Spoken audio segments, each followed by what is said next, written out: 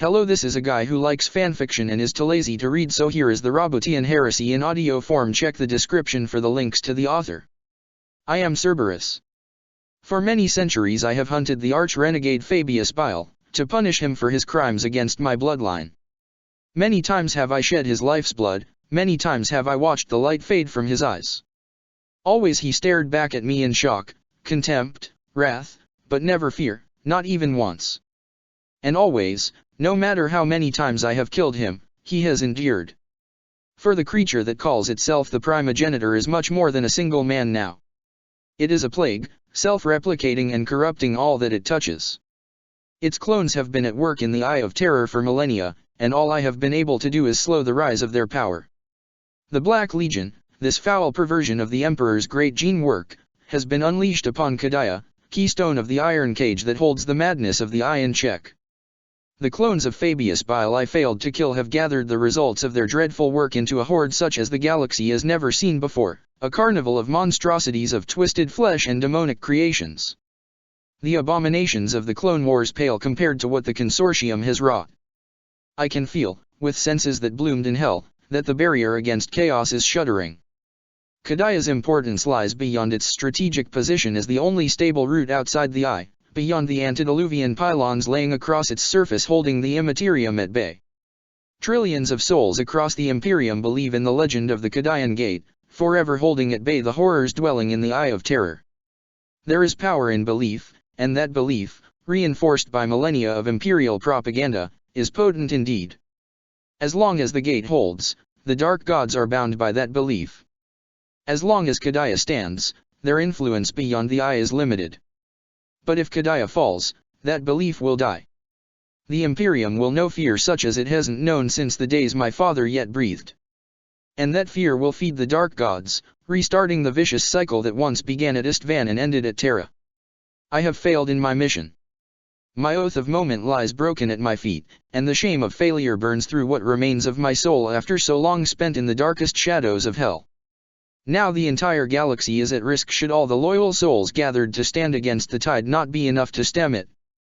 Yet I, who have buried my father and so many of my brothers, am painfully familiar with failure. It did not break me before, and it shall not do so now. As the Black Legion prepares for the final crossing, I make my own preparations. If Fabius thinks that leaving the Eye will place him beyond my reach, then he's wrong. For I am Cerberus, the wolfhound at the gates of hell. And I will hunt down the defiler no matter where he might run, from the depths of the Eye of Terror to the walls of the Imperial Palace, unto eternity's end. Until it is done. Times of Ending, the Kadayan Apocalypse. Part 1, The Black Legion's Descent. Across the million worlds of the Imperium, there are no others like Kadaya. The world and its star system have been remade by the Iron Warriors into a wall against which the hordes of chaos have hurled themselves for millennia. Nowhere else in the galaxy has the blood of more traitors been spilled, save perhaps on Holy Terra itself, where the Roboutian Heresy came to its bloody conclusion.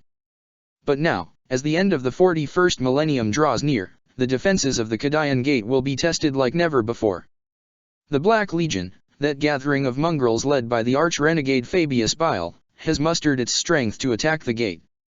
Alliances have been forged with other factions of the Eye of Terror, and the hidden creations of the Pater Mutatus have been brought out of his myriad laboratories for their first field testing.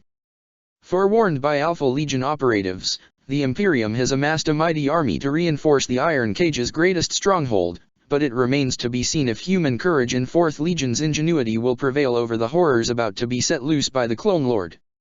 It began, as it always did, with the screams of psychers.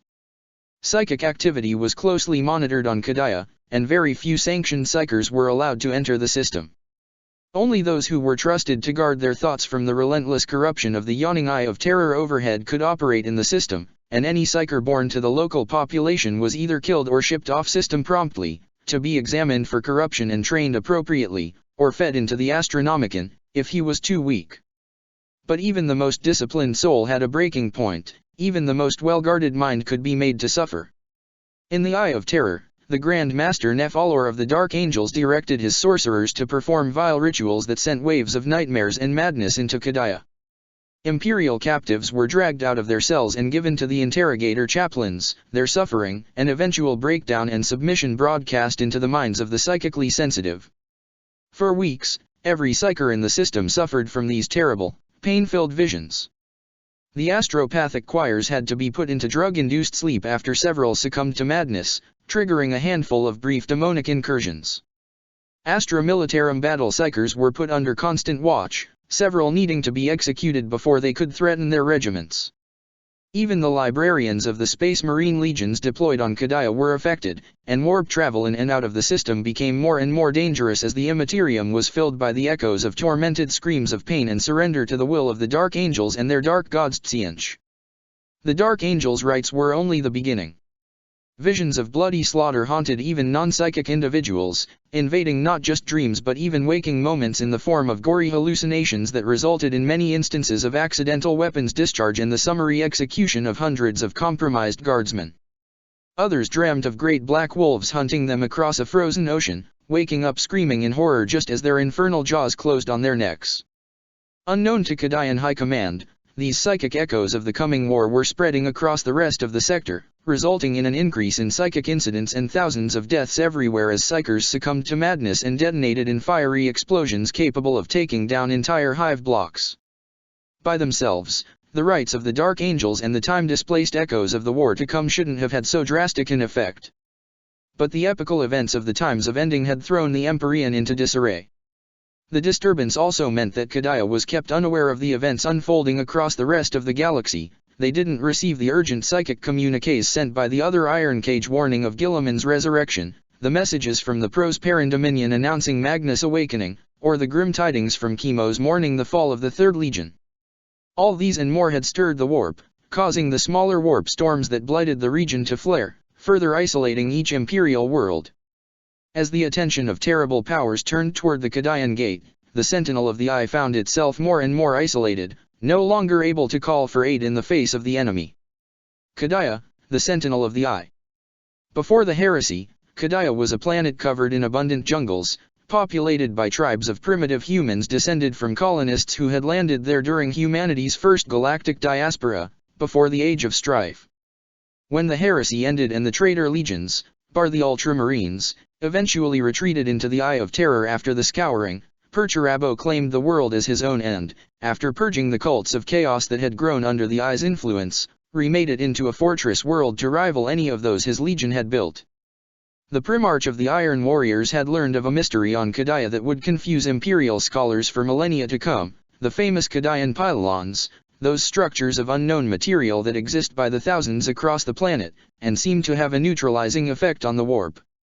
Some of the Lord of Iron's advisors argued that Kadaya should be destroyed, so as to close the gate and trap the traitors in their prison, but Perturabo strongly rejected their proposal.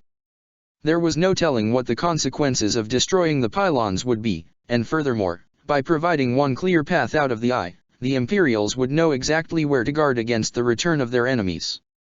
Perturabo intended to make Kadaya into a grindstone against which the rebel hosts of the heresy would crush themselves for all eternity, just as the Imperial fists had almost driven themselves to extinction on Sabastus IV. With little support from the rest of the Imperium, however, the Lord of Iron was unable to make his full vision into a reality. This had led to the fall of Kadaya 100 years after the Siege of Terra, at the dawn of the Clone Wars, when the forces of the Blood Angels allied with Fabius Bile and his host of monsters cloned from Horus' stolen corpse overwhelmed the Iron Warriors' defenses. To this day, all Kadayans are taught of this event in their religious lessons, for such a distant past has long since passed into myth even to the Space Marines of the 4th Legion. Even this sanitized version, however, serves a purpose, as it infuses the children of Kadaya with a deep, abiding hatred of the Clone Lord, responsible for the planet's fall. To Kadayans, Fabius Bile is something of a legendary boogeyman, a monster from myths and symbol of everything that must be abhorred in the traitor, the mutant and the heretic. After the Clone Wars ended, the Iron Warriors rebuilt their demolished strongholds even greater than before. They called upon the Adeptus Mechanicus, who, using rare and priceless technologies, terraformed the other worlds of the Kadayan system, some of which had always been lifeless, while others had been rendered so by war, making them suitable for human life. The death world of Prozan, closest to the star, became a training ground for Kadayan troops and Iron Warriors recruits, turning its incredibly hostile environment from a challenge the Mechanikus hadn't been able to solve into an asset. Korolis, which was barely large enough to qualify as a planet, was given to the Mechanikus as thanks for their aid, and was turned into a center of production for weapon-grade atomic materials and associated weaponry, as well as an extraction and refinement facility for the vast stores of promethium below its surface. Sond, Kadaya and Holn, the next three worlds moving away from the star, were turned into fortress worlds, with the Iron Warriors building a singular great keep on Sond and Holn, Kasr-Sond and Kasr-Holn, following the naming pattern of Kadaya's own castellum. Each was defended by millions of Imperial Guardsmen, with Kadaya itself further fitted with factories capable of producing all the many types of ammunition and replacement parts the planet's defenders might need. Hive cities were built on Mach Aria, though their population has lived under constant martial law for the last 10,000 years. There, vast greenhouses and livestock breeding and processing facilities produce the prodigious quantities of food the other planets of the system require. Even at the gate, the proximity of the Eye and the Raiders make warp travel unreliable, necessitating the system be self-reliant when it comes to nourishment. Mach Aria also serves as something of a vacation planet for the Imperial Guardsmen, who can spend their leave there. The gas planet of Vigilatum was made into an outpost of the Imperial Navy, doubling as a training area, and Kasr-Partox was fortified and turned into the system's fourth and final fortress world. St. Jasmaine's Hope, renamed in the 39th millennium after St. Jasmaine successfully banished a greater daemon summoned there by a Nergalite cult, currently serves as a military prison, hosting criminals from all across the sector awaiting judgment and processing into the Imperium's penal legions.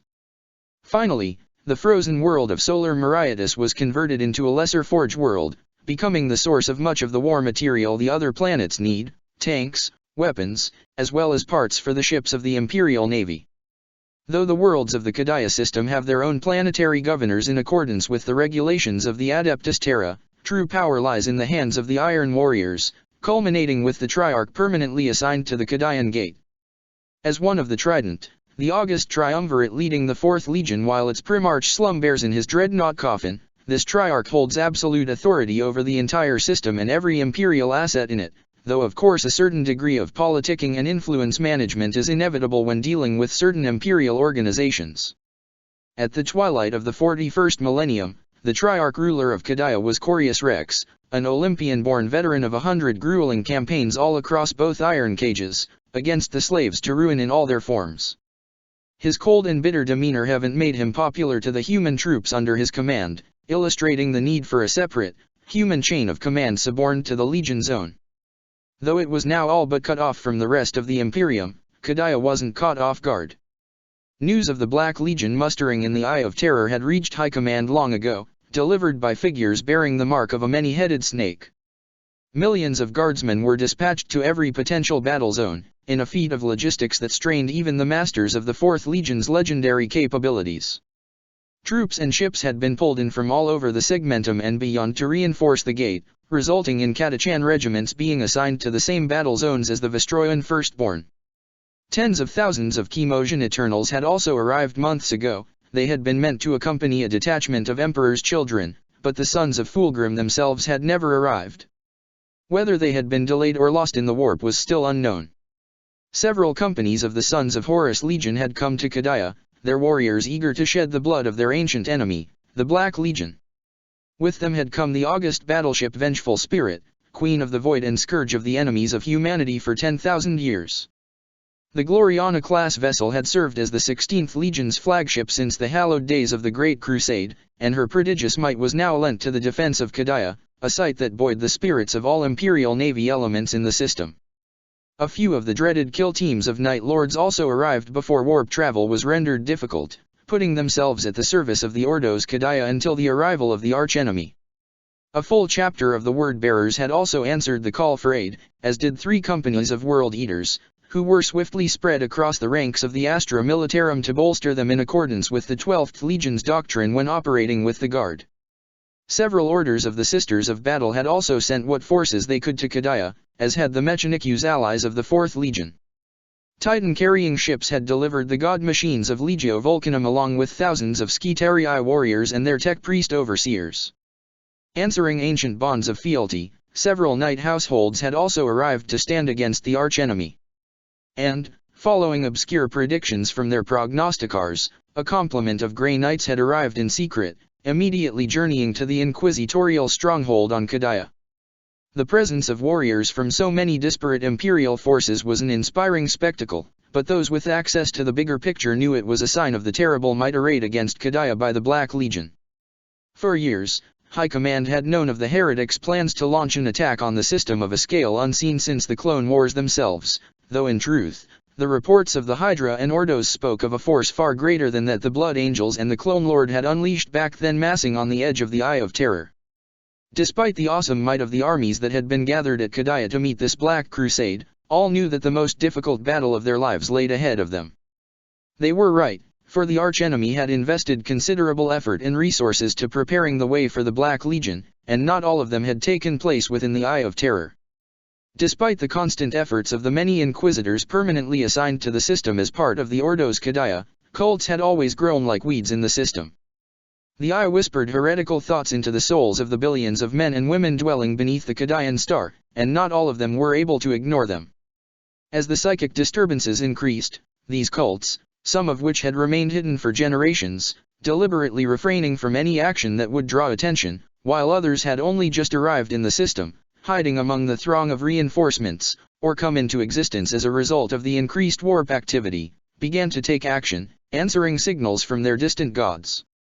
Acting as a fifth column to the oncoming chaos invasion, these heretics began a system-wide campaign of sabotage of the Imperial war effort. Supplies were lost, destroyed, or soiled. Isolated troopers and field officers were murdered in the shadows. On Prozan, an entire promotion of young Kadayans was ritually murdered by their instructors, their blood used to summon key ornate daemons that attacked the Iron Warriors' facility on the planet, breaching it and destroying the equipment used to monitor the progress of the aspirants sent to the Death World for training. The presence of the daemons enhanced the hostile conditions on Prozan, resulting in giant, continent-spanning radiation storms that, combined with the demonic presence, killed almost every trainee on the planet. At the order of the Inquisition, the remaining Imperial facilities were evacuated as swiftly as possible, and their personnel remanded into the hands of the Ordos for interrogation in order to weed out any remaining traitors. The loss of Prozan before the Black Legion had even arrived was yet another sign that this was far more than just another attempt by the traitor legions to break free of the Iron Cage. But it wasn't the only calamity of its scope to befall Kadaya. On Coriolis, the facilities that refined nuclear material were suddenly struck by a plague of mutation that spread across all Mechanicu's personnel.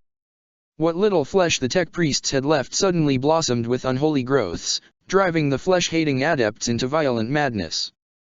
This was the result of a daemon of Tsianch that had been summoned years ago by a fire-worshipping cult among the Prometheum workers, who had subtly spread its influence among the tech priests, waiting for the signal to reveal it. Driven to insanity by the horror of their condition, the tech priests turned their arsenal of nuclear weaponry against themselves, detonating enough nukes that the explosion reached the vast Prometheum reservoir deep below the surface of Coriolis. The resulting cataclysm devastated the entire planet as thoroughly as any exterminatus, sending thousands of souls into the warp, where the long-departed daemon of Tsianch awaited them, cackling. Less pernicious but still badly disruptive were the flagellant cults, born of the sense of despair and creeping horror the psychic disturbances fostered. Doomsday preachers claimed that the God Emperor had turned his gaze away from Kadaya, and that only by repenting of their sins could they earn his forgiveness. The attempts by the flagellants to force repentance upon those their leaders denounced as responsible, most often non-Kadayan Astra Militarum regiments and officers, caused further anarchy, and were eventually met by brutal crackdowns led by Iron Warriors enforcers, who had no time for such foolishness when the archenemy was metaphorically knocking at the gate. The impact of all of this, however, paled compared to that of the tragedy that would become known as the Tyrrhic infamy. I was there, and I saw it all happen. Me and my regiment had landed in Kasr Tyrrhic after days in orbit, the Iron Warriors finally getting around to processing us. Of course, given how many troops were being deployed, I was amazed they had gotten to us that quickly. We were part of the last batch of reinforcements who had made it before the warp had become too unstable to cross. Over 100,000 guardsmen and their equipment, all spread out across the fields. It wasn't a parade, not exactly, the Iron Warriors don't believe in parades, from what I understand. It was a muster, where our commanding officers would be handed our assignments in the castellum. Still, we were being honored, we were told, because the Triarch himself had come to direct the proceedings. He had brought his command vehicle, an Ordinatus-class engine called the Fist of Atlas, a veritable fortress on tracks that resembled nothing more than an enormous slab of steel bristling with guns. We were all standing in its shadow, waiting for our orders, when it happened. 100 regiments were deployed on the Tyrrhic fields, but only half of them were loyal to the God Emperor. The rest were faithless heathens, who had managed to conceal their heresy from the watchful eyes of the Inquisition. Moving on some unseen signal, they all opened fire at once, from their lasguns to their tanks. The infantry fired at the rest of us. I saw the man standing to my right, whose name I had never learned, fall with a burning hole in his skull, while the heavier guns targeted the Fist of Atlas. An Ordinatus is a tough beast, but even they have their limits, especially when their void shields are down and nobody is expecting an attack. That first volley crippled the Fist of Atlas, and the traitors swarmed around it to get inside and finish the job.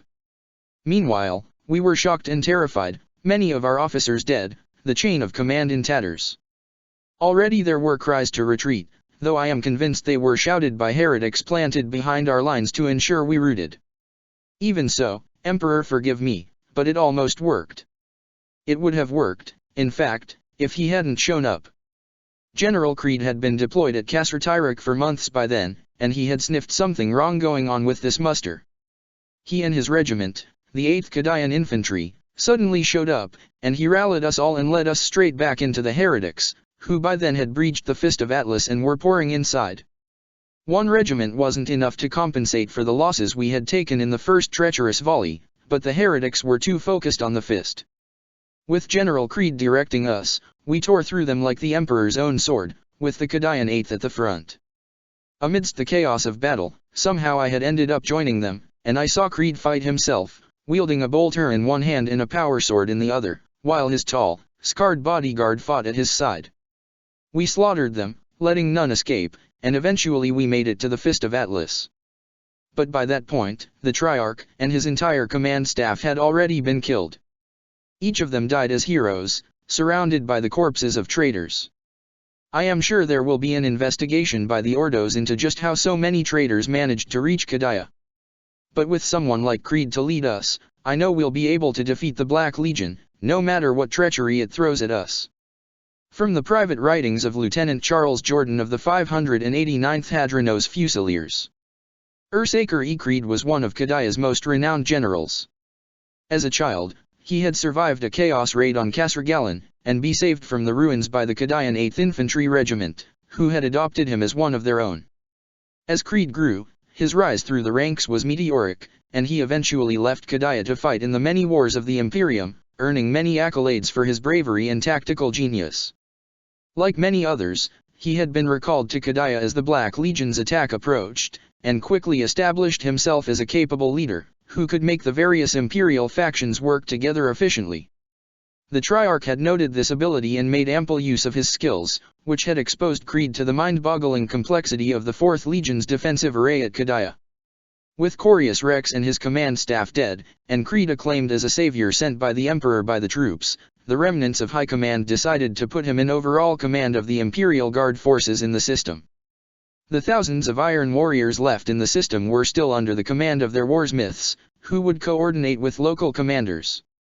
To represent his new authority, Creed was presented with the title of Lord Castellan, a title he tried to refuse thrice before eventually surrendering to the inevitable. Despite Creed quickly taking over and the best efforts of Imperial propagandists to use him to balance the damage the Tyrrhic infamy had done to morale, the loss of so many commanders took its toll on the defenders. Confusion and fear spread down the chain of command, and at precisely the correct moment, when doubt had time to grow, but before the Inquisitors, Commissars, and Ministorum priests could effectively suppress it, the Black Legion and its cohorts finally arrived. The Mandeville belt of the Cadia system had long been fortified by the Iron Warriors. Over a score of space forts were guarded the easiest points of entry, equipped with the most powerful guns the Imperium could produce, and patrols of the Imperial Navy constantly sailed it, looking for raiders trying to sneak through the iron cage. The warp broke apart, opening a rift in reality so wide it could be seen all the way to Kadaya itself. From this wound in the cosmos emerged the fleet of the Black Crusade, hundreds of ships of all size and shape, each one bearing the marks of a prolonged stay in the Eye of Terror. Asteroot's ships taken by the Black Legion from all legions Asteroots were present, as were entire renegade battle groups of the Imperial Navy, eldritch dark mechanicum constructs, and swarms of captured and converted civilian ships whose holds were full of mutants and heretics.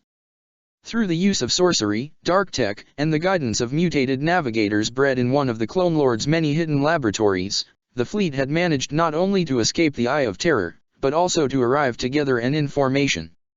At the center of the fleet was the Pulchritudinus, the same lunar-class cruiser that had led the attack on Chemos months prior, though none of the defenders knew this yet.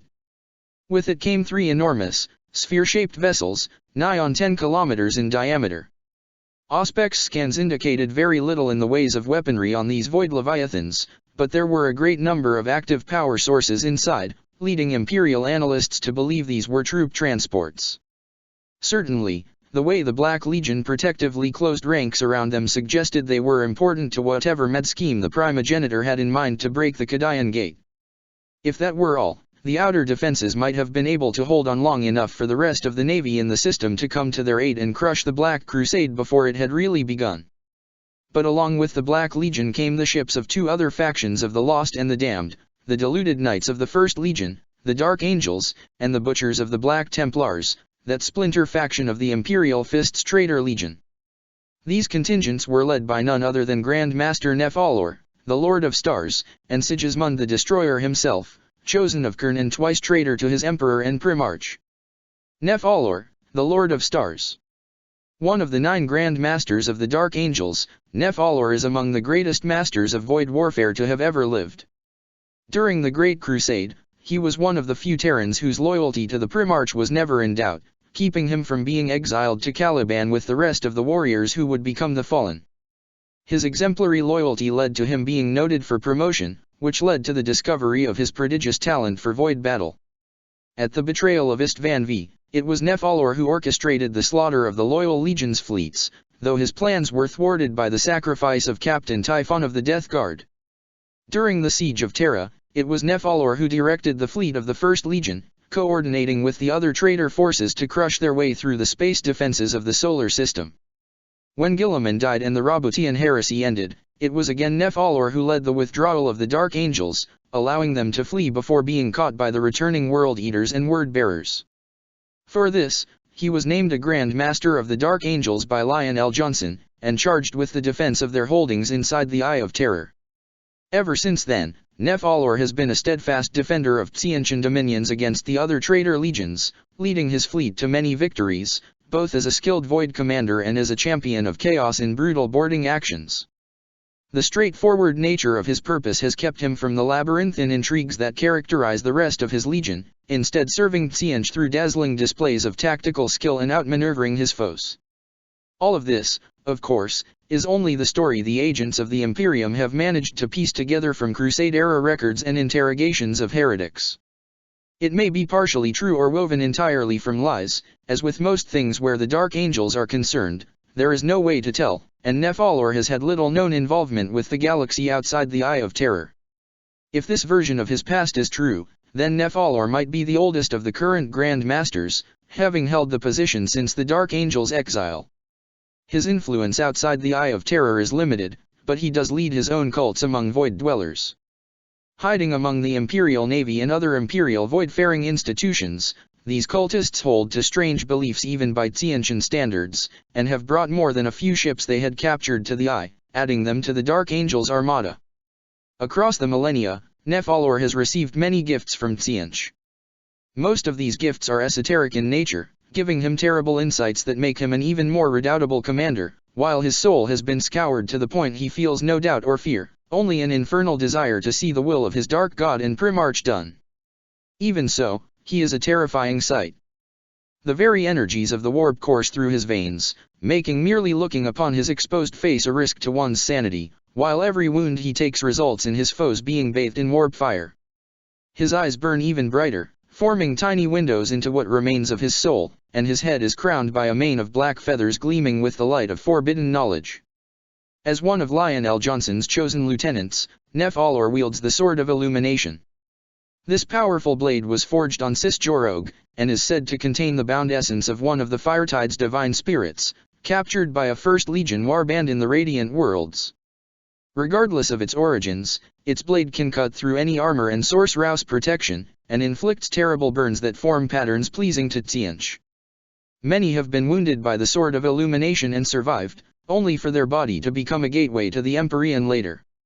Worst of all, these ancient traitor marines had brought with them 2 Gloriana-class warships, each a match for the vengeful spirit in seas and fire power, if not in honor and dignity.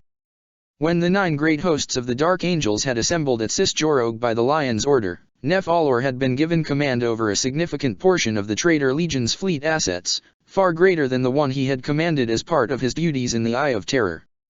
With the Invincible Reason, the Dark Angels' Gloriana-class battleship, serving as their flagship, this armada had joined with the Black Legion. None knew what fell bargain the Clone Lord had made with the Daemon Primarch of the First Legion to secure such assistance, but there were many rumors, each more disturbing than the last. Meanwhile, the Black Templars had brought their mythical flagship, the Eternal Crusader, which Sigismund had stolen during the breaking of the Imperial Fists. With them came a swarm of cult ships full of the Blood God's Med devotees, as well as several space hulks the followers of the Destroyer had turned into ad hoc transports. Several of these monstrous amalgams of ships of all types and origins were identified as having been seen in Imperial space before, only to have reportedly vanished decades ago and been presumed to have finally fallen apart in the warp. Now the truth was revealed, they had been taken by the Black Templars and their mortal thralls. Within these space hulks dwelled entire corrupted civilizations dedicated to the worship of Khurn through the teachings of his chosen Sigismund. Descended from cultists of the Blood God who had boarded the space hulks generations before, they had spent all their lives fighting against the other horrors inhabiting their homes, from gene stealers to daemons and everything in between. The casualties they had sustained, and the number of such cults who had been completely wiped out, beggars the imagination, but 8 space hulks had been tamed by Sigismund's followers. At the conclave of the Chaos Lords prior to the Black Crusade's beginning, Nef Alor had been given overall command of the gathered Chaos fleets, as the foremost Void Master among them. The Lord of Stars had long supplemented his strategic prowess with Tzeentchian sorcery, and the outer defenses suffered the full brunt of his prowess. Within hours, the space forts that had barred the way of the Black Crusade were naught but lifeless husks, and the traitor fleet pushed into the system. On the Imperium's side, Admiral Quarren had taken command of the fleet, leading from the ship Gathalamur. Faced with the might of the traitor armada, he quickly realized that a direct confrontation was suicide. From accessing ancient records and consulting with the officers of the Vengeful Spirit, it was obvious that the Eternal Crusader and Invincible Reason were more powerful than any ship save their loyalist sister. The sorcery of the Dark Angels also had to be taken into account. While the Imperial ships were protected by their own psychers and priests, recent events had proven that such were not beyond the traitor's ability to breach. If the fleet was lost, it would leave the worlds of Kadaya defended against orbital bombardment only their own anti-ship artillery. While powerful, these weapons were limited in range, and the traitors would be free to bombard the planets from afar using solid projectiles. Admiral Quarren instead decided to resort to hit-and-run tactics, striking at the Chaos fleet with the longest-ranged weapons at his disposal and retreating before the heretics could bring their full might to bear. Unfortunately, while this tactic would prevent the traitors from bombing the worlds of the Gate into dust, it wouldn't stop them from unleashing their forces upon them. As the Black Crusade fleet advanced, the Night Lords launched a series of lightning-quick raids upon its vanguard, their strike cruisers risking dangerous proximity in order to deliver their kill teams to their destination. Within the next few days, 11 capital-class ships of the traitorous Navy elements were crippled in the void, their engines destroyed or their officers slaughtered by the sons of Nostramo. Those of the boarders who managed to escape and return to their ships also brought with them intelligence they had collected during their deployment, bringing the names of some of the most infamous Chaos Lords among the attackers as well as more estimates of their numbers.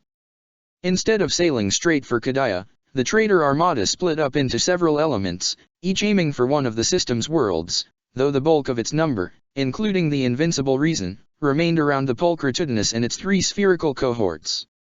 Solar Meriadus, the outermost planet of the system, came under attack by Dark Mechanicum elements.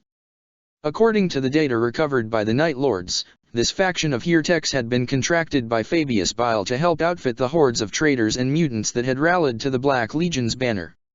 Solar Marietus was part of the price the primogenitor had paid for their help, both for the valuable resources and industry on its surface, but also for the opportunity to face their loyalist brethren of the Martian priesthood, who held dominion over Solar Marietus by ancient accord with the Iron Warriors.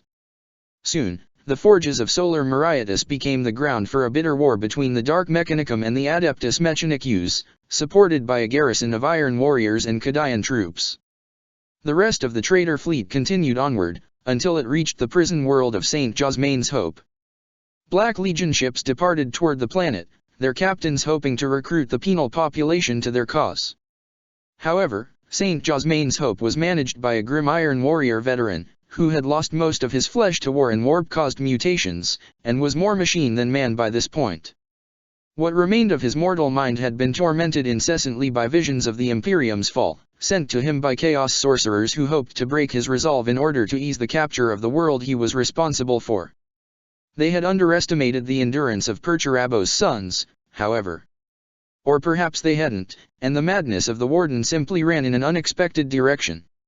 Regardless, when the traitor fleet had finished smashing through the planet's orbital defenses and had placed themselves into orbit to discharge their invading armies, he activated a mechanism the Fourth Legion had secretly built into the planet thousands of years ago. St. Jasmain's Hope detonated, killing every soul on its surface and wiping out the entire traitor contingent that had attacked it. No attempt was made to evacuate the loyal souls on the planet, though whether this was because the Warden didn't want to risk alerting the heretics to his plan or because he was acting on his own and didn't want anyone to try to stop him is unknown.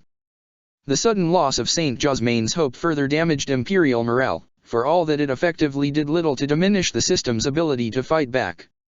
The Imperial Navy complex at Vigilatum was a much more important asset, but by the vagaries of cosmic motion, it was on the other side of Kadia's star from the Black Crusade's fleet, and was thus spared for now, as was Makaria and its food production facilities.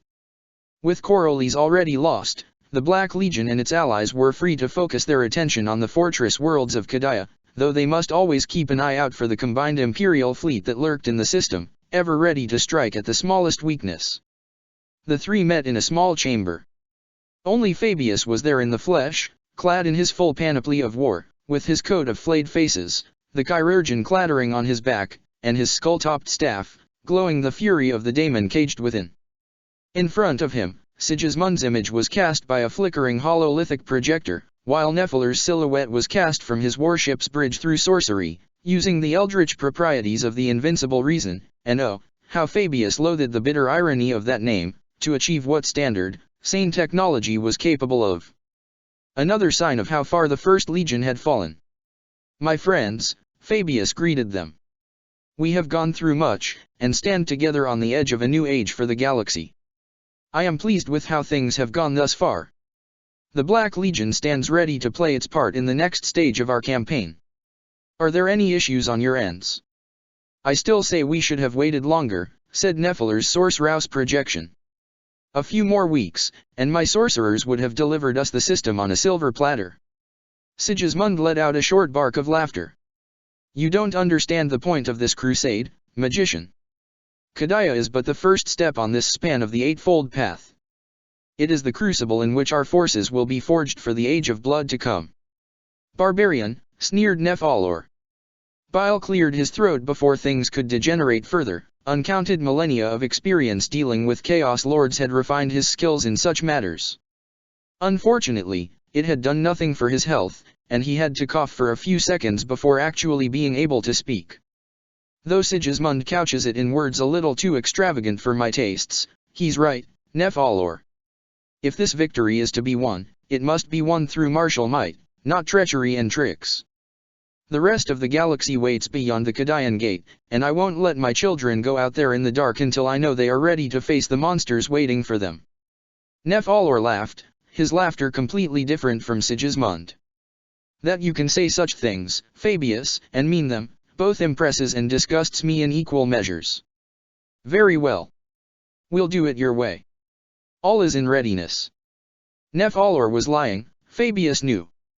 Or rather, he was holding something back, Some secret plot he thought would deliver them, or at the very least him, victory without struggle. But the Clone Lord had known such was inevitable from the moment he had realized he would need the assistance of the First Legion to bring his creations to this, the ultimate testing ground in the galaxy that Perturabo and his sons had so kindly prepared for him. The cost to secure the Dark Angel's aid had been steep, but his coffers were deep and full of 10,000 years of his Black Legion's tribute. The 100 years one of his selves had spent working with the apothecaries of the First Legion to help replenish their ranks in time for the creation of the 9 hosts had been much more trying on his patience. Knowing you were still doing other things at the same time didn't lessen the burden of working with superstitious fools.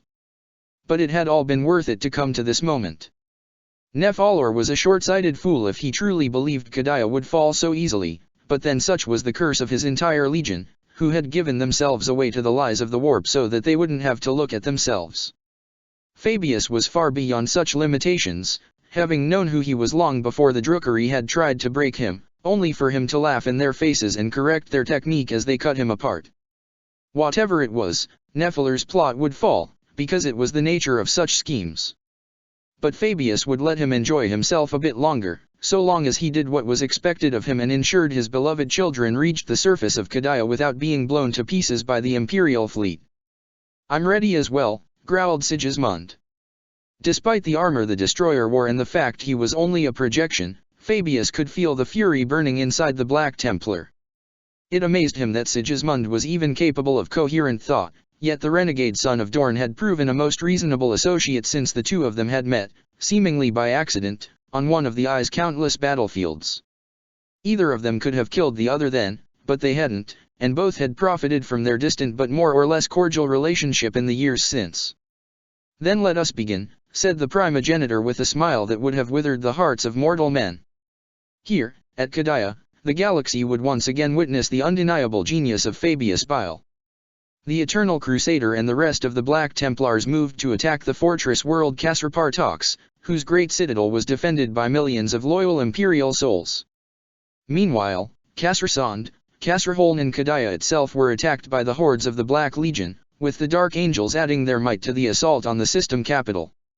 The first wave of this assault was made of disposable troops, cultists, and mutants and the most degenerate of the lost and the damned, who were of little use to Fabius Bile's grand designs except as cannon fodder. Many were killed before even making planetfall, cut down by anti-air artillery, but such was their number that millions still reached the surface, landing in the empty plains between Castellum. With their faith stoked by Ministorum priests and their discipline reinforced by commissars, the Imperial Guard stood ready to meet the heretics. The skies of Kadaya were soon torn by vicious dogfights between Imperial Navy fighters and Chaos aircrafts. Chaos Titans marched, met in godlike battle by their loyalist counterparts. And, eventually, the hosts of ruin hurled themselves at the walls of Kadaya's fortresses, where they were met by the guns and blades of humanity's defenders. Yet all was not as it seemed, and it would fall to a most unlikely hero to discover it. Being dragged out of a comfortable retirement on a planet where every civilian considered me the next best thing to the Emperor reborn and thrown into what was shaping to be the worst war of the millennium was not an experience I would recommend. Even the latest round of rejuvenat treatments I had undergone on the way there, apparently, a hero of the Imperium was supposed to have scars, but not white hair, wasn't enough to lift my spirits. I had thought I had done more than my part in service to the Imperium, but apparently not everyone thought that, or else believed that the legendary Commissar Chifas Kane would jump at the opportunity to fight the good fight once more. Well, I was being dishonest with myself. I knew damn well who was responsible, and surely by now they didn't buy into my overinflated reputation. At least I had been reunited with the Valhallan 597th. Brocklaw had been dead for years by that point, killed in action and buried with all military honors, but Colonel Castine was still active and in charge. We had spent a few evenings drinking together to the memory of fallen comrades, which was a maudlin way to pass the time, but we were old people by now, no matter what we looked like. Apparently she too had been selected for rejuvenat treatment, though I wasn't sure if that was because of her leadership skills, which were considerable, or because she had spent the most formative years of her career with me, and someone in the Inquisition thought they were being clever. If so, I wished they had helped her get the promotion she deserved, but that her temper and lack of patience for the politics that plagued the highest echelons of the guard had kept her from getting. I stood in the command center of Kassertyrek, with Jurgen at my side. I had been redeployed there following the disaster at the fields. Apparently, some genius over at High Command had thought that a hero of the Imperium was exactly what was needed to restore morale after that. It was a good idea, I had to give them that, but unfortunately what Kassertyrek got instead was me. Still, since the conditions in the warp meant I was stuck here for the foreseeable future, I had done my best to ensure the soldiers I was going to hide behind once the bullets started flying would not break apart and run, leaving me standing alone in front of the Black Legion's monsters. I had spent the last month running around, using every inch of my unearned reputation and manipulative skills to reinforce morale and keep tempers from fraying during meetings between the hot-headed children who were supposed to be elite Imperial commanders. I had also done other, classified things, which was why Alpharius was standing guard next to the door. He had been doing that since that incident with the cultists I had accidentally uncovered in the Militarum-sanctioned brothel. And no matter what Castine might try to insinuate to get me in trouble with Amberley, I had only been there to recover a squad of troopers who I assumed had gone too drunk and failed to show up the following morning. I hadn't thought to find them about to be sacrificed to the ruinous powers, although on the bright side they certainly weren't going to go back. By the time the dust had settled and I had dragged the troopers to the Medici and the cultists to the nearest incinerator, another undeserved accolade had been added to my name. I had gone to my quarters to collapse only to find that Alpharius had turned up and claimed that, if I was going to keep getting myself in these situations, he would make sure I stayed alive to continue to serve the Imperium. In my exhausted state, I had almost told him to bugger off before realizing that a Space Marine bodyguard would do wonders for my lifespan, and grudgingly accepting before finally falling asleep. His name wasn't Alpharius, of course, but that's what I called him anyway, my own private joke, dating back to the first time I had met one of the 20th Legion. Not very funny, I'll readily admit, and perhaps even petty, but after all the trouble the scaled bastards have gotten me into I consider it my emperor-given right. If they think they can use it on everyone else, then it's only fair I should use it on them for a change. I hadn't been surprised to find that the Alpha Legion had a presence on Kadaya. As far as I could tell, they had a presence everywhere, or at least everywhere that mattered. I had only met Alpharius on Kadaya so far, or at least, one legionnaire pretending to be him at a time, but that certainly didn't mean there weren't more, working hard to root out cultists and traitors. Although, now, they probably had moved on to bigger targets, I thought as I sipped from the hot mug of Tana Jurgen had provided for me. The heretics had finally arrived, and after blowing up another planet in the system, always a bad sign, that, in my experience, when something like that happens twice in one campaign, they had made planet fall here. Kassertyrek was ready for them, though. The Iron Warriors had built the walls well, and we had many men to hold them. I had been on the walls several times already, including at the very start. There had been no getting around it, and believe me, I had tried, and been greeted by enthusiastic shouts and the sight of many dead heretics. Of course, we all knew the Black Legion was still holding back its main force, which raised the question of what they were doing right now. The analysts of Kassertyrek were debating that very point, the main hololithic display showing a map of Kadaya with the positions of loyalist and traitor positions. Everything was as the newly promoted Lord Castellan Creed had ordered, with units covering each other's positions on the walls of the Castellum and mobile forces being held in reserve across the board. I paused. My palms were itching, which was a sign my subconscious had caught on to something the rest of me hadn't yet. I had learned over the decades not to ignore that sort of things, so I forced myself to look at the tactical display deeper, trying to see if I could figure out what was wrong with it. There was something. The coin dropped, along with my stomach. "Oh frack," I said out loud, unable to stop myself. Jurgen turned toward me, as did Alpharius. "Sir? What's wrong?" I didn't answer my aide's worried query immediately. Instead, I spent a few more moments contemplating the thought that had struck me, turning it over in my head to see if I couldn't find anything that meant I was mistaken, that I was just being paranoid. Unfortunately, I didn't, which meant that if I wanted to have any chance of ever seeing Perla again, I had to do something that was very likely going to be stupidly dangerous. Again. "Call Inquisitor Vale for me, Jurgen, please, I told him softly, fighting to keep my voice calm. Tell her there's something I need to tell her right away. 5 hours and many very tense conversations later, I strode into the command bunker in Kasrgalan, from whence Kadayan High Command directed all the armies that had been gathered to try and stop Bile's insanity from spilling over into the rest of the Imperium. Amberly was there too, with her retinue, a handful of whom I was familiar with from previous encounters, as was Alfarius and a squad of his battle brothers, which neatly confirmed another of my suspicions. At her request, Jurgen remained at the back of the group, hidden behind the bulk of the Alpha Legionnaires. Amberly had been horrified when I had shared my revelation with her. For a moment I had thought she would think me mad, not that I could have blamed her. In truth, me being mad would have been a relief compared to me being right, but then she had asked Alfarius, and he had seen it too. All of us barged in unannounced and fully armed. As you might imagine, our arrival drew some attention. Creed himself turned toward us from where he stood at the center of the bunker, surrounded by screens and reports, and raised an eyebrow. Commissar Kane, Inquisitor Vale, he greeted us. To what do I owe the pleasure? General Ursaker E. Creed, declared Amberly, very pointedly not using his recent title.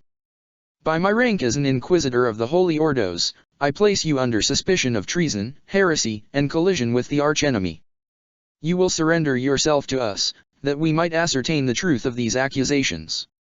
There was a moment of shocked silence, then, as I had known would happen, a clamor of objections from the command staff. Even the fear of the Inquisition, which was ingrained on Kadaya even deeper than in the rest of the Imperium, couldn't quite overcome the loyalty these people felt for their Lord Castellan. Which would have been fine, if not for what I had discovered. Creed didn't appear worried by the accusations, each of which were punishable by a slow and painful death.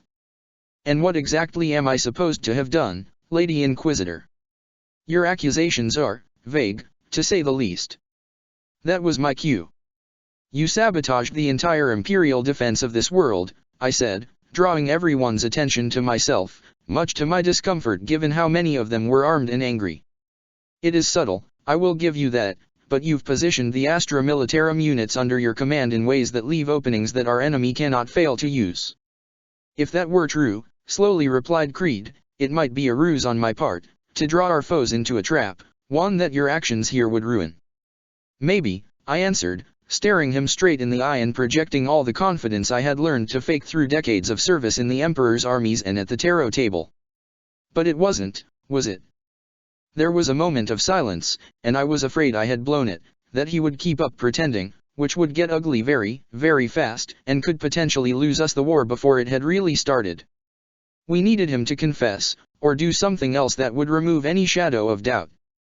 In this situation, if he were a traitor, the smartest thing he could possibly do was keep denying everything, and wait for the Imperial defense to tear itself apart as a result. But either because he was as caught in my reputation as everyone else, or because he was as crazy as any of the servants of the ruinous powers I had ever faced, he gave in, and chuckled, before erupting into a bellowing, dark laugh. Everyone else shut up, his own men looking at him with wide eyes, their minds refusing to accept the evidence of their senses. Well done, he said at last, still looking at me, and I saw that his eyes had become entirely black. His voice deepened, echoing in unnatural ways, well done indeed. And that was when I realized that he wasn't just a traitor, he was something much worse. The air filled with the stench of ozone, and every light source in the bunker appeared to dim. The screens of the staff's workstations cracked and filled with gibberish. To my right, Amberly raised her pistol and fired, but her shot did no damage, despite hitting Creed right in the chest. He started to laugh again, and as he did so, underwent a horrible transformation. His body burned away like dry paper held in front of a flamer, revealing a towering shape of writhing darkness and malice, pierced by two eyes that shone with fell illumination. Two wings of shadow, I cannot think of any other way to describe them, for they were obviously not entirely of this reality, burst out of its back, and plates of dark blue armor coalesced around its torso. All the while, it kept laughing, a sound that cut deep into my soul. The Space Marines opened fire at once while the staff ran away in horror or stood there, mesmerized, but every bolt shell stopped in the air, frozen before it hit its target. A man had stood next to Creed, Jarankel, I recognized him from the propaganda posters, a trusted retainer and companion of Creed for decades. Now the Kadian stared at his superior in open-mouthed horror, tears running down his cheeks. The monster, the daemon, for that was the only thing this abomination could be, reached out to him with a clawed hand, and crushed his skull in its palm, letting his corpse fall to the ground. I owed him that much, it said. But your interference doesn't matter, you are too late. The Triarch is dead, and those who could have led this system against the forces of chaos have followed him. Once I have killed you, Casrigalan will fall, and I shall remake it into a gateway for my master's legions. Kadia's defenders will be leaderless and terrified, and the fissures my work made in their walls will crack open. The daemon snapped its fingers, and the staff members who had stayed immobile, who I had thought to be struck dumb by shock, suddenly began to move. Their flesh rippled, growing into grotesque mutations as they hurled themselves at us. Alfarius' squad opened fire at once, but there were many of them, and their corruption granted them inhuman resilience. Amberly and her associates joined the fight, but unfortunately, a particularly vicious thing of blue and purple tentacles and feathers caught the Inquisitor by the ankle and threw her across the room, separating myself from the one person in the room who might be qualified to deal with the daemon that had apparently been possessing Creed all this time, and was currently staring directly at me. I hated being right. I am Korahel, it declared. Ascended son of the Lion. Exalted among the Dark Angels. I shivered in dread at that name, for I had seen what the Dark Angels did to guardsmen who fell in their clutches. I had killed some of these broken ones myself, granting them the only mercy left to them. Even the Ecclesiarchy's lunatics didn't waste time torturing or putting them to the stake, a swift demise was the only fate that awaited them, before the sight of them could drag others into damnation. I know you, Chifas Kane, said the daemon. Of course. Of course it knew me. Why wouldn't it know me? The warp knows your name, you who have stood in the way of its servants time and time again. How long? I asked, trying to stall for time. How long have you possessed Creed? It laughed. From the beginning, of course. When the Eighth found me in the ruins, I was already there, hiding inside the flesh of that child, suppressing my power so as not to consume him entirely. Really, why else would one child be the sole survivor of a chaos incursion? I expected this to be much more difficult, but Kadians are desperately eager to believe in miracles. Truly, humans are but puppets dancing on Tsianch's strings. That, unfortunately, made a disturbing amount of sense. It didn't mean it was true, of course. I wasn't enough of a fool to believe a single word spoken by a daemon. And yet, I went on, forging ahead with the same bloody desperation that had gotten me through so many close calls with being sent to the Golden Throne to explain myself. It was a human that found you out. I was gambling that the longest I could keep it talking, the more time my allies would have to deal with the chaff and come to my aid. Unfortunately, that particular daemon didn't appear to share the pathological desire to gloat that afflicted so many of its kind, or at least if it was smart about it. Korahel caught me in one hand large enough to close all around my torso, and held me up in the air, bending down until the screaming abyss that was its face was just in front of mine. Your will is strong, it praised me. You will serve the architect of fate well. Its gaze bore into my skull, and I felt its will penetrate my mind. I cannot describe how utterly violating this felt, and I have spent time in the dungeons of Eldar raiders. My mind's eye was filled with visions of the galaxy burning, of chaos triumphant and the Imperium's downfall. I saw the worlds of the Iron Cage broken, the hordes of the Eye of Terror unleashed upon the galaxy. I saw Perla aflame, its people slaughtered as sacrifices to the dark gods, the children of the Skola Progenia made into acolytes of the ruinous powers. I saw the Golden Throne sundered, the bones of the Emperor chewed by the lowest of mutants as Holy Terra screamed in the grip of the ruinous powers. Then my aide was at my side, stabbing up at the hand holding me with a combat knife. The blade had more chance of accidentally gutting me than harming the daemon, though at that point, death would have been preferable to what it intended for me, but the gesture also had the effect of bringing Jurgen close enough that the field of psychic blankness he emanated could affect the horror. The visions faded, and its grip on me weakened just enough that, with a strength born of raw terror, I managed to break free, landing on my feet. Liar! I roared, and rammed my chain sword into what I believed to be its chest. It screamed, more in surprise than pain, and took a few steps back, glaring at me, not understanding how my puny human mind could have withstood it. Then it saw Jurgen, and realized what was going on. "Kadaya will fall," bellowed the abomination. "It has been foreseen. It is the will of Tsiench." "Fract Tsiench," I growled, voicing a sentiment I have no doubt many Imperials, and likely many Chaos cultists, have shared across all of history. "Jurgen? Kill it." "With pleasure, Commissar," replied my aide, sounding as if I had just asked him to refill my Tana. The first shot of the meltagun hit the daemon right where my chain sword had cut through its armor. The impact made it fold in two, conveniently bringing its head right in front of us. It looked at the two of us with hatred in its infernal gaze, along, I like to think, with a bit of fear. It opened its mouth again, but before it could speak, Jurgen fired once more, burning its head off and sending its foul spirit straight back to its dark god, who, I imagine, was less than impressed with its performance. A surreal silence descended on the command center after that, once the last brainwashed staff members were put down by the Alpha Legionnaires and Amberley's retinue. I breathed deeply, trying to stop my heart from bursting in my chest. Despite the direness of the situation, there was one thought I couldn't get out of my mind. They are going to find a way to pin this all on me, aren't they?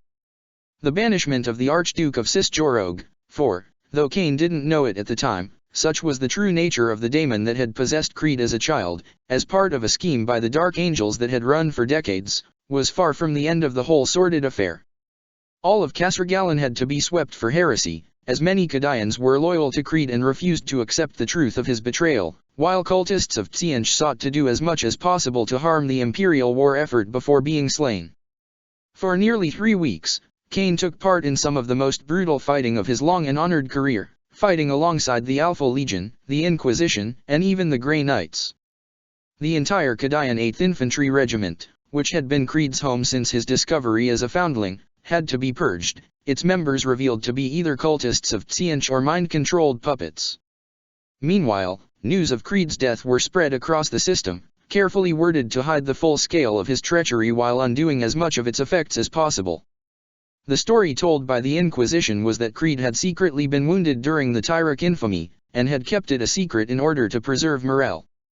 However, that wound had been poisoned, and had eventually driven him mad as a malevolent warp-born sickness took over his mind and spread to the rest of his command staff and the troopers who were closest to him.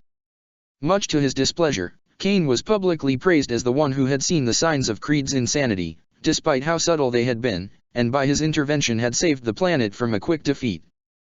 Then came the most devastating blow to the veteran Commissar. With Creed dead, he had been proclaimed Commissar Castellan of Kadaya, tasked with enforcing discipline and loyalty across the entire planet.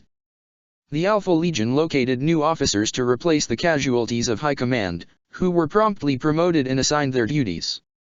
The orders of battle were redrawn, the subtle weaknesses Creed had built into defense lines erased. From the new command center at Kasrtyrok, Kane broadcast encouraging messages to the Astra Militarum forces in the system with long-practiced ease. The sight of a hero of the Imperium assuring them that, despite the challenges they faced, victory was still in their grasp, did much to allay the fears of the regiments. For another month, Kadaya held against the hordes of the lost and the damned, each castellum now surrounded by the corpses of millions of heretics. Then, among the Black Legion fleet in orbit, an order was given from the Pulchritudinus. The 3 spherical ships, which, according to Imperial intelligence, were unimaginatively named the Alpha, Beta, and Gamma Redoubts, descended upon Kadaya. At first, it wasn't clear what was going on, but eventually it became obvious. They were landing. It was an impossible sight. As a commissar, I had spent a good part of my life aboard ships, going from one war zone to another in the name of the Emperor. Despite not knowing much about the finer details of classes and tonnage, I had a better sense of their scale than most people outside the Imperial Navy. And I knew that they were never, ever supposed to land. Apparently, someone had forgotten to tell the Black Legion that, or more likely they had decided to forego sanity and do it anyway. The 3 ships were landing at vastly distant spots, all of them in the middle of nowhere. Some of our anti-void batteries had still managed to hit them, but their void shields had easily absorbed the blows. Kadaya shook as the first of the enormous engines landed, shaking the grimy picked feet a group of braver-than-me Kadayan scouts had gone out to secure. Powerful thrusters fought against the planet's gravity, but even so, the descent was far from smooth, reminding me more of the drop pods I had seen asteroids use to get down from orbit than a nice, bulky Valkyrie.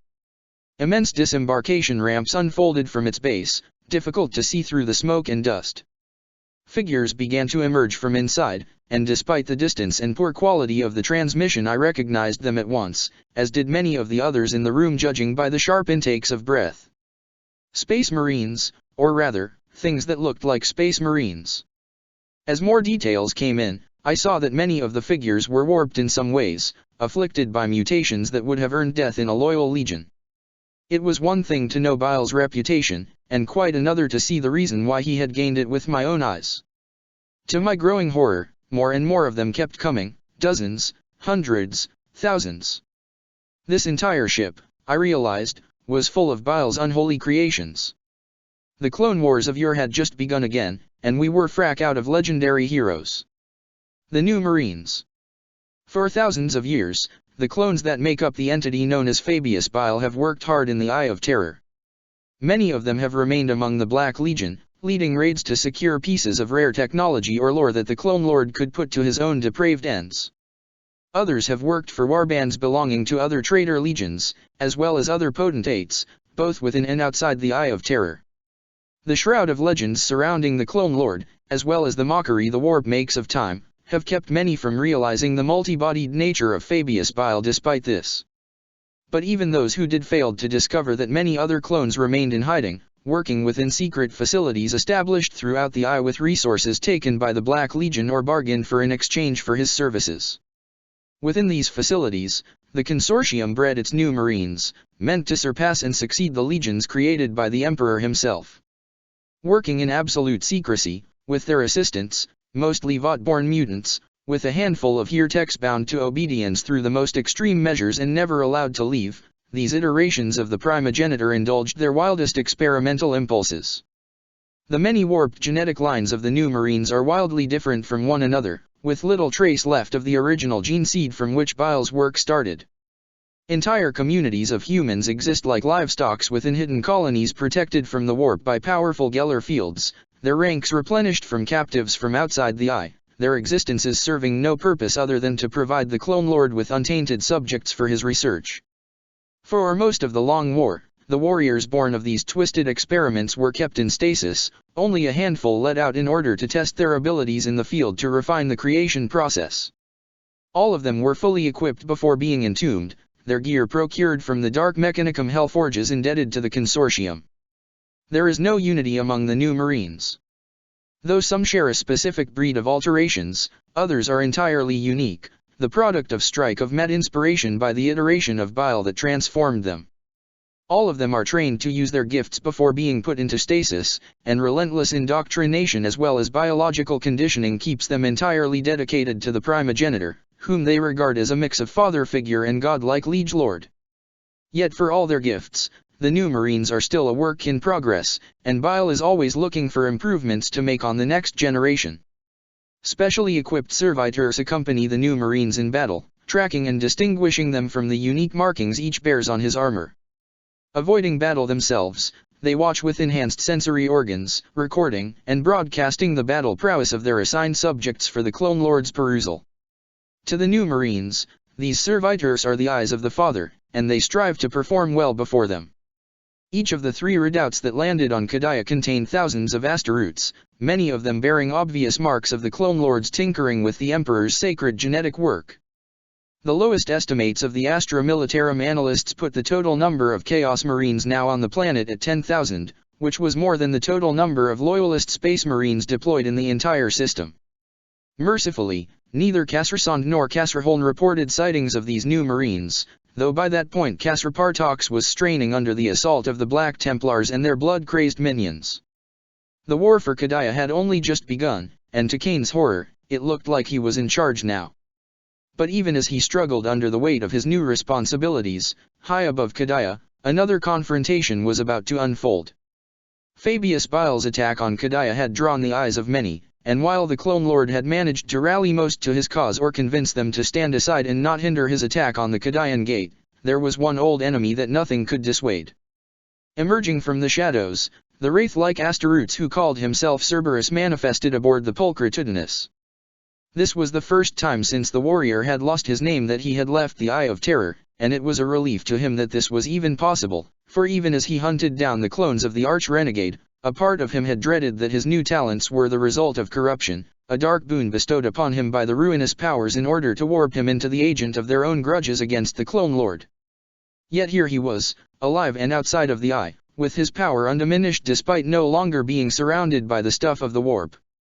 With this relief came the knowledge of what he must do next. Thousands of years spent hunting Bile's incarnations had taught Cerberus much about the Black Legion, and he knew that it was only the former chief apothecary's strength of will and ruthlessness that kept its disparate elements united under a common purpose. Without him, the renegades and heretics that made up the Black Legion quickly turned on each other. He had seen it happen many times after he had killed the clone overseeing them. The attack on Kadaya had its own momentum, but if every clone of Bile in the Black Crusade's fleet was slain, it would deal a crippling blow to the Black Legion's leadership, and might even sunder the unholy alliance it had forged with the Dark Angels and Black Templars. As he made his way through the Pulchritudinous warp-infected corridors, the Black Legionnaires that stood in Cerberus' way died. New or old blood, veterans of the Long War or newly spawned abominations, it made no difference. The great sword of he who had been Garviel Loken cut them all down as the son of Horus went deeper into the traitor flagship. Guided by preternatural senses, Cerberus knew the location of his quarry. All clones of Fabius Bile aboard the Pulchritudinus were gathered together on one of the viewing chambers, high up the central spire of the Chaos vessel. Sealed gates and thick walls were no obstacles to him, for he simply passed right through them, momentarily relinquishing his hold onto physicality in order to do so. No less than 5 clones of the primogenitor were present, their minds merged together into one Gestalt consciousness as they watched their creations fight on the planet below. They turned to face Cerberus, but before the hunter could kill them, he came face to face with the creature known as Melusine, who emerged from the shadows to stand between him and her fathers. Melusine, the daughter of Sin. The creations of Fabius Bile are countless, and have blighted the galaxy since the time of the Clone Wars. Though the daughter of Sin has never spilled a drop of imperial blood, she remains one of the primogenitor's greatest creations, and one whose mere existence represents the potential for the galaxy's doom. Her head crowned by a pair of horns and her legs ending in hooves, yet beautiful in a way truer than the seductive deceit of Slaanisha's children, Melusine was born after the Clone Wars, during the time Bile spent with the Raven Guard. 2 things would come of that period of unholy alliance: the incubators from which the 19th Legion's spawn marines are created, and Melusine herself, created by Bile using his own genetics, making her his daughter in some twisted way. A perfectly balanced union of the living and the demonic, Melusine is some manner of half-daemon, but unlike other such horrors, her existence is perfectly stable and she does not need a constant influx of warp energy to sustain herself. Since her birth, Melusine has wandered the Eye of Terror and the realms of chaos, walking freely in places of nightmares, where mortal souls are nothing but fuel and sustenance to the never-born hosts. She has danced for Slaanish in the Silver Palace, fought bloodletters in the barren plains below the Skull Throne, exchanged riddles with Lords of Change in the Crystal Labyrinth and harvested the fruits of Nurgle's garden alongside the joyous minions of the Grandfather. There are stories of her visits on many daemon worlds inside the Eye, though none can tell what her purpose was. Among the Black Legion, Melusine is something of a folk's heroine, her story growing every time she comes visit her father in one of his many bodies. Despite her nature, she has what appears to be genuine attachment for the monster that created her, and has endeavored to keep him safe from the machinations of the dark powers.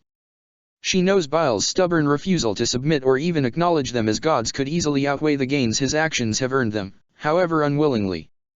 Though Bile doesn't know it, his daughter of Sin has brought low daemon lords, engineered the death of entire warbands, and gone on centuries-long quests to recover offerings that could appease the ruinous powers, all in the name of protecting her father from the wrath of the primordial annihilator.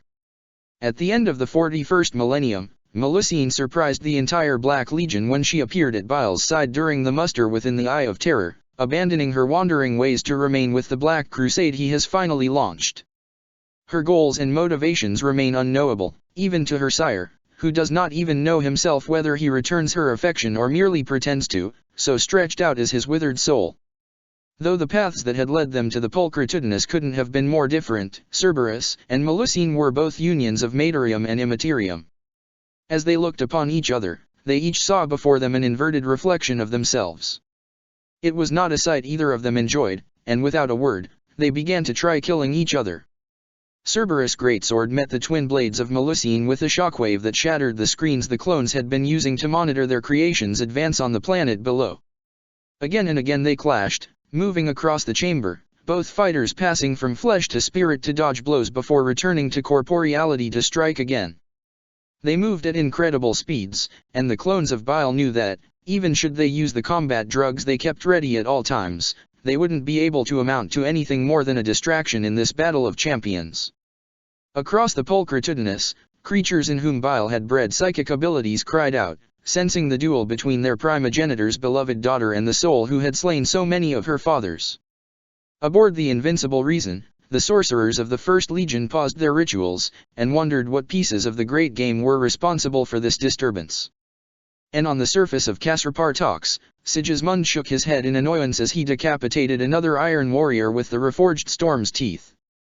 The battle went on for several minutes, neither combatant able to gain a definite advantage over the other. Cerberus' armor was dented and scarred, while Melusine's honey-colored skin was spotted with several patches of blood, from wounds that had already healed thanks to her unnatural origins. Fabius had called for reinforcements, not having any qualms about throwing away the lives of his black legionnaires to protect himself and Melusine, but Cerberus had already killed the closest Chaos Marines, and with the bulk of the pulchritudinous forces already planet-side, it would take some time before reinforcements arrived, something Cerberus had been counting on, though he hadn't anticipated Melusine's interference. In the end, it came down to their natures. Melusine was a subtle creature, who had used intrigue and manipulation to achieve her ends as often as her blades. Meanwhile, Cerberus had dedicated himself wholly to a singular purpose, the killing of Fabius Bile and all his creations. In this contest, which occurred as much in the Empyrean as it did in the Materium, such a symbolic advantage was not one the daughter of Sin could overcome.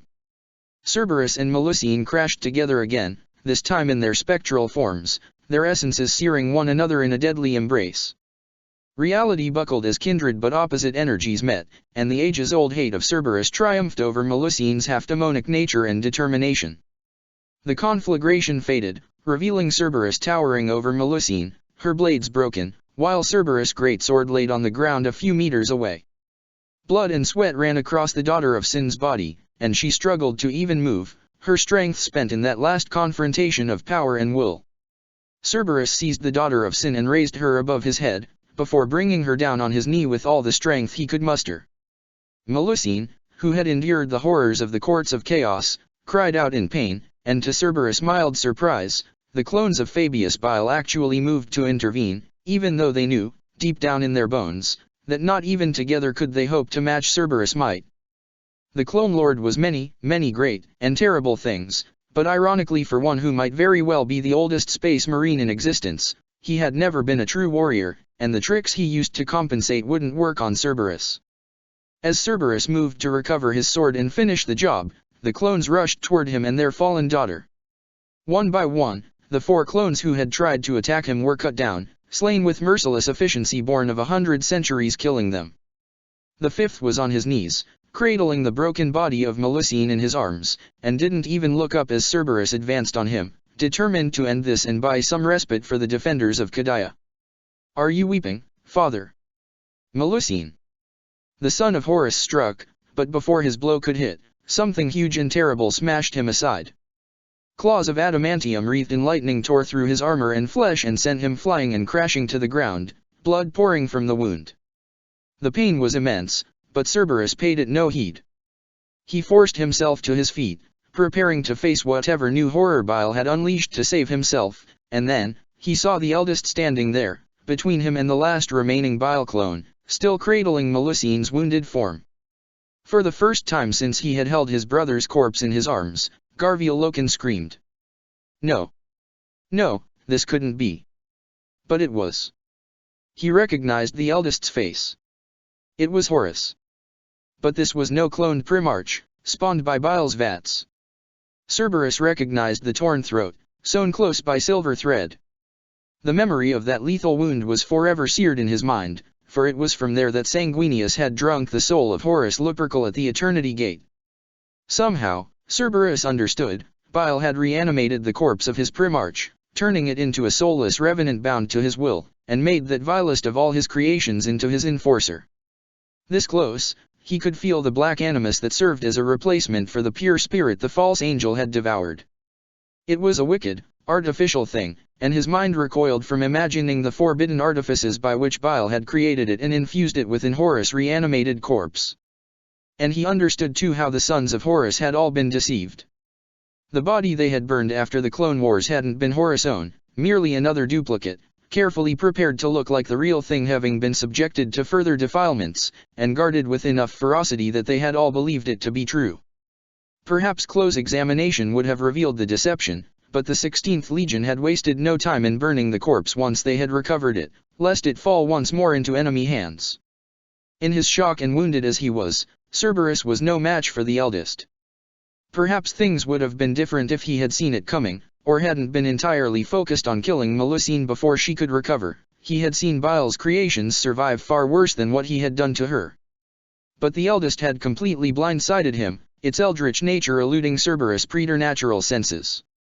The eldest kicked his sword aside, breaking the ancient blade beneath its armored boot, and seized him by the throat, slamming him against the metal wall.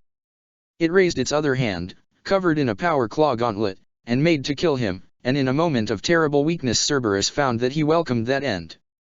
But it was not to be. Hold, called the last clone of Fabius Bile. The eldest claws stopped, mere millimeters from Cerberus' throat. I will not have this butcher escape us so easily, continued the clone lord in a deceptively calm tone. Bring him to the cells reserved for the Neverborn. The chains there will hold him, whatever he has made of himself. I will deal with him in person, once I have attended to your sister. The eldest inclined his head in acknowledgement. Very well, father. It methodically broke each of Cerberus' limbs, smashed his sword to pieces under its boot, and slowly pressed on his chest until his ribcage was cracked and every intake of breath was painful. Only then did it drag him out of the observation chamber, and into the lightless dungeons of Fabius Bile. It was not gentle, and every moment was agony for Cerberus, the grasp of the eldest keeping him from slipping into incorporeality and escaping until rune-marked chains were clasped around his wrists and ankles, binding him in place, burning his flesh through his armor. Yet the pain of his body was nothing compared to that in his heart. I am Sigismund. Once, long ago, in a city awash with the detritus of war, I learned the first and only truth of the universe: all power comes from the wielding of a blade. It cannot be otherwise.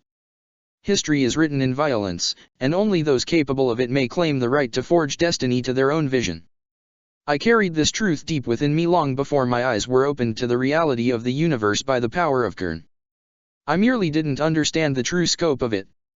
Yet even as I fought at the forefront of the Great Crusade, bringing world after world under the heel of the Imperium under the command of my Lord Dorn, I knew that the greatest lie of the Emperor's crusade was that it would end one day. In the blood of the Great Rebellion, I learned another truth, as my eyes were opened. I learned that every murder, every kill, echoes forever in the realm behind reality's curtain, a weight that can either crush or empower you. I made my choice then, the same I have made every day since, and will continue to make until my skull is added to the throne of Kern. And later, as I journeyed across the surface of Escalurian and found my way to the very foot of Kern's throne, another, secret truth was revealed unto me, setting me upon the path I have walked ever since I broke my own legion upon the altar of Kern. In the end, however, these threefold truths are all but reflections of a singular principle, one around which the very galaxy turns. Blood must flow. In a galaxy of lies, that is the only truth. Blood for the blood god, that the wheels of history may turn. Skulls for the skull throne, that our right to shape the destiny of the galaxy be proven upon the altar of war. Let the galaxy burn, and amidst the ashes we shall rise, greater than ever. Here, at Kadaya, the chains that have held back the legions of chaos will be broken. The walls erected by the weak-willed slaves of the false emperor will be cast down, and the weakling who cower behind them forced to confront that which they so desperately tried to hide from themselves. A tide of blood will sweep over the stars, and whenever the gaze of Kern reaches all will have to make a choice. Fight for Kern, or die for him. Either way, blood will flow. Here, on this world that stands in futile defiance to the inevitable, I will lay the foundations of the age of blood to come. The weak shall perish and the strong shall endure, and humanity as a whole shall grow mightier from this conflict, reforged into a blade with which Kern shall cleave the universe. I am Sigismund, called the Destroyer by those who look upon my works and despair. I am the chosen of Kern, who fights the eternal crusade in his name. Behind me stretches the crimson path I have carved across the stars, in my shadow lies an ocean of blood spilled by my blade. And I declare this, all that I have done is but a prelude to what is to come. For in this grim and terrible galaxy we inhabit, there is only war. Times of ending, the Kadayan apocalypse. Part 2, Chosen of Kern. The worlds of the Kadayan Gate are burning. The Black Legion, the Dark Angels, and the Black Templars have formed an unholy alliance, and launched the greatest Black Crusade since the heresy itself. Through the First Legion's sorcery, the system is cut off from the rest of the Imperium, its defenders forced to fight without the promise of reinforcements against the hordes of horrors disgorged by the Eye of Terror. Although disaster was averted on Kadaya itself with the banishment of the Archduke Korahel, the defenders there are still reeling from the blow delivered by the traitor's hand. War, however, is not limited to that particular battlefield, however great its import. As the new Marines are unleashed upon Kadaya, the neighboring world of Kasrapartox is besieged by the hordes of Kern, led by the Black Templars and their legendary leader, Sigismund the Destroyer. As the Black Crusade unfolded across the Kadayan Gate, none of the Black Legion and Dark Angels assets present in the system approached Kasrapartox.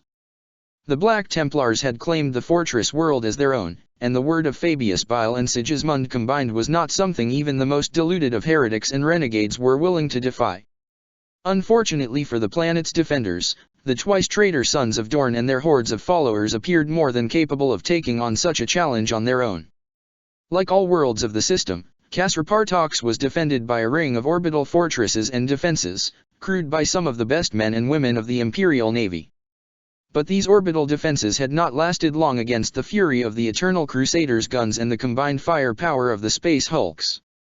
The best efforts of the Heretechs aboard these monstrous leviathans had only been able to restore a fraction of the weapons of the ships that made up the warp-borne amalgams, but what they had achieved was still more firepower than most battle groups of the Imperial Navy. Within hours of their offensive starting, the Chaos Marines had achieved near-total orbital supremacy, challenged only by the powerful anti-orbital weapon emplacements of the greatest strongholds on the surface. Only those, and the void shields covering the planet's great cities, kept the traitors from raising the planet from orbit, along with, the Imperial commanders grimly suspected, their desire to slaughter the defenders in person.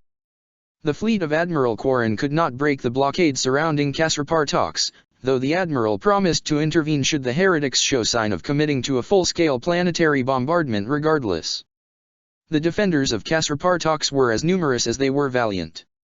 Most prominent among them were the 1,000 Iron Warriors of the 12th Grand Battalion of Warsmith Kromgat, who had earned the cognomen Indomitable for their steadfast defense against Chaos Raider. Despite their continued defiance of the ruinous powers, the millennia the Grand Battalion had spent holding the Kadayan Gate had taken a toll upon Krom's Asteroutes. Even among the 4th Legion, they were dour and pessimistic, haunted by the nightmares the Eye of Terror endlessly sent to try to break their spirits. Many of the Indomitables had fashioned their helmets into hauntingly beautiful burial masks, both as a sign of acceptance of their inevitable death and defiance against the ugliness of the long war. A full company of the 16th Legion had pledged their blades to Kasrapartox's defense, the 34th Company of the Sons of Horus, whose 500 Space Marines had, under the leadership of Captain Perseus Anistov, operated across the Segmentum Obscurus for over 100 years. Its warriors were veterans of countless wars against the servants of the ruinous powers, having lent their might to the defense of the worlds near the Eye of Terror time and time again. For the last 5 decades, they had used the name of Doom Hunters, after their victory over the self-styled Doom Court of the Bloodthirster Kulzar. While the Asteroutes were overly represented in the propaganda broadcasts used to reinforce moral, all knew that the true burden of defending the planet would fall to the millions of Imperial Guardsmen who had been stationed on the planet in preparation for the Black Crusade's arrival. Nearly 50 million soldiers of the Astra Militarum were spread across the planet, a small majority of them being Kadian-born. But with the Kadian leadership having been found to be compromised, overall command of the Astra Militarum contingent on Kasrapartox had been given to General Camilla Zilith, who had come to Kadaya at the head of 22 regiments of the famed Chemosian Eternals, freshly reinforced and re-equipped. Despite the attempts by some inquisitorial agents to keep that information from her and her troops, word of the doom that had befallen her home world had already reached her by the time the Black Crusade had struck, and she burned with the same righteous fury as the tens of thousands of their fellow Chemosians under her command. She was determined to make the Black Legion pay for what they had done to Chemos, and to make them regret disregarding the mere mortals who had come to defend Kadaya alongside the contingent of Emperor's children who had been lost in the warp. Along with Wars Mythgat and Captain Anistov, General Zilith was part of the triumvirate serving as the supreme commanders of the planet's military forces, assisted by a staff that, even after the purges following the reveal of Creed's corruption, was still of considerable size, as was to be expected of a war zone the size and complexity of a planet. 10 castellums stood on the fortress world, placed so that each would be able to send aid to the others. The only way to effectively besiege Kasrapartox was to do so with enough numbers to attack every castellum at once, lest the ones left unattacked launch counter-attacks on the rear of the attackers to relieve their sister cities. The smaller settlements had been evacuated long before the Black Crusade had breached the system, their civilian population brought to the safety of the underground shelters beneath the castellums. Only a handful of observation outposts were still manned across the planet, brave souls hiding from the enemy and reporting to their superiors anything they could learn of the enemy troops making planetfall. Unfortunately, the Black Templars had more than enough strength to attack each of the 10 castellum at the same time, keeping the defenders pinned and unable to support one another. The destroyer kept his legion ships in reserve, along with many troop carriers and escorts. Meanwhile, the space hulks and scores of slave transports vomited their contents onto Kasrapartox, unleashing the hordes of Kernate worshippers the destroyer had cultivated for centuries in preparation for this Black Crusade. The Horde of Rage. Within each of the 8 space hulks that had emerged from the Eye of Terror alongside the Black Templars dwelled a twisted parody of civilization, seeded there by the destroyer and cultivated by the Blood God through generations of trials and strife. Imperial intelligence officers could only guess how many more of these grotesque amalgams the destroyer had seeded with ruin, only for them to end up in failure, with only these 8 being strong enough to survive until the day of the Black Crusade. Each brought to Kasrapartox a specific breed of Kernate horror, united only by their desire to kill. During the first stages of the Kadayan apocalypse, 6 of them disgorged their heretical contents onto the fortress world. One other, Desolation's Cry, would unleash its deadly cargo later during the advance of the Horde of Rage, while the 8th, Damnation's Reward, ominously remained silent during the entire first phase of the campaign. Hand of Baphomet, Minotaurs. Beastmen are some of the oldest and most stable breeds of mutants to have ever emerged from the human genetic pool. Unlike the Ogrins or Ratlings, however, they are the result of chaotic corruption rather than forced evolution, or devolution, depending on which of the many schools of thought of the Mugos biologist one adheres to. The ruinous powers, it seems, delight in reducing those who pray to them to little more than beasts, with just enough sentience left to be useful both as cannon fodder and as souls for them to feed upon. Following the heresy, the human followers of the traitor legions followed their masters into the Eye of Terror and the Ruin Storm, where many turned into feral tribes that, over a few generations, transformed into beastmen. As such, and despite a few theories that the breed actually originates from genetic manipulation during the Dark Age of technology, beastmen are hunted down and exterminated within the Imperium wherever they appear, which, of course, drives the few sane ones into the embrace of chaos in the name of survival and revenge. It is a vicious, self-perpetuating cycle in which the ruinous powers delight, making sure that the few beastmen who are actually able to make a conscious choice about serving them are elevated above their brutish brethren. There are many subspecies of beastmen, and each of the dark gods has its own favorites. Furkern, that favorite is the Minotaur, a towering brute with the head of a bull and legs ending in hooves. Aboard the space hulk Hand of Baphomet, the wretches of the bloody maw cult of Kern bred these creatures over the course of 8 centuries, unleashing them into the labyrinthine corridors of the space hulk to test themselves against each other as well as the nameless horrors that dwelled there. This process eventually reshaped the space hulk itself, its corridors warped by the influence of the immaterium and the bestial thoughts of its inhabitants so that they became high enough for the ever-taller minotaurs to navigate, whether on all fours or standing on their hind legs. By the time of the Black Crusade, the minotaurs of the Hand of Baphomet had reached over 5 meters in height, their physiology making a mockery of the laws of biology and physics which normally restrain evolution. Clad in primitive but thick steel armor and armed with heavy melee weapons, the minotaurs were brought down to Kasrapartox and immediately spread out across the countryside, fighting anything they came in contact with and feasting on the bloody remains. Only the champions of the Blood God were able to summon them to join the fighting against the Imperials, and even then, their control on them was tenuous at best. But the strength and resilience of the Beastmen more than made up for these difficulties. Anvil of Annihilation, Khiton Engines. In the Eye of Terror, the construction of new Titans, already a complicated process for the Imperium, is made all but impossible by ever-shifting laws of physics and the logistical nightmares that torment the denizens of that place, along with the more corporeal kind. But if there is one sin that cannot be laid at the foot of the Dark Mechanicum Heretex, it is lacking in imagination. The Iron Hast Foundry was a hellforge of the Dark Mechanicum within the Eye of Terror dedicated to Khurn, until the Daemon world was conquered and razed by the Blood Angels during the War of Woe. The surviving Heretex of Iron Hast were found by the Black Templars and made a pact with the Destroyer, receiving the Space Hulk Anvil of Annihilation in exchange for their alliance. Since then, they have remade the Anvil of Annihilation into a mobile hellforge, and have sold their services to countless warbands within the Eye of Terror, though never those of sanguineous bloodline. Remembering well how the Slaaneshi Knights allied to the Blood Angels ravaged the Iron Hast Foundry, they focused their efforts on the design of a pattern of daemon engine that could be built within iSpace and triumph over the walkers of the houses. After millennia of experimentation and testing on the Eye of Terror's countless battlefields, their final template was that of the Khiton engine.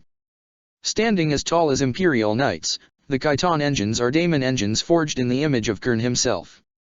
They are bipedal, humanoid constructs armed with a chain axe the size of a tank in one hand, while the other arm is replaced by a ranged weapon of a varying type. Some use autocannons, others plasma cannons or more esoteric infernal weaponry. Though the Heretex sold plenty of their creations to various Khurnate warbands, eventually leading to the Imperium encountering the Khiton engines on the battlefield centuries before the end of the 41st millennium, by the time of the Black Crusade, the great holds of the Anvil of Annihilation contained over 400 Khiton engines, more than enough to challenge the full might of an Imperial Knight House on the field. Scion of Anguish, Hierophants of Skulls. The Hierophants of Skulls are the spiritual leaders of the Khurnate tribes from the Space Hulk Scion of Anguish.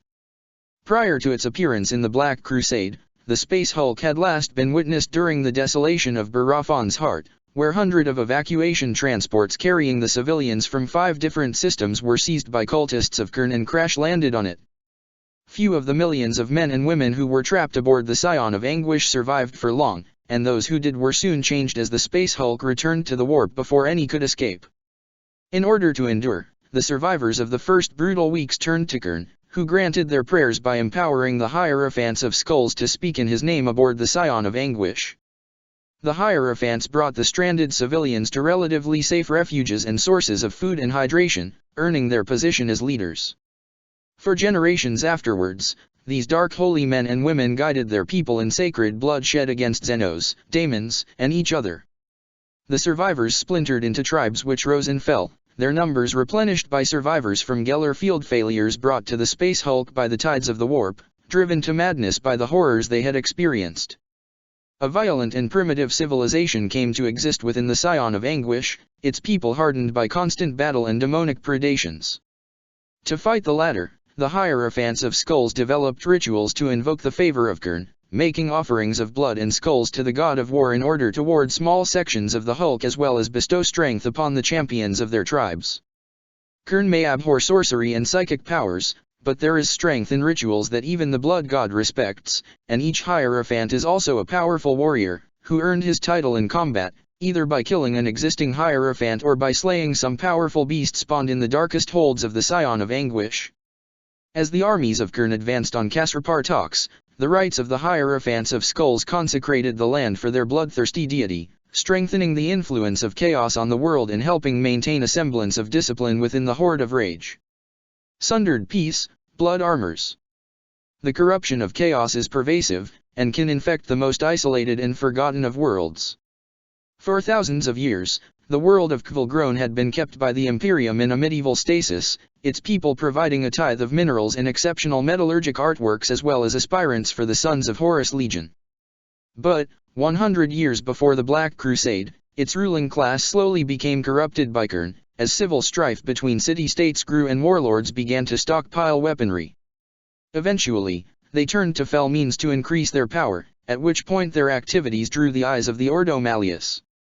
The Inquisitor who came to investigate, however, was none other than Torquemada Codius, who would be revealed as a secret heretic and servant of the Blood Raven during the Angel War. Indeed, it was there that the seeds of the Inquisitor's heresy would first be sown, though it would be years before his treachery became real and decades before it was revealed in the Battle of the Enceladus Fortress. Regardless, the situation on the feudal world erupted into a full-blown demonic incursion soon after his arrival, and the planet was subjected to exterminatus on his order. Some of the great artisans of that world, however, survived, stolen from their planet's demise by the whim of Khurn and left aboard the Space Hulk Sundered Peace along with a handful of their guards and liege lords. Within the Sundered Peace, the dark lore these artisans had begun to dabble into blossomed. Within a handful of generations, they had learned to forge the blood armors, suits of plate armor crafted from metal harvested within the ships most exposed to the currents of the Immaterium, and forged in sections of the Hulk blessed with the power of Khurn. Within these armors, the warriors of their savage tribes are all but unstoppable, capable of taking on the strongest warp-spawned horrors in triumph. However, to don such a suit is extremely dangerous, for they are possessed of a malign intelligence of their own, and it is a rare warrior who can manage to hold on to his life and soul through the battle. Most often, what is revealed once the helmet is removed afterwards is only a desiccated corpse. Those few who do manage to survive are considered to be blessed by Khurn, but even they are rolling the dice with poor odds should they don a blood armor once more.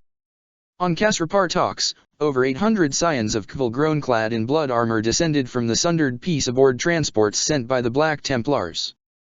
Leading them was a sinister warrior known only as the Red Duke, who had already worn his relic suit of blood armor 7 times before the Black Crusade. Fang of Khurn, Blood Gores. In 458.m41, the feral world of Haka was discovered by the Imperium. Within its jungles, its human population had long since fallen under the sway of Khurn, performing blood rites that linked their warriors together, making them more coordinated on the battlefield at the cost of allowing the taint of chaos within their soul, as well as feeling the pain of their dead comrades as their own. The war for Haka lasted several decades, with dozens of Astra Militarum regiments being drawn to the conflict. Eventually, the corruption of Khurn seeped into the Imperial Guard fighting on Haka, with entire regiments turning their coats and joining the local population in their dark bloodletting rituals. Several more task forces were sent, but between the sorcery of the Haka natives and the modern equipment of the traitor guardsmen, they were slaughtered, until High Command decided to cut its losses and burn the planet to ash. An exterminatus fleet was dispatched, and the Hakatite shamans sensed the doom coming for their world. Due to the separation of organizations, the traitor guardsmen had no ship to escape the planet, only a few troop transports capable of reaching orbit. In a great ritual slaughter, the Dark Priests called forth a space hulk from the depths of the Immaterium, and a vast evacuation of Haka took place over the next few months, until the arrival of the exterminatus fleet forced them to stop, leaving millions still stranded on Haka as the virus bombs fell. The death cry of Haka returned the space hulk to the warp, where the various heretics within its hull were soon twisted beyond recognition.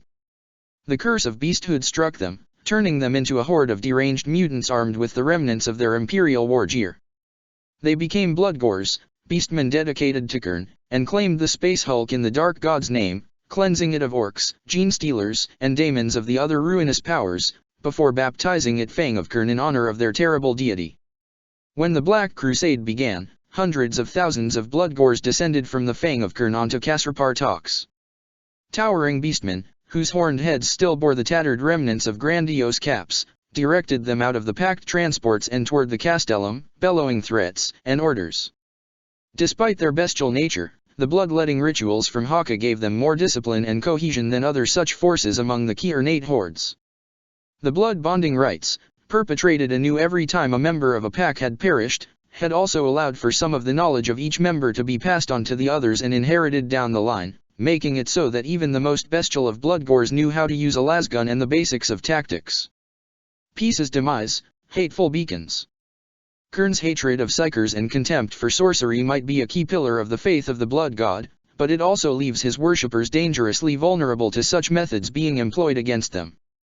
Key ornate champions are often granted protections against psychic powers, but these rarely extend to entire armies, which can have disastrous consequences. The hateful beacons are an attempt by the Black Templars to address this weakness, which came into being after a particularly frustrating battle between the warriors of Sigismund and the Farseers of Craftworld Bealtan. In the year 905 M41, a black ship, its holds full of tithed psykers, was attacked by a Black Templar raiding party.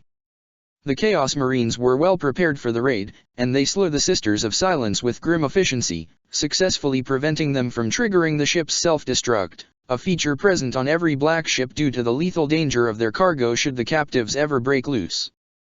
The prisoners didn't rejoice, however, for what awaited them was far worse than any fate the Astra Telepathica might have had in store. The Black Templars had brought with them heretics from the Eye of Terror, exiles from the Martian wars of the heresy who had studied sciences the Emperor had forbidden to all after they had nearly brought about the end of humanity during the Age of Strife. Thousands of psykers of varying degrees of strength and abilities were dragged out of their cells and into the heretics' experiment chambers, where they researched a method to use them in order to protect the followers of Kern from psychic attacks. The corridors of the Black Ship, renamed Peace's Demise after its capture, became the lair of uncounted daemons drawn by the suffering of the psykers. Whole derelicts emerged from the Empyrean and crashed into the Peace's Demise as the atrocities taking place within echoed across the Sea of Souls, eventually forming a new space hulk. The research took decades, but eventually they succeeded in creating the hateful beacons. Every hateful beacon is a vessel for Kern's unbridled hatred, trapped in a state of unspeakable agony while denied the respite of death by heretical means and moved on the battlefield by motorized transports attended by a small team of dark mechanicum servitors and a heretic. Around them, all psykers find their connection to the immaterium blocked by unrelenting waves of torment, forcing them to shut down their powers and use all of their willpower to keep the fury of the blood god at bay. Prior to the Black Crusade, when the fleets of chaos gathered on the edge of the Eye of Terror, the presence of the Peace's Demise nearly caused the Dark Angels, who make great use of sorcery themselves, to break the alliance on the spot.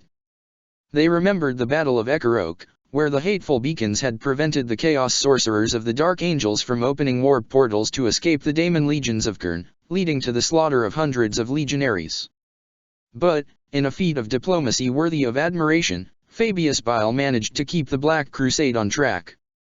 Millions of Key-ornate cultists and monsters made planetfall in the open plains between Castel Lums, far from the guns of the 4th Legion. Unlike the mortal slaves generally used by the 7th Legion, these cultists were almost completely lost to the blood god's rage, kept from killing each other only by the iron will of their overseers and the promise of fighting the imperial forces instead. They split up into several hordes that began marching on the Castel Lums, picking up momentum as they went. Lances of imperial knights were deployed to harass the chaos columns as they advanced. More than half the strength of House Caesarion, sworn allies of the Iron Warriors since the days of the Great Crusade, had joined the defense of Kasrapartox. Perfectly familiar with the terrain thanks to Iron Warriors cartographers and able to reload at hidden supply caches, they were able to dance around the Key-ornate forces, inflicting heavy casualties and driving them into greater and greater rage, leading to several warbands collapsing into bloody internecine slaughter as they sought to vent their frustrated fury on each other. But the knights could not cover the entire planet, and even they weren't always successful. The Chiton engines of the Iron Hast Foundry were more than a match for them, having been designed by their Dark Mechanicum creators precisely for such fights. One by one, the proud knights of House Caesarion were brought low, until the survivors were recalled to join the defense of the Castellum at the walls. Of the 149 knights who had ridden out, only 53 returned, many of them too heavily damaged to take further part in the fighting. A few Freeblades remained behind, determined to expunge the stains on their honor which had led to their status by earning an honorable death against the Horde of Rage. Guided by courageous spotters, Iron Warrior scouts and Astra Militarum reconnaissance teams, the intercontinental artillery of the Iron Warriors rained death upon the forces of Kern. At the same time, flights of bombers and fighter jets of the Aeronautica Imperialis launched from their hangars, along with flyers piloted by the 4th Legion. In response, the Space Hulk Desolation's cry disgorged flocks of Hellblade interceptors, which had been assembled within its hull by renegade tech priests and were piloted by the daemon-possessed husks of captured Imperial pilots. It had a name once. It was sure of it. Sometimes, when the pain was at its worst and its mind fled from its intensity, it could almost remember it. The pain was always there, and it couldn't remember a time when it hadn't hurt. There was no end to it, only degrees of suffering, and the only way to diminish its torment was to fight, to kill, to destroy. It flew in burning skies, under the shadow of the nest. It could sense its kindred in the distance, hunting alongside it. They shrieked at each other over invisible waves, warning of perils and prey. They were always on the lookout, always on the hunt, until the exhaustion and hunger became worse than the pain and they had to return to the nest to rest and feed. Hadn't it flown differently once? Hadn't there been something else? Hadn't there? Prey. It plunged down, letting loose its hatred and pain with twin autocannons, the sudden spike of aggression rewarded with an ever-so-slight relaxing of the infernal claw holding its brain and soul. Chaos armies capable of burning star systems were wiped out by the long-range artillery and flights of bombers, but no matter how many of the key ornate forces were killed, more descended from the void in a seemingly inexhaustible tide. Sigismund had long prepared for this black crusade, gathering resources while continuing to prosecute his unending crusade across the galaxy, and the Destroyer was now unleashing everything he had accumulated in his millennia of faithful service to the Blood God. Worse, daemons rose from the broken corpses of the slain Key-ornate troops and continued to advance toward the Castellums, and the bombardments of the Fourth were far less effective against these Neverborn. Eventually, Warsmith Crom ordered the end of the long-range bombardments, having been warned by his librarians and the sanctioned psychers of the Guard that their enemies were harvesting the mass death they caused to thin the veil separating reality from the warp. After discussing with his peers, Crom had determined that it was best to face the hordes unleashed by the Black Templars on the blessed and warded walls of the Castellums, whose arcane protections would lessen the warp resonance of the conflict. Those aircrafts which had survived the brutal engagements against the Hellblades and the flying daemons which were materializing in ever greater number were also recalled, to be kept in reserve until their deployment would be most effective, while the surviving Astra Militarum units in the field were ordered to withdraw to the closest castellum and bolster their defenses. In the end, the fate of Casrapartox would be decided on its walls, as all had always known it would. Though no castellum was spared the attention of the Horde of Rage, it quickly became clear that the Key-ornates were focusing their efforts on a few specific targets.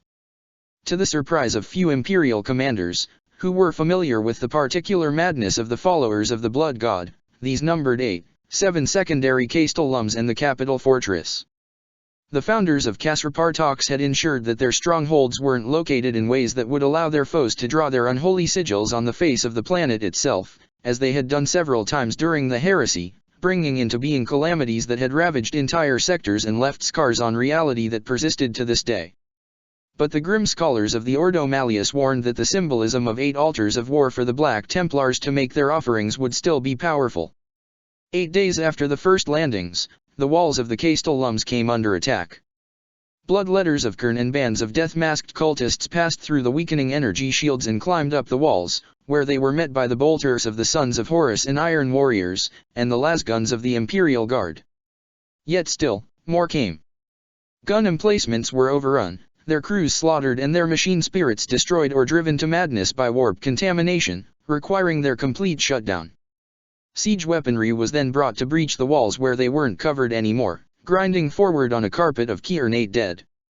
Dark Mechanicum weapons were unleashed upon the fortifications and eventually the infernal creations of the Heretics began to overcome the results of the 4th Legion's genius. And all the while, more and more daemons manifested, the power of Kern pressing down on the planet as his followers made it into an altar to his bloodlust. Some hellspawns began to manifest within the walls themselves, wreaking havoc on supply lines and slaughtering the patients of medical facilities in blood-crazed frenzies before being put down by Astaroutes and inquisitorial kill teams. The Holy Ordos had a strong presence on all worlds of the Kadaya system, though their numbers on Casrapartox were beginning to thin, as they were favored targets of the Neverborn. "It is very beautiful," The words were strange coming from a space marine, even ignoring the thick accent and the deep voice. Of course, Luke knew that the Asteroutes could appreciate beauty. He was a Chemosian, and the Third Legion had always supported the arts on his planet, just like it had supported everything else that made life worth living. But before coming to Kadaya, he had thought the Sons of Fulgrim to be the exception, and it was all too easy to buy into the stereotype of the Iron Warriors being the dour, grim-faced wardens of the Iron Cages, forever ready to hold the line against the horrors of chaos. And they were, that much was undeniable. But they were also more, as he had come to learn since his posting at Kasrapartox Beta and his impromptu acquaintance with Brother Jeffin. The indomitable Iron Warrior had noticed him staring at his helmet, which like all of his brothers on Kasrapartox was shaped into a burial mask, while the two of them were on watch on the walls of Kasrapartox Iota, and had asked him what he was looking at. It had been an intimidating experience, but Luke had managed to reply that he was looking at the artistry of the mask. That had been an hour ago, during which the two of them had ended up discussing the various methods by which the artisans of Chemos produced the Eternal's own masks and comparing them with the Iron Warrior's own practices. Luke wasn't an expert, but as a veteran sergeant, he had picked up some bits and pieces. Right now, Jeffin was inspecting Luke's own mask, which he had removed and handed over. It looked almost comically small in the Legionnaire's armored hands, but Jeffin was handling it with a care most people wouldn't have believed a space marine capable of. It is, isn't it? Our artisans have had 10,000 years to perfect their craft, so they can achieve wonders even when the subject matter isn't the most impressive specimen, joked the sergeant self-deprecatingly. I cannot speak for that, but even putting the aesthetics aside, the design is a thing of beauty. I cannot imagine the Mechanikus is very happy with your people having the technology to put so much miniaturized devices inside a single piece of equipment. As far as I understand it, we've an accord with Mars, shrugged Luke. Something the Phoenician, blessed be his name, made when dash. They were interrupted by the sirens going off again, warning of another push by the heretics. Jeffin sighed, and handed the helmet back to Luke. Here they come again, my friend, said the Iron Warrior, raising his bolter and aiming it down the wall. Are you ready? I am a Chemosian Eternal, the sergeant replied as he put his helmet back on, his view once more enhanced by the ingenuity of his home world. He knew his squad was listening, and while there were no commissars nearby, it was his job to keep up their morale. We are always ready. Aren't we, lads? He got a chorus of approval in answer, and smiled under his mask. Still, there was something different about the screams of the heretics this time. They were louder, deeper. But according to command, the Black Templars hadn't deployed yet. Meanwhile, the eponymous capital of Kasrapartox was spared the worst of the fighting. Tens of thousands of heretics had swarmed around its walls, but despite the chaotic madness holding them in its grasp there were only a few attempts at charging the walls, which the guns of the fortress city had easily dealt with. Within the walls, Warsmith Crom held back from unleashing the full strength of his artillery to wipe out the rabble massing outside, knowing that they were less of a threat than the daemons their inglorious slaughter from afar might allow to materialize. Taking advantage of that comparative calm, Captain Anistov led a few sorties to reinforce the other Castellums, his legion gunships carrying squads of warriors to beleaguered citadels, and, eventually, returning with their holds full of what survivors they had managed to rescue from the collapse of their keeps. Yet with the lives of the millions of civilians hidden in the underground shelters at stake, Crom dared not commit all his forces to a sortie. The defenders of the other Castellums had known such would be the case long before the Black Crusade had begun. The defensive plans for Kasrapartox had always made that much clear. But faced with the evidence that the Black Templars were using the planet for some sort of unholy ritual slaughter, Crom couldn't help but want to strike back. This is Inquisitor Cartavalnus, Ident Code Omicron 593 Alpha Sapphire. The Castellum is lost, I repeat, the Castellum is lost. The heretics have deployed some kind of elite infantry in what looks like primitive armor but can turn aside a tank shell. They climbed up the walls with their bare hands, shrugging off everything we threw at them, and cut a path for the rest of their forces. One of my retinue managed to kill one by engaging it in a duel. It seems they aren't as invulnerable to melee weapons. Sounds of metal crashing on metal. Throne, is that their leader? Very well then. For the Emperor. Last Vox transmission from Castellum Partox Delta. Partox Delta was only the first castellum to be brought low. One by one, 7 of the 10 castellums of Casra Partox fell. Partox Beta's walls were breached when a herd of minotaurs climbed up a ramp of their own dead, their mutated bones proving too resilient to be burned by the flamer crews tasked with keeping the base of the walls clear. At Partox Epsilon, a conclave of hierophants of skulls caused the earth to open beneath the stronghold, vomiting lava and blood letters. Partox Zeta was lost when the Primaris Psyker located there, a veteran of decades of war under the shadow of the Eye of Terror who had withstood the rituals of the Dark Angels without complaint, was finally overcome by the proximity of the hateful beacons and was transformed into a living warp portal through which poured boiling blood and melted brass. Partox Theta's gates were brought low by a trio of Chiton engines hunting the last members of House Caesarion, and the first sightings of Chaos Marines on the planet were reported at Cartox Iota, moments before a horde of excruciators who had attached themselves to the Black Crusade finally breached its walls. These blood-crazed outcasts of the 7th Legion had gathered in the Eye of Terror by the 100 prior to the Black Crusade, heeding some divine call only they could hear. The last of the castellums to fall in the first phase of the war was Partox Kappa, which succumbed in a single night of horrifying bloodshed. Using their own lives as sacrifices, the cultists besieging it summoned the great bloodthirster Skarbrand, who in ancient days had been responsible for the slaughter of the psychic imperial fists, ensuring few librarians would remain to advise the 7th Primarch away from his damnation. The wards of the castellum were no match for the power of the exiled one, and before dawn no living soul remained within its walls. Now only Casra Partox and the 2 lesser castellums Partox Eta and Partox Gamma were left standing, the later 2 being besieged by hordes of Kiernates and beset by storms of warp lightning that had cut off all communication within the last 2 weeks. The last Vox messages that had made it out spoke of terrible shapes being glimpsed in the clouds, and of the growing intensity of the warp-born nightmares plaguing the defenders.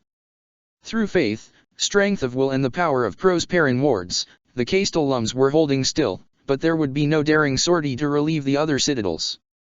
It was then, over 3 standard weeks after their first wave had made planetfall, that the Black Templars themselves descended upon Casra Partox, bringing with them the elite of their mortal and immortal servants, the infamous death corps of Krieg. Amalrich the Martyr Maker approached the figure of his liege. Centuries of service to Kern had long since inured him to fear, yet he would not deny a shudder of apprehension as he neared Sigismund. Even immobile, the destroyer radiated the promise of violence and death. The observation platform had been cleared of all servitors and equipment, and the nearest slaves cowered at their stations, casting fearful glances toward the chosen of Kern. The blood runes on the destroyer's black armor burned brighter than the last time the Martyr Maker had beheld his lord in person. At the same time, and to his hidden horror, there were fewer of them left, several had been extinguished, leaving only burn marks upon the ancient ceramite. The air around him rippled with the power of the warp, and despite not having the slightest psychic talent, as befit a warrior of Kern, images of the brass citadel flashed in his vision, briefly replacing the bridge of the eternal crusader before vanishing. Yet even in those brief glimpses of the blood god's realm, Sigismund remained standing before him, immobile as a statue. The Lord of the Black Templars had been unmoving since they had begun their assault on Casra Partox. "My lord," said Amalrich, forcing the words past the knot in his throat. "It is time." With the slowness and inevitability of an executioner's blade, Sigismund's helmet turned to look at Amalrich. The Chaos Marine had to force himself to remain still, instead of drawing his sword or shamefully stepping back, both of which would doubtlessly have ended with his deserved death. Weakness was not tolerated among the Black Templars. The chosen of Kern chuckled, the sound like a boulder falling down a mountain. "I know what you are thinking, Amalrich. I need not be a mind reader to know your thoughts, not when you wear them so openly. And you are right." Those were not the words Amalrich had hoped to hear, but he listened to them nonetheless. None were closer to Kern than Sigismund, and though the servants of the blood god could only truly commune with their deity on the battlefield, there was worth in even the smallest morsel of the destroyer's thoughts, which were said to be echoes of Kern's own after so long spent serving him so successfully. "The darkness closes in around me, Amalrich," continued Sigismund, and Amalrich's blood went cold. "Our father knows I am here, closer to him than I have been in millennia. I can feel his anger, reaching out of the eye to strangle my soul. Since the day of the breaking, the warriors of the 7th Legion who had chosen to follow the destroyer had borne the weight of the Daemon Primarch's rage upon their soul, though none more so than Sigismund himself. Only through endless rites, constant discipline, and copious offerings to Kern could the Black Templars keep the darkness at bay, and avoid succumbing to the mindless bloodlust that consumed so many of the God of War's followers. The prospect of Sigismund finally breaking under the strain after 10,000 years was frightening. Black Templars who succumbed to the darkness were imprisoned and kept locked in stasis until they were unleashed on the enemy, but could any of them restrain Sigismund if it came to this? The vengeful spirit is still in system, pointed out Amalrich, changing the subject. The sons of Horus will not fail to notice our departure, nor will they miss the opportunity. Let the War Master's dogs come if they wish, replied the destroyer. All will be ready for them. Sigismund took a deep, shuddering breath. Let loose my Templars, Amalrich, and unleash the Death Corps. It is time for Kasserpartox to fall. The Death Corps of Krieg. The tale of Krieg is sometimes used as an object lesson by the inquisitors of the Ordo Hereticus, though the exact morale to be learned from it varies depending on the inquisitor. By decree of the Holy Ordos, only those with the highest clearance may access the records pertaining to that world's doom, meaning only a few interrogators on the verge of becoming full-fledged inquisitors themselves after learning their craft under an inquisitor with a lot of influence, or first-hand knowledge, or space marines from loyalist legions that were involved in the affair, are allowed to learn that grim story. Named after a word from a long-dead Terran language meaning war, Krieg was, for thousands of years, a peaceful and prosperous planet of segmentum tempestus. Its industry was productive without doing too much damage to the planet's ecosystem, allowing its people to live long, quiet lives free from the struggles that plague all too many worlds of the Imperium. Its tithes were paid on time and often surpassed, and the regiments it sent to the Imperial Guard were well equipped and trained. What little unrest there was on Krieg was the result of its ruling class, the autocrats, playing little games of influence and petty intrigue against each other, but even that was kept at such a level the Ordo Hereticus didn't feel the need to cultivate anything beyond the most basic of spy network. This would prove to be a mistake. In the year 433 the governor of Krieg, who went by the local title of High Autocrat or Chairman, declared secession from the Imperium, citing the heavy taxation imposed upon his world and the ceaseless kidnapping of the world's children to send them to die in wars that didn't concern their peaceful planet. He was, by all imperial analyses, a blind and foolish man, ignorant of or unable to understand the magnitude of the threats faced by humanity in the galaxy and which can only be faced by the united might of the Imperium. It is not believed that he was a follower of the ruinous powers, but sheer stupidity can be just as damaging to the Imperium as heresy, which is why his name was struck from all records in Damnatio Memoria. Not all of Krieg's people were content with rebellion, however. Colonel Jordan of the 83rd Krieg Imperial Guard Regiment was on the planet when the chairman made his declaration, and immediately seized control of one of the most heavily industrialized cities of the planet, ready to fight until death to reclaim the planet for the Emperor. For years, he and his men held on, using the city's industry and population to fight back against the vastly more numerous troops of the chairman, and, when he died to a successful assassination, the generals and autocrats who succeeded him. Attempts to call on the wider Imperium for help went unanswered. The chairman had fortified Krieg with enough orbital defenses that retaking the planet was calculated to be more costly than the planet was worth, though later investigations uncovered several grievous misjudgments in the Adeptus Administratum, which led to hundreds of executions including several high-profile ones. Eventually, faced with the certainty of defeat, Colonel Jordan decided to employ the Dark Age weapons that had been discovered by his Mechanicu's allies in hidden vaults deep beneath the city. These weapons had long been forbidden by decree of the Emperor, with only a handful of exceptions being granted to the likes of the Inquisition's Ordo Excorium or the Death Guard. But, driven to the brink by years of ceaseless conflict and countless sacrifices, Jordan decided to use them. Krieg burned. Atomic missiles flew, aimed at each of the rebel cities on the planet. Within moments, the vast majority of a billion-strong population perished. The ecosystem wasn't just ravaged, it was annihilated. The people of Jordan's city had taken refuge in underground shelters and were spared the worst of the radiation, but life on the surface of Krieg had become impossible without heavy protection. Several days later, Colonel Jordan went to the surface, clad in a thick, rad-proof uniform and wearing a respirator, and looked upon what he had wrought in the name of the God Emperor he so fervently believed in. It was then, according to the Ordo's investigator, that the dark gods reached for his soul, in what must have been a moment of abject horror, doubt, and vulnerability. For years now, Jurden had almost single-handedly kept up the morale of his loyalist faction, exhorting them to dedicate their every moment to service to the Golden Throne. Now, he looked upon the ruin he had made of his world, and the Emperor was silent, speaking neither in condemnation nor in approval. Jurden's soul was overcome by madness and hatred, his guilt at his actions transfigured by the influence of Kern into an all-consuming desire for vengeance against the Imperium that had abandoned his people and the Emperor who had abandoned him. The cult of personality that had developed around him meant that it was all too easy for his new beliefs to spread to the surviving Krieg. Jurden had already proven that there were very few things he wouldn't do in the name of duty. Now, even those few restraints were removed as he completely gave himself over to the god of war. In vast underground facilities, the Vitae wombs were used to breed a new generation of Krieg, subtly altered using yet more forbidden technology to be able to operate more easily on their radiation-bathed planet, although even they would forever need gas masks and thick clothing to survive the surface. New models of tanks and weaponry were designed and mass-produced, and then tested on the mutated populations of the other cities, those few who had survived the initial blast only to be transformed by the radiation, which as the corruption of Jurden and his people progressed became ever more infused with the mutagenic energies of chaos. An astropath was found in a still-functioning stasis pod within one of the ruined mansions of the dead autocrats, and used to send a signal to draw ships to Krieg, masquerading as wealthy survivors of the war offering a fortune for safe passage off-world. A greedy rogue trader answered the call, only to be butchered by the newly rebuilt death corpse of Krieg and his ships seized. With his army ready and the means to move it across the stars, Colonel Jurden declared his own blood crusade against the Imperium in 458-M40.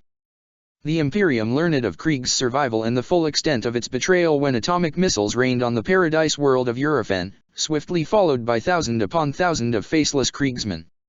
Within weeks, none of Eurofen's population were left alive, and once the plundering was over the Krieg left, taking with them the ships they had seized in orbit. Again and again this repeated, Jurden not being interested in capturing and holding territory, simply in ravaging as much of the Imperium as he could, which, with his Dark Mechanicum allies manufacturing new atomic weapons, was a lot. Task forces were sent to intercept the Blood Crusade, but the sheer numbers, determination, and utter disregard for their own losses of the Krieg resulted in a succession of defeats. Transport ships were sent back to Krieg and returned full of fresh reinforcements, cloned in the Vitae wombs and artificially grown to maturity within a few short years before being sent to die for their world's revenge. The Blood Crusade moved coreward, and several analysts theorized that Jurden might be trying to make his way to the dead world of Inwit, where once the Daemon Primarch Rogaldorn had reigned before the coming of the Orcs. No one could guess what the traitor colonel hoped to achieve there, but all agreed he must not be allowed to. Slowly, with every month of delay costing more lives as the Krieg continued their genocidal campaign, the Imperium mustered enough strength to fight back. In the end, it took the combined efforts of the Sons of Horus, the World Eaters and the Iron Warriors, along with billions of guardsmen, to break the back of the Blood Crusade and force them to retreat. By that point, however, Krieg was on the verge of becoming a full-fledged Daemon world, and couldn't be dealt with by conventional means. It fell to the Death Guard to purge the planet, the Sons of Mort Aryan fighting a long and grueling war in the underground complexes of Krieg. They succeeded, and without the mortal disciples of Kern the influence of the warp weakened enough for the planet to be destroyed using cyclonic torpedoes. In total, over 50 star systems were left ravaged by the Blood Crusade of Krieg, most of them left completely unsuitable for repopulation, poisoned as they were by the fallout of atomic weaponry. The fact that mere men, not even traitor space marines, could inflict such damage on the Imperium shook the Adeptus Terra. The Inquisition ordered all records of the Blood Crusade sealed under all but the heaviest of access restrictions, partly to avoid panic and partly to avoid knowledge of the atomic weapons spreading. These devices, as it turned out when the Adeptus Mechanicus analyzed them, are terrifyingly easy to build with the technology available to many civilized imperial world, and if there is one thing the events of Krieg prove it is that the power of destroying worlds should be restricted to as few people as possible. But not all Kriegsmen perished with their world. The sheer scale of Jurden's Blood Crusade had earned him the favor of Kern, and the Blood God was loath to waste such a powerful weapon. Even as the cyclonic torpedoes rained down on Krieg, Kern intervened, dragging the underground stronghold where the wounded colonel and his last followers had made their stand into the warp and depositing it within the Space Hulk Damnation's reward. There, the Krieg renewed their oaths of vengeance against the Imperium, and began to rebuild their strength. It is then that their path met that of the destroyer. Sigismund had been told of Krieg's tale by daemons of Kern, and even the chosen of Kern had been impressed by what mere mortals had accomplished. He found the Damnation's reward, and offered the Kriegsman technology and lore the Black Templars had gained from their then recent alliance with Fabius Bile, whose mastery of cloning technology was the stuff of nightmarish legend. In exchange, he asked that they join his eternal crusade against the Imperium, to which they readily agreed. In the 1,000 years since, the death corps of Krieg have been sighted on dozens of war zonies across the galaxy, often but not always at the side of the Black Templars. Kern embodies all of the uncountable cruelties and atrocities of war, and it is the sheer dehumanization of industrial warfare that the forces of Krieg represent. The Krieg Death Corps are siege specialists, making extensive use of artillery and close-quarter trench warfare. Legions of faceless soldiers obeying their orders without fear or conscience, bringing death to millions without any hesitation. Due to the method of their creation and the bleakness of their short lives, their souls are stunted, malformed things. Under their uniforms, they are plagued with unseen mutations as the corruption of Kern is made manifest in their flesh. Those who become crippled by these mutations, as soon as they can no longer carry a gun, are killed and their flesh recycled in the cloning vats, while those whose mutations make them more deadly are used as shock troops. A strange mutation, unique so far to the Death Corps, is the ability some display to transform their own limbs into weapons, altering their shape through willpower and drawing ammunition seemingly from the warp itself. These particular mutants are regarded with much more respect, considered to be blessed by the Blood God and gathered in squads. To the Kriegsmen, the only value of their lives lies in killing for the Skull Throne, until the day their own life is offered up as a sacrifice in turn to the God of War. To them, all justifications for war are meaningless, and the only meaning and purpose of war is war itself, a holy sacrament to Kern. Even the Destroyer, for all his power and prestige, only loosely controls the Death Corps. While none would pretend they are an alliance of equals, the Death Corps are still powerful enough on their own that the Black Templars must treat them with a modicum of respect, which most are inclined to give given the utter dedication to Kern of the vat-grown troopers. It is believed, feared, by some inquisitors that the Death Corps are what awaits humanity should Kern prevail and turn the species into a galactic weapon of endless genocide to sate his ever-growing bloodlust. These inquisitors would be more afraid should they know that, deep within the Damnation's reward, Colonel Jerton still endures, kept alive by the blessing of Kern and the extensive surgeries his followers have performed on him, linking him to the machinery of the Space Hulk itself. The Black Templars and the Death Corps made planetfall far from their objective, having learned the range of its defensive guns from the carnage they had wrought on the hordes they had previously unleashed. They landed nearly 100 kilometers to the Castellum's north, within an area secured by the key ornate vanguard, and immediately set toward their destination. Of course, the moment Warsmith Crom learned of their position, he ordered the long-range bombardment to start again. The risk of damaging the veil between Materium and Immaterium was less pressing than the approach of thousands of Chaos Marines and millions of Death Corps troopers. Unfortunately for the defenders, a localized warp storm had formed in the planet's atmosphere above the approaching army. It was believed to have appeared the moment the destroyer himself had set foot on Kasrapartox, although this couldn't be confirmed. Scouts in the area where the heretics had landed had all gone silent, hunted down by the Black Templars' vanguard. Trying to shoot through the storm could only backfire, and so the mighty guns of the Castellum remained silent, waiting for the enemy to get closer. The numbers of the Black Templars had long been a subject of much speculation in the Imperium. The Warband was a known offshoot of the 7th Legion, but the Hatred Dorn was known to harbor for its leader was believed to make recruitment, always a difficult proposition for the traitor legions, all but impossible. Surely the Daemon Primarch of Kern would have made it a priority to target any facility the Black Templars might use to create and train new Asteroutes. But Sigismund had escaped the breaking of the Imperial fists with the Eternal Crusader, and the flagship of the 7th Legion contained its own facilities, allowing for limited recruitment from promising children from ravaged worlds to compensate the losses sustained by the Warband over the course of their endless blood crusade. Worse, since the alliance between Sigismund and Bile, the Black Templars had received the Clone Lord's assistance in bolstering their numbers. In total, nearly 15,000 Black Templars made planetfall on Kasr-Partox, vastly outnumbering the transhuman defenders of the Castellum. Some of them had fought alongside Sigismund during the Great Crusade, while others had been raised from the children of war that had shown promise, and others still had burned away their old allegiances, be they to loyal or traitor legions, to march under the banner of the Chosen of Khurn. And so the fortress world was the theater of yet another instance of the old hatred between the 4th and 7th legions playing out across the ages. The Black Templars may have changed their name and repainted their armor black to match their leader, but they were still sons of Rogaldorn, and they despised the Iron Warriors, whose castles they had broken against time and again during the heresy. Despite the might of the opposition, War's Mythcrom didn't despair, and neither did the rest of the Imperial commanders. The attackers might have a considerable advantage in Astaroths, but the numbers were far less unbalanced when the human troops were taken into account, if the Death Corps could still be counted as such, which they were for strategic if not theological purposes. Combined with the might of their walls and guns, it was estimated that the siege would last for months if not years, and turn into a grinding battle that, though it would cost the defenders dearly, might well end up sounding the death knell of the hated Black Templars completely as they broke themselves against the defenses of the Iron Cage, just as the Imperial Fists had done thousands of years ago. They had good reasons for that cautious optimism. Kasr-Partox eponymous Castellum was a hive-sized fortress which hosted over 100 million inhabitants in normal times, and whose packed shelters were now refuge to billions, not just from the rest of the planet, but from the many installations and outposts evacuated across the rest of the system as well. Vast stores of weaponry had been opened to arm those of these refugees who could fight. It was perhaps a desperate gesture, for should it come to this then surely Kasr-Partox was lost. But the lords of the planet would not deny these people the chance to defend themselves and die for the Emperor, on their feet, and in defense of their loved ones.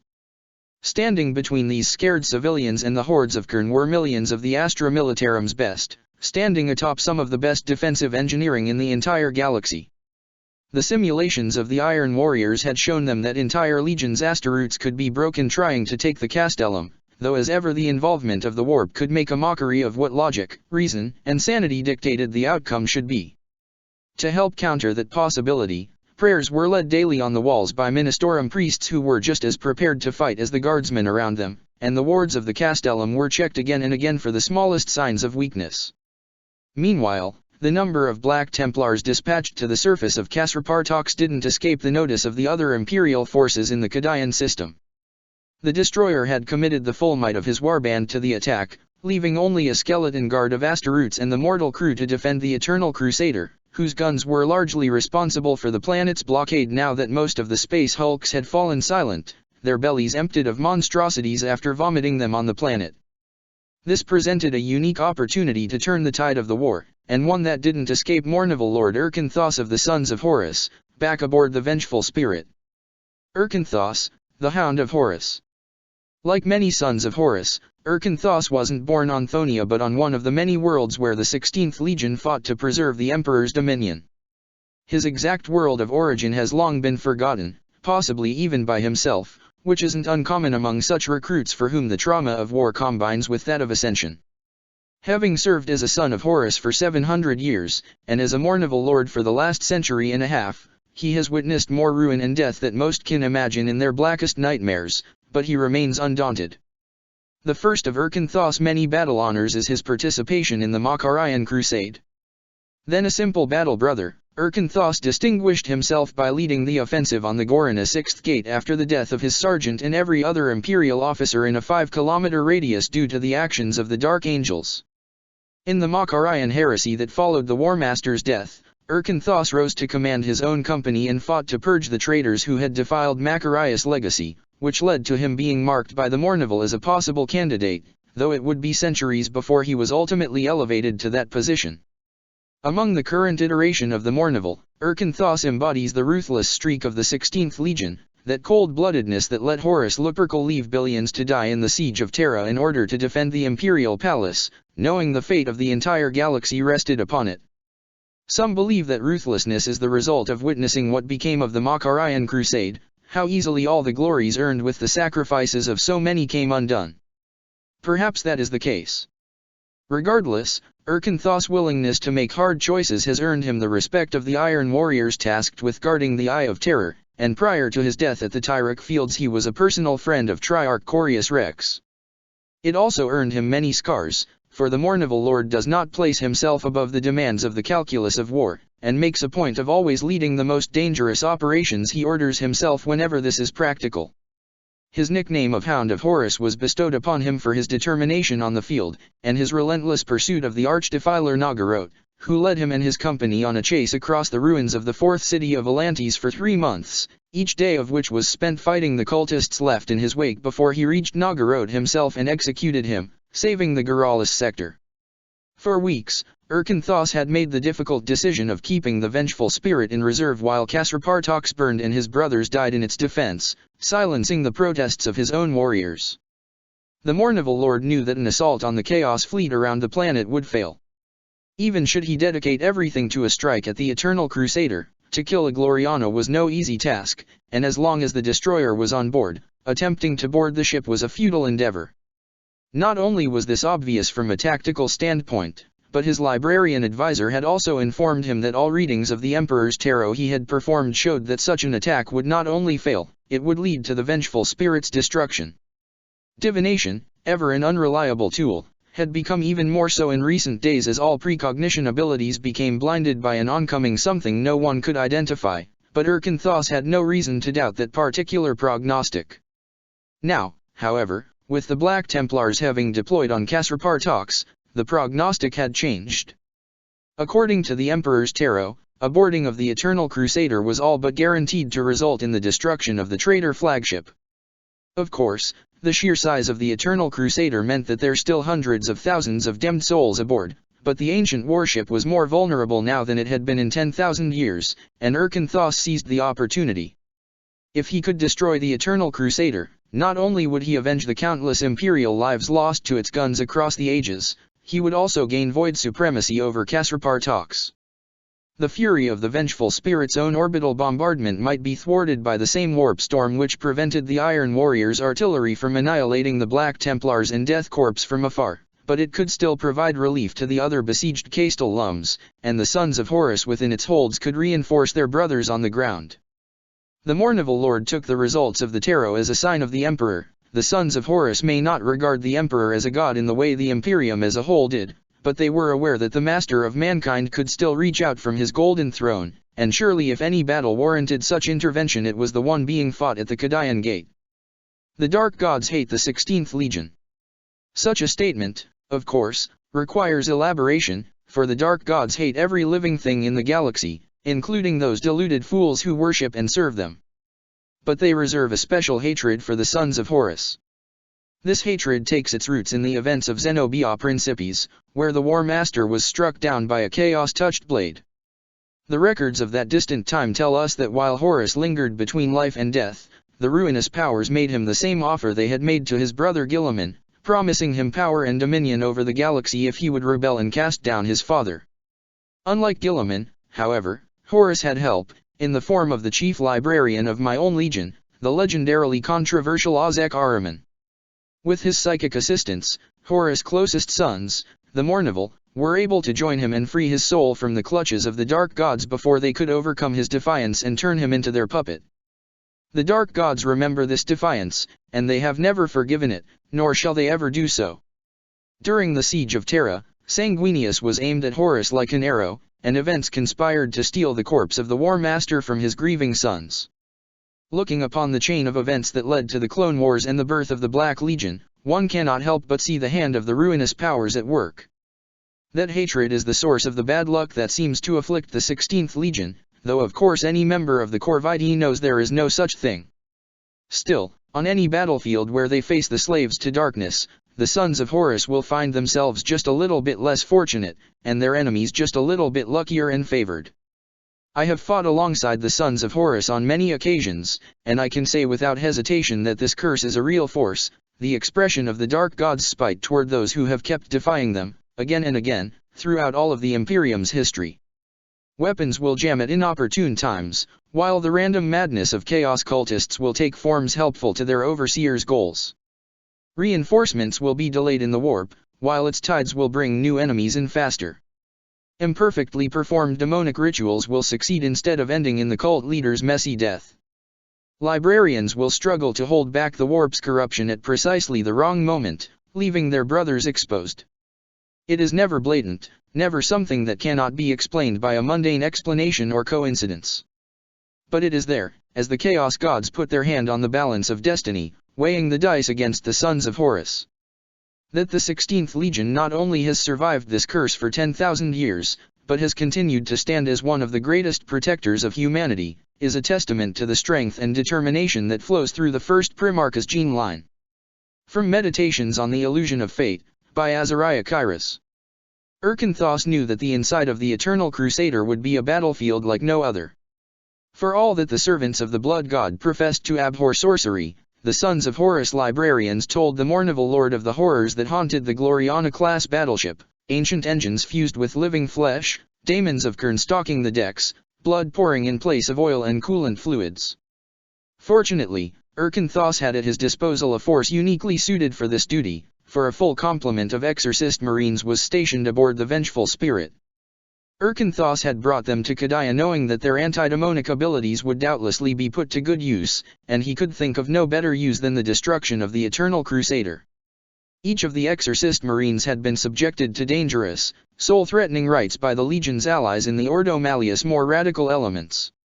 As a result, they were greatly resistant to psychic threats and far more efficient than regular Astaroths in battle against never-born entities. Erkinthos himself wasn't an exorcist marine. The price paid by these warriors made them unsuitable for positions of command, let alone ones where they would be expected to interact with other Imperial agencies. He still intended to lead the boarding action in person, knowing that even in victory it was unlikely many of the boarders would return.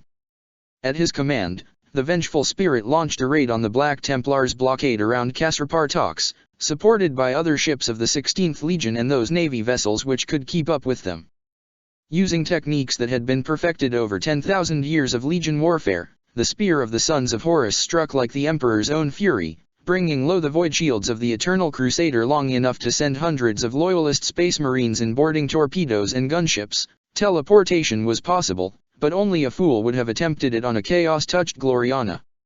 The Vengeful Spirit emptied her stores of decoy and chaff to keep the point defenses of the Eternal Crusader from obliterating the boarders before they could even reach it, but even so, scores of legionaries were blasted to pieces in the void, yet many more made it aboard. The battle within the Eternal Crusader were every bit as bad as Erkinthos had known it would be. The ship itself fought back against the intruders, opening up sections that had been sealed for centuries and within which warp-spawned nightmares had bred and evolved into terrifying new forms. Members of the crew hurled themselves onto the Sons of Horus blades, dying with prayers to Kern and the Destroyer on their lips. Automated defenses and things that might have been battle servitors at some point took a heavy toll as well, to say nothing of the few Black Templars who had remained aboard the Eternal Crusader. Even the Exorcist Marines' protection against the perils of the warp was strained to its limits, as were their more mundane skills and bravery. But eventually, Erkinthos and his command squad made it to the bridge of the Eternal Crusader, breaking through the last line of defense hastily thrown together by the mortal heretics crewing the command deck. It had been too easy. Erkinthos had known something was wrong from the moment he had set foot on this thrice accursed ship, but then of course he had. It would be harder to name one thing that wasn't wrong with the Eternal Crusader.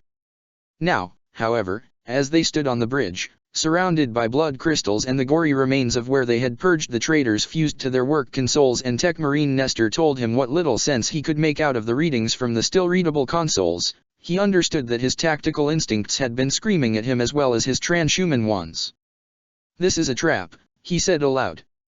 Then, moving on instinct, he immediately opened an unencrypted Vox channel, broadcasting his words with every marker of authority and urgency at his disposal, making sure every 16th Legion force in range could hear him. "Mournival Lord Erkinthos here. This is a trap. The Crusader has been set to blow up. Everyone, get off this ship. Vengeful Spirit, move away from it as fast as you can. We won't be able to pick you up if we do that, my lord," came the reply of the shipmaster. There was no panic audible in his voice, the man was far too well trained for that, but Erkinthos could sense it nonetheless. It doesn't matter, roared the Mournival Lord. The spirit is more important than any of us. Go. As you will it, my lord. We have engaged the engines at full power and are preparing our shields. May the Emperor watch over you. May he watch over us all, muttered Erkenthos as the Vox link finally collapsed. Truth be told, it was a miracle it had even worked in the first place, which was probably all the mercy the Emperor could spare on them right now. Map Healer, he called his librarian. Do you see any way out of this? The Psyker shook his head, scattering droplets of sweat and blood. He had been under tremendous strain since they had boarded, fighting every step to keep his soul free of corruption. Nothing, he said through gritted teeth. I see only fire and ruin now, Erkenthos. I hear only the laughter of dark gods. We are doomed, and it is all my fault. We aren't dead yet, growled Erkenthos. Remember who we are. We are the sons of Horus. Ours is the blood of the first War Master. If our sire could spit in the face of the dark gods, then we will not dishonor him by giving up before it is over. He looked around, taking in the entire bridge, searching for, there. Under his helmet, the Hound of Horus smiled grimly. It was a long shot, no, it was a 1 in a million shot, and the Mournival Lord knew all too well that chance never favored the 16th Legion. And yet, this isn't over yet, you black-souled bastard, he swore, and began to run. Exactly as the Emperor's tarot had foretold, the reactors of the Eternal Crusader detonated. Its surviving crew were annihilated, their souls sent shrieking to the Blood God along with the ancient, malevolent intelligence that served as the ship's machine spirit. The vengeful spirit, forewarned by Mournival Lord Erkenthos, barely managed to get out of immediate danger, though her void shields took a battering and few, if any of the sons of Horus deployed in the boarding were recovered. Even in death, the Eternal Crusader served the Blood God well. The Gloriana-class battleship had been holding in orbit above Kasrapartox, and as it came apart its pieces rained down upon the Castellum in a shower of fiery meteors. Each of these enormous pieces of debris was infused with the psychic echoes of 10,000 years of slaughter across the galaxy in the name of Kern, and further empowered by the sacrifice Sigismund had made of his own flagship, an act of such lunacy that none of the imperial strategists could possibly have anticipated it. The technology required to build new Gloriana-class battleships had long been lost, and those few who remained were precious beyond measure in the long war, yet here Sigismund had sacrificed one of the greatest weapons of the 7th Legion.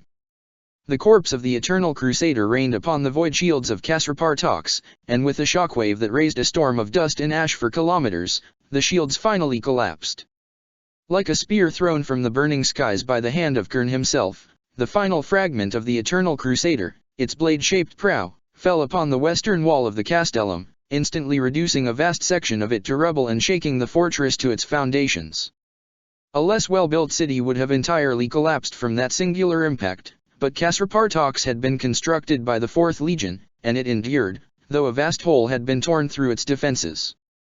Before the quakes had stopped, the Kriegsmen hurled themselves at the walls of Kasrapartox in their tens of thousands, their gas masks protecting them from the noxious clouds raised by the death of the Eternal Crusader. Consumed by a bleak nihilistic madness, they cared not for their own lives or those of their comrades, and would not break or retreat, only their complete annihilation would stop their advance. The Black Templars advanced with them, while the destroyer himself walked slowly behind the vanguard, his body language deceptively calm while Imperial Psykers began to weep and babble about the black storm of hate and fury that approached. The rubble of the western wall and the adjacent sections of the Castellum became a vicious battleground, as the Imperial commanders sent their reserves to keep the Kiernates from gaining ground while they redeployed their tanks around the ravaged area. With the ground made treacherous and visibility reduced to a few meters at best by the dust clouds, what followed was a gruesome butchery, where skill and tactics counted for little compared to sheer endurance, determination, weight of numbers and pure luck. 200 iron warriors, 100 sons of Horus, and 50,000 guardsmen went into the Zone Mortalis, performing many acts of heroism that would sadly go entirely unrecorded, witnessed only by the Emperor and the Dark Gods.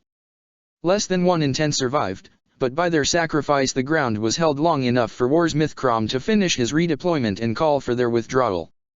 A wall of tanks and pre-built fortifications had been deployed all around the Zone Mortalis, manned by entire regiments of guardsmen and further defended by artillery pieces that had shifted their targeting arrays to the inside of the breached walls. Snipers took position on the closest buildings that had survived the impact, and Auspex teams were deployed that carried advanced Mechanicus devices that could penetrate the clouds of dust choking the area. When the first wave of the Kieranate army hit this new defensive line, it held, and was soon adorned with the blood of Krieg and Dorn.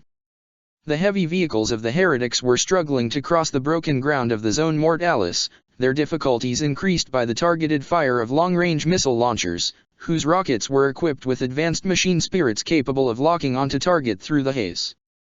Enemy casualties mounted, and the defenders dared to hope that the breaking of their walls might turn out to have been a blessing in disguise, a tactical error. Few were foolish enough to think it a coincidence, on the part of the destroyer, which would result in his armies being bled dry. But then Sigismund himself reached the defensive line, and those hopes were dashed to pieces. Gurus had thought the Death Corps were monsters. Faceless monsters, bred for war and knowing nothing else, unleashed upon the servants of the God Emperor from whatever hell had spawned them. He had been wrong. The Death Corps were nothing. This was a monster. It looked like the Asteroutes, but it wasn't one. Its armor was black and red like the Black Templars, but it wasn't one. Gurus had seen Black Templars die as they emerged from the Zone Mortalis and charged the line. The monster didn't die. It had cut the Lupercal tanks to shreds with a chain sword whose hunger Gurus could feel in his soul. It had carved its way inside the Baneblade that had tried to ram him from the front and emerged from the back covered in the guts of the crew. It had taken 3 simultaneous rockets straight in the torso and simply shrugged it off. It had taken more lost bolts than Gurus could count, and underneath all the blood, the paint of its armor hadn't even been chipped. It had killed all of Gurus' squads within a handful of seconds, and now it loomed over him, its horrible red gaze piercing into his soul. "Go on," said the monster. Its voice was far too calm. It should have been a growl, a scream fit to rend reality asunder. Instead, it sounded calm, and that frightened Gurus more than anything else. "Go on. Tell them I am here. Let them know their doom has come." Gurus knew the monster's name. How could he not? He was the Vox man in his squad. He had heard the communications. He didn't want to do anything the monster wanted, but this he had a duty. And even now, even as his mind was overcome with terror and the utter certainty of his imminent death, the trooper of the 587th Chemosian Eternals clung to that duty. "Sigismund is here," he breathed into the Vox, somehow managing to keep his voice from shaking. "The destroyer has arrived." Before he could hear the shocked reply, the chain sword descended, and Gurus' skull was claimed for Kern. The chosen of Kern tore through the line of the defense of War's Mythkrom as if it were wet paper. Imbued with the favor of the blood god, he was more akin to an elemental force of destruction than a singular warrior. Tanks were rent asunder and entire squads were wiped out in a swipe of his great chainsword, and the gaze of Kern followed wherever he walked, burning into the minds of the Imperials while filling the heretics with new vigor. Such power was greater than what had been recorded in previous encounters with the destroyer, and the Imperial savants theorized that Sigismund was on the brink of reaching the dark apotheosis all champions of chaos pursue. But Sigismund had been denied transfiguration into a daemon prince for 10,000 years, despite his bloody deeds surpassing those of any of the champions of Kern who had been raised to daemonhood in the interim. Of course, the motives of the ruinous powers couldn't be guessed by sane individuals, yet the Imperial commanders still felt something deeper and darker was afoot here. Attempted readings of the Emperor's tarot returned nothing but the promise of death and destruction, and even the most powerful of seers reported that their second sight was completely blocked, though they were hesitant to blame it on the Black Crusade. Regardless of the reason for Sigismund's terrible might, the threat remained the same. Kieranate forces poured into the hole the destroyer had ripped through the Imperial lines. Black Templars riding on half-demonic beasts raced ahead, hunting isolated squads of guardsmen, while packs of sword brethren advanced, supported by the fire of the Death Corps. Despite this, order might still have been restored and the flow of battle reverted, for the defenders had vast reserves of manpower to draw upon. However, as War's Mythkrom began to give the orders that might turn the tide, though how to deal with the destroyer himself, he had no clue, Chaos Terminators teleported directly inside his command center from one of the Black Templars' ships remaining in orbit, crashing through the anti-teleportation wards and backup void shields meant to prevent such a thing. Only the Dark Gods knew how many such elite warriors were lost to the warp in the Minerva, and the ship from which they were deployed, the Axe of Wrath, was seen imploding into a raging warp portal by the auspexes of the vengeful spirit, utterly annihilated. But over 20 of the Terminators reached their destination, each and every one of them a maddened beast lost to the darkness plaguing Dorn's gene line. By the time the last of the Chaos Terminators was slain, his helmet and the skull within turned to shrapnel by an Iron Warrior's thunder hammer, the command center was in ruins, and War's Mythcrom was dead, having taken 3 of the key ornate berserkers with him despite only wearing a suit of standard power armor. The cogitators, auspexes, and voxcasters with which the defense of Kasrapartox had been managed had been reduced to scrap, and only a handful of the human staff were still alive, and might not remain so for long despite the best efforts of the Medici. In one single strike, the Black Templars had shattered the Imperial chain of command on the planet. Thankfully, Lady General Zilith had been out of the command center leading her troops, as had been Captain Anistoff. The son of Horus Commander proposed one last course of action, a concentrated strike on Sigismund himself, putting everything they had into an attempt to cut off the head of the beast. The destroyer may be more powerful than ever before, but he also stood on the very threshold of daemonhood, and in some ways never was a champion of chaos more vulnerable than when standing on that precipice's edge. The blessings of Kern which had kept the Black Templar alive against all odds were no longer in play. The single remaining librarian of the 16th Legion on the planet was convinced of it. It was a desperate plan, but as the castellum burned around them and more daemons began to manifest from the bloodshed, it was clear that they were in a desperate situation. The civilians in the shelters couldn't escape. There were no secret tunnels leading outside the castellum, as the Iron Warriors knew from bitter experience that such tunnels were guaranteed to be known to the enemy, and would at best deliver the refugees into their waiting hands or at worst provide them a route for infiltration. Treachery, despite the best efforts of the Inquisition, couldn't be completely suppressed on Kadaya, not when the Eye of Terror forever burned in the skies. Evacuation off-world was also impossible, not with the Black Templar fleet still holding orbits and how little time they had left. Lady General Zilith pulled together as many of her Eternals as she could, while Anistoff mustered 11 squads of legionaries to his side, as well as that number again in Iron Warriors. Since his emergence from the Zone Mortalis, Sigismund had advanced in a more or less straight line toward the command citadel, not stopping as he crushed defense point after defense point, even after the decapitating strike had been successful. Even as, elsewhere in the system, the warrior who thought of himself as Cerberus learned an awful truth and was taken prisoner by the Clone Lord's greatest, most monstrous creation, Sigismund led the final push of the Black Templars into the capital city of Kasrapartox. Power coursed through Sigismund as he killed, growing greater with every skull he claimed for Kern. He had lost count of how many he had slain since emerging from the grave of his flagship, his eidetic memory straining under the weight of the darkness pressing down on him.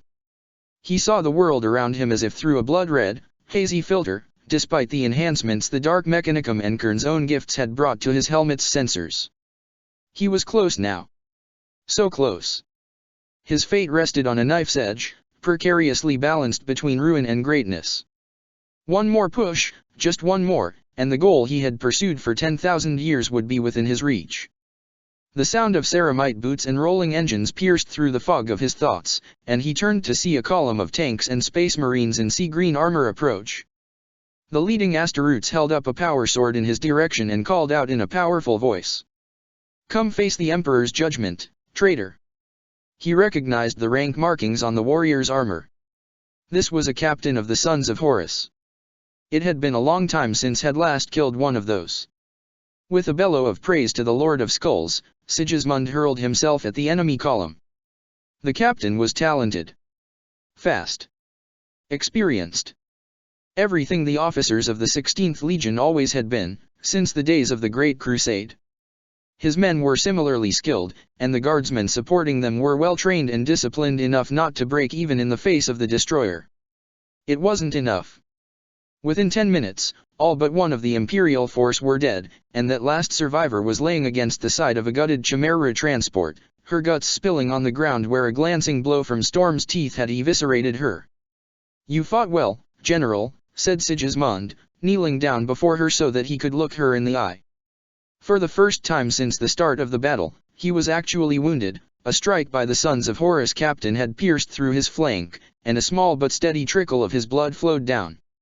He recognized her rank insignia as well. The Chemosian Eternals had been some of the best Astra Militarum units he had encountered during his crusade.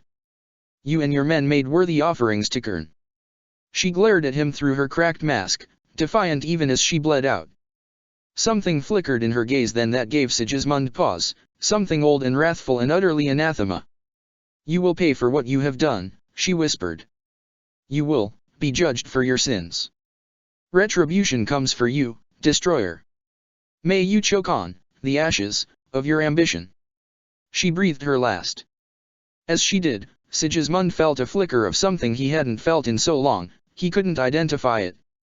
There was a pressure in his chest, as if the tiniest dagger had found its way through his wound, passing through his blessings, his armor, and his flesh and lodged itself into his heart, but the feeling passed, and he dismissed it.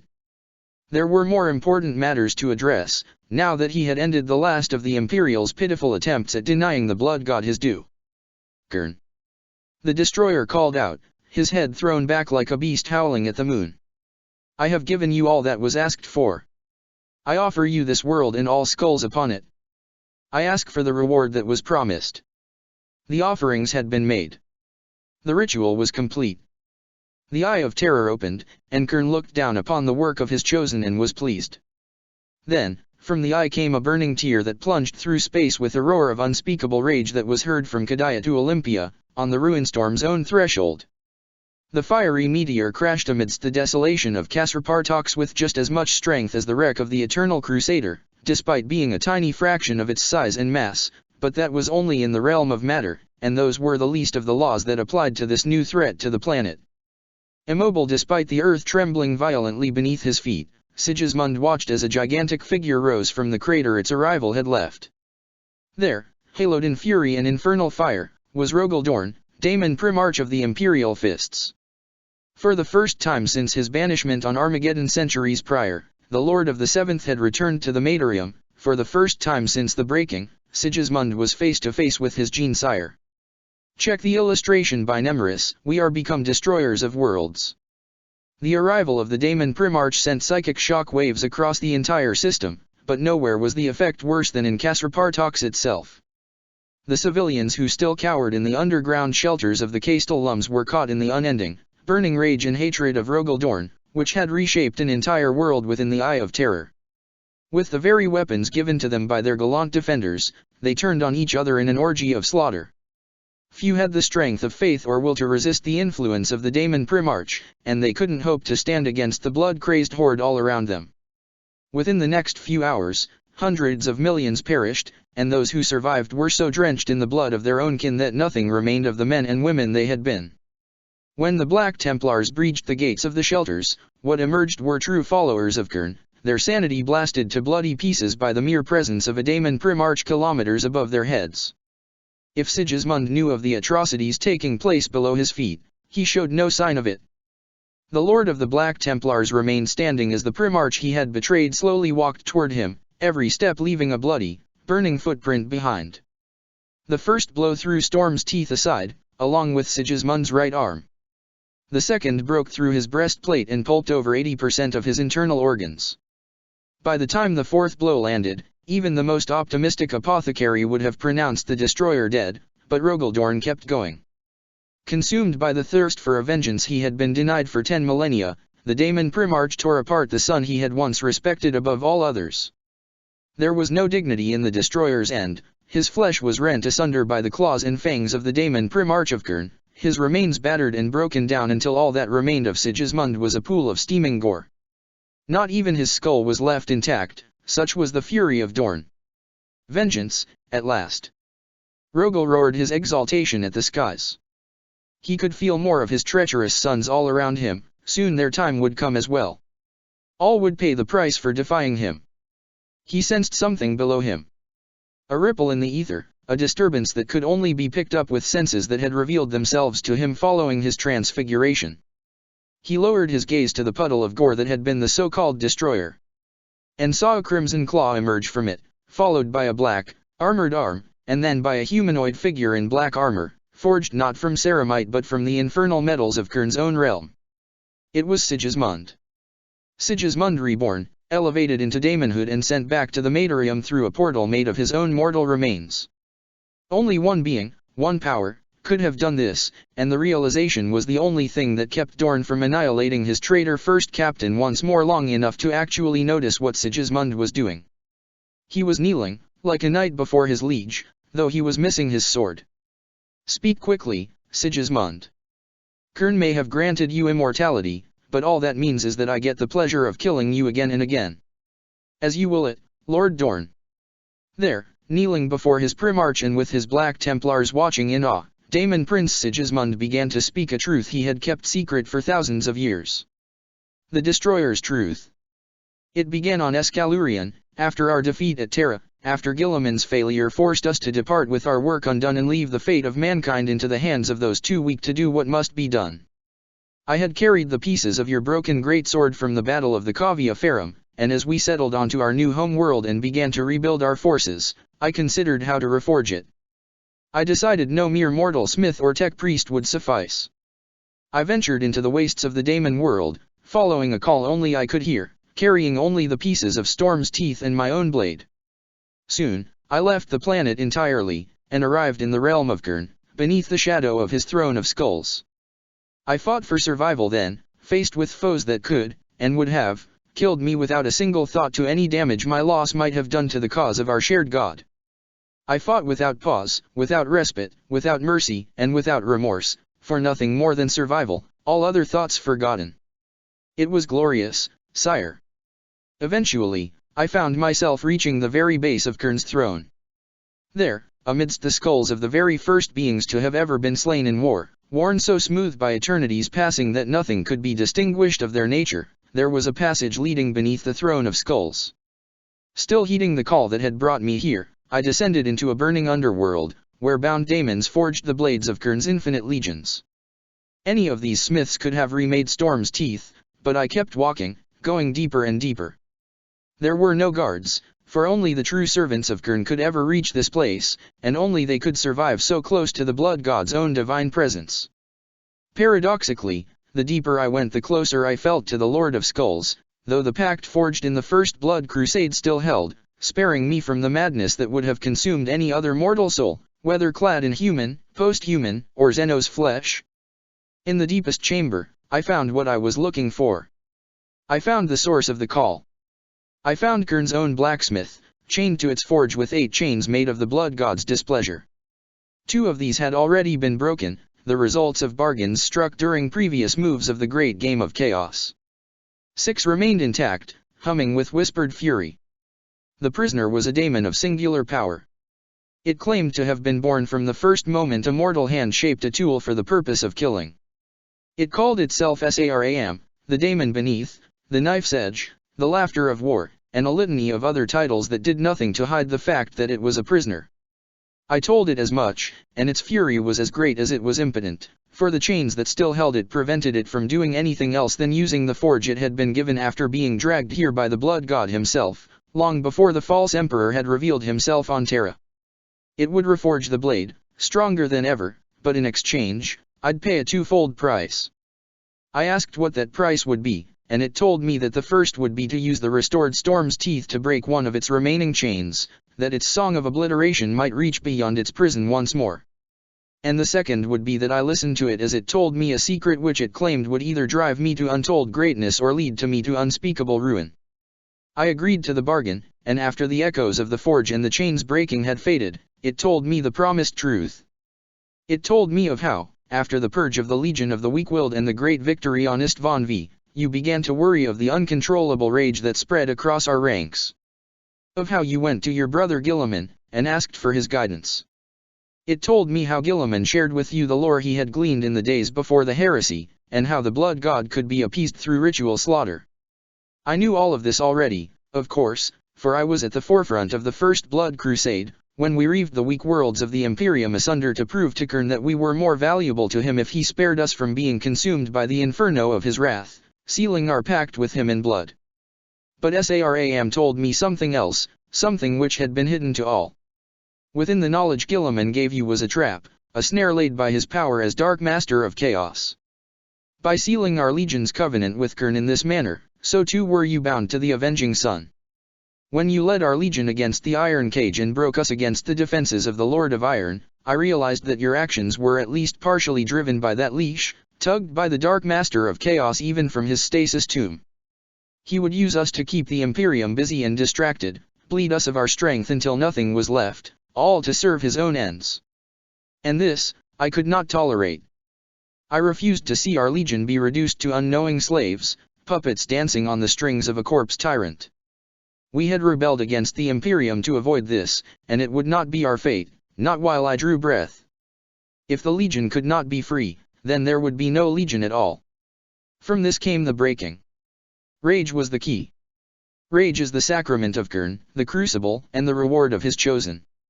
Through your rage towards me, you could ignore the attempts of Guilliman to command you. But it wasn't enough to break the chain. I made a pact with Khurn then. I offered the greatest of blood crusades, 10,000 years of strife across the galaxy in the name of his glory, culminating with this war, and the sacrifice of both my flagship and my own skull to the altar of war. I did not know that the blood god would raise me up anew. My own life was a more than acceptable price to free you from the Dark Master's control. And now it is done, my liege. Now you are free, and so it is time for the 7th Legion to be one once more. All hail Rogaldorn, the son of Khurn. All hail the Imperial Fists and the Age of Blood. With his tail over, the destroyer looked the Daemon Primarch in the eye, while around them the Black Templars fell to their knees in emulation of their lord. Seconds stretched by, painfully slowly, as Dorn absorbed the revelations of his former first captain. Deep inside, some part of him that had been silenced for thousands of years knew all that Sigismund had told him as true. His brother had used him, had deceived him, had sought to enslave him. Guilliman lives, he said at last. I heard the echoes of his awakening all the way to Escalurion. His armies march, to lay siege to the home of the foolish Lord of Iron and break the cage he built around Ultramar. I will have words with my brother, and make it clear his deeds have made him unfit to rule in my eyes. Through war and battle, the question of which of us shall lead mankind's future shall be decided, as it should be. As for you, my treacherous, most devoted son, your skull and soul belong to Khurn. Until the day you fail him, I shall hold back my punishment for your actions, but on the day your blade is no longer judged worthy, the fullness of my wrath shall descend upon you.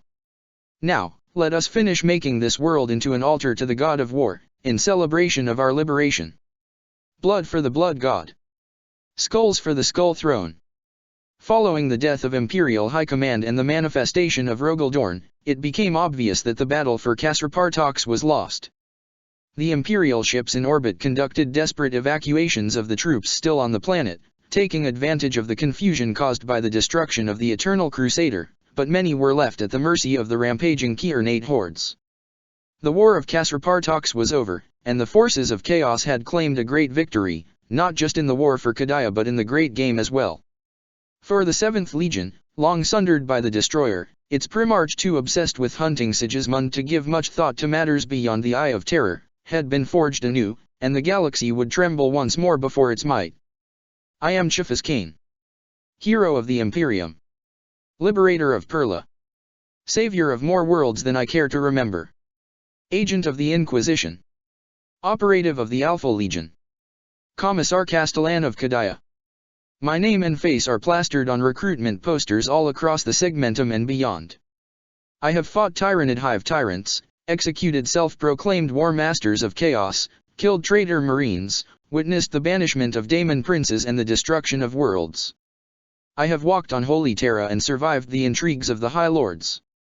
I am a liar. A fraud. A coward. And I am so very afraid. The times of ending are here, and I am afraid. I should be used to fear. After a century of this life, you would think so, wouldn't you?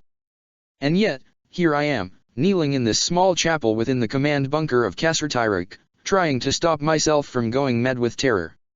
Everyone else has cleared it without me needing to even ask, as they do every time I come down here. They all think I'm praying to you for clarity, for strength, for the safety of the souls of all those who have already been killed. They are wrong. I am here because I am going to break under the pressure, because I need to let the mask down and stop pretending to be something I am not for a moment. Still, prayer certainly can't hurt at this point. The other side certainly aren't shy about calling on their own gods to help them win their battles. And they have the gall to call us weak. God Emperor, I know I haven't been the most devout of your subjects. I haven't spent as much time in your churches as I probably could have, and definitely more in bars and gambling dens than I should have. In my defense, it has been around 70 years since I last set foot in a bordello for reasons not related to my duty. All of my life, I believed that you had more important things to care about than I. But now, here I stand, on the threshold of hell, faced with the hordes that took your sacrifice, and so much more, to push back the last time they threatened humanity. So many have died already. So many more still will, no matter what I do. Please, grant me your guidance in this hour. Not for me, but for all those beautiful fools who believe in the lie of Cain the hero. I am not that man. I never was. He never existed. All I am is Chief as Cain, and it isn't enough. So please. I beg of you, my emperor. If you feel any gratitude for what I have done in your name, however reluctantly it was done, then please. Help me save them. Times of Ending, the Kadayan Apocalypse. Part 3, Death of Heroes. With the descent of the new Marines, the Battle of Kadaya has entered a new phase. Cut off from the rest of the Imperium by the warp storms raised by the Dark Angels, the defenders of the Kadayan Gate must now make their stand against the fruit of thousands of years of the Clone Lord's vile genetic experiments, while sinister plots unfold across the system that could forever change the course of the Long War. A darkness not seen since days long lost to myth has come to the galaxy, but these brave heroes are unaware that it is but the prelude of what is to come, for, far from the Kadayan Gate, 3 Primarchs still have yet to reach their father's throne room. The fall of Kasrapartox had dealt a terrible blow to the defenders of the Kadayan Gate. Though the forces of the archenemy had initially found some success in their attack, it had been believed by the common troopers that the fortress worlds would be able to hold against the Black Crusade for months, or even years. Instead, Kasrapartox had fallen in barely a month, and while Imperial High Command stamped hard on any rumor, there were still stories circulating of the bloody daemons that had been involved, including the infamous Destroyer and his infernal progenitor, the accursed Rogaldorn. Of course, Imperial High Command knew the full extent of what had happened on Kasrapartox, as the defenders of the sister world to Kadaya had made sure to inform their peers of the peril they faced, despite knowing that there could be no reinforcements sent. The last Castellums still standing on Kasrapartox were, according to the last communications which had made it through the increasing warp turbulences, preparing to meet their end nobly against the Kiernaite hordes. The only bright spot, such as it was that the destruction of the Eternal Crusader had left behind considerable orbital debris, even taking into account the bigger pieces which had fallen onto the planet. As a result, the evacuation and redeployment of the Chaos armies responsible would be significantly delayed after the last Imperial defenders had been defeated. No one truly believed they could prevail. Battle continued across the rest of the system.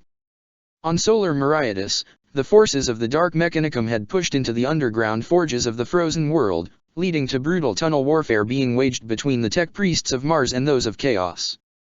After the third incident of a long-range Vox receiver killing its operators after being infected by scrap code, the order was given to stop listening to transmissions from Solar Meriadus, at least until the strategic situation had evolved. The fortress worlds of Kasraholn and Kasrasond were besieged by the Black Legion's hordes of mutants and heretics, but the word-bearers of the Illuminating Dawn chapter deployed between the 2 planets alongside their garrisons of Astra Militarum troops and 4th Legion overseers were holding for now. It appeared that, for now, the Black Crusade's commanders simply wanted to keep those forces contained while their plans for Kadaya itself progressed. The navy complex of Vigilatum had yet to come under attack by the Chaos Fleet, and while the hive world of Mach Aria was suffering a veritable plague of cult uprisings, it too had been spared from direct assault by the invaders. It was speculated by Imperial High Command that the Black Crusade desired to seize the food production facilities of Mach Aria for itself, as investigations in the Eye of Terror, performed at great cost, had made it clear that such facilities were rare in the extreme within the spatial anomaly, and uncontaminated food and water worth as much if not more than ammunition for the traitors' guns. This still left the Kadayan defenders to deal with the Black Legion's latest horrifying surprise, the 3 redoubts which had landed on the planet and disgorged the asteroids contained within. To the Black Legion, these creations of Fabius Bile were called New Marines, but the Imperials soon came up with different appellations: the Defiler Marines, the Abominations, the Bileborn, and 100 others. Within days of the redoubt's landing, the situation across Kadaya had altered dramatically. The estimates of Imperial logisticians concerning the number of new Marines each redoubt carried turned out to have been overly optimistic. In total, around 30,000 of the Clone Lord's transhuman children had been brought to Kadaya.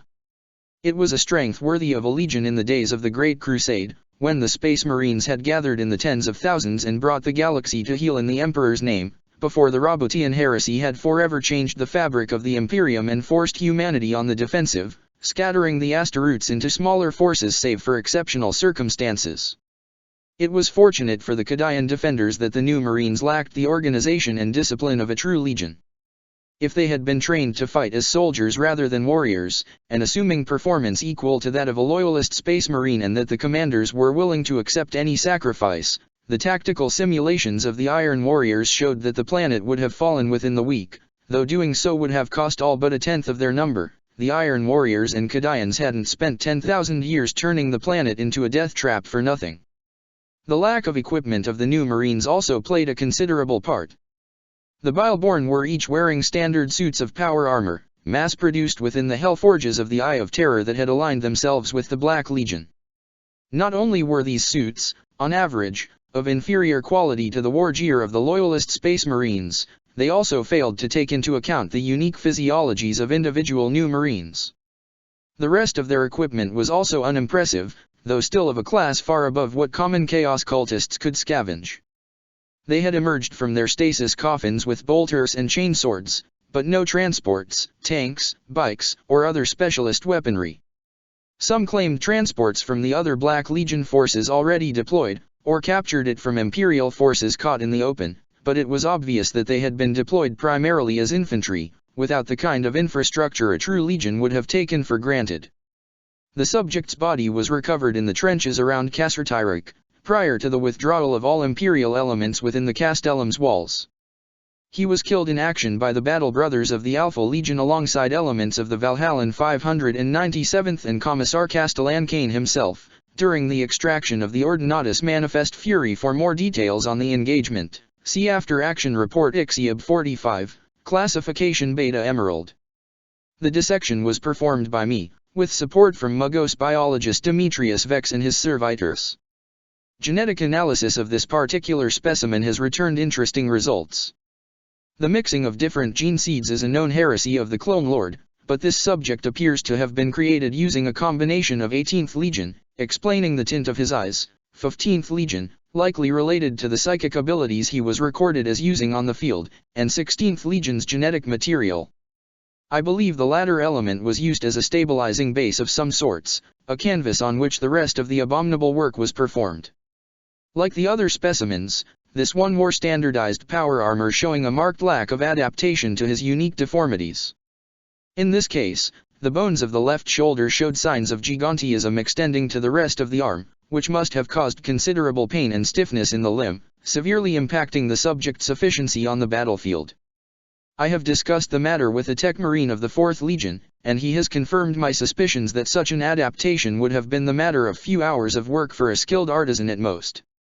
The subject showed little traces of physical mutations beyond the previously mentioned abnormal growth of his left arm.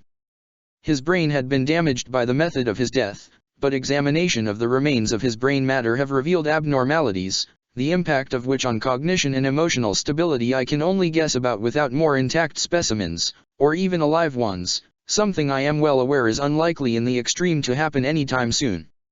If I were to speculate, however, I would say that these abnormalities might be the reason for the Bileborn's observed fanatical dedication to their creator. Mere hypno-conditioning and more conventional indoctrination could of course explain much of that behavior, but I suspect the Clone Lord went further in order to ensure the loyalty of his creations. I must stress that this is purely theoretical, and of little practical use besides. Fabius Bile has had thousands of years to perfect his control on his creations. It is supremely unlikely that the Robout scenario some of my peers have imagined will ever come to pass, unless something drastic happens within the hierarchy of the Black Legion. Excerpt from the abridged report of Caractacus Mott, Inquisitorial Savant, on the heretic Asteroutes subcategory commonly known as Bileborn. Given the size of the redoubts and the immense amount of resources that must have gone into their construction and the creation of the Bileborn, it seemed impossible that this was by mistake. The presence of observation servitors alongside the new Marines reinforced the belief of the Imperial commanders that the entire battle zone was being treated as a giant experiment by the mad arch-renegade of the Emperor's children, a way to test his creations in real battle conditions and see which ones performed best. Alpha Legionnaires present at high command meetings confirmed that this was likely the case, based on the information they had on the Black Crusade in general and Fabius Bile in particular. Of course, this information was kept from the troops, who certainly didn't need to know the enemy commander was using them to test the skills of his latest demented creations. But while the new Marines lacked some of the strengths of their predecessors, they had their own unholy gifts to compensate, bestowed upon them not by the ruinous powers but by the forbidden alchemy of the primogenitor. The Imperial forces that had been operating outside the Castellums, harassing the Black Legion hordes and cutting their supply lines, were now faced with overwhelming transhuman numbers. Even the old, heresy-era tactics developed to deal with the traitor legions were useless, for they hadn't accounted for seemingly random abilities the new Marines displayed. In some cases, the warbands of roaming Bileborn were slaughtered by the more experienced and disciplined Imperials, while in others the servants of the Emperor were killed to the last, with many more engagements falling somewhere in between. The new Marines had been deployed without a clear order of battle, and seemed to have their own objective, to prove their worth to the Clone Lord, whom they regarded as a mix between a father figure and creator god. In a manner reminiscent of the way orcs behaved, they sought the greatest challenges, and while this drew most of them to the Castellums, those loyalist forces still operating outside the fortresses soon became hunted by thousand-strong wandering bands of new Marines, along with whatever Black Legion troops they could bully into supporting them. Only forces that could move fast enough to avoid being caught, or who had enough transhuman power of their own to overcome the new Marines in small groups, could hope to survive in those conditions. Individual companies of Space Marines were thus able to continue operations across Kadaya, as did motorized regiments with enough firepower. With the Vox network heavily damaged by warp interference and the ongoing destruction of orbital relays, these units were forced to operate entirely on their own, doing their best to inflict as much damage upon the enemy as they could. Even Knights and Titans were not completely safe from the new Marines, as was proven when a battle group of the Legio Culicitae was swarmed by other 2,000 Bileborn and around 50 Black Legion tanks. The Asteroutes rushed the Titans and climbed them despite the casualties they took in their charge, before hacking their way inside and slaughtering the crew of the 13 God machines. Within the week, half of them walked again, their machine spirits forced into submission by elements of the Dark Mechanicum. Other battles went better for the Imperium.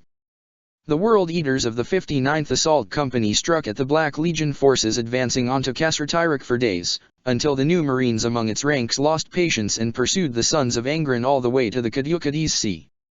Clad in void-proof power armor, the World Eaters walked down into the depths, and such was the fury of the Bileborn that all of them with functioning helmets pursued them.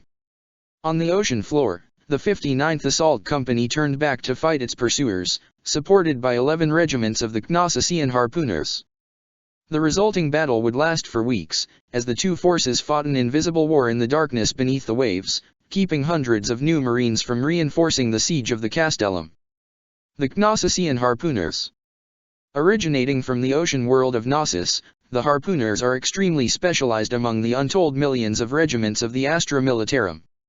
Gnosis is a world entirely covered in water, and humanity's presence is concentrated within a few cities on artificial islands which double as landing platforms for the heavy cargo haulers which send the planet's tithe of processed fish and alga to feed other worlds. This would qualify Gnosis as an agri-world, if not for the presence of the Charbidi megalodons, immense shark-like creatures which reign at the top of Gnosis' food chain, despite man's best efforts to exterminate them. Such is the strength and resilience of the Charbidi megalodons that wiping the species out completely would require the use of chemical weapons which would cripple the planet's biosphere and render it useless to the Imperium. Therefore, the harvest arcs of the Knossocean people are defended from the megalodons and other predators by human soldiers, with the best of the survivors being inducted into the ranks of the harpooners.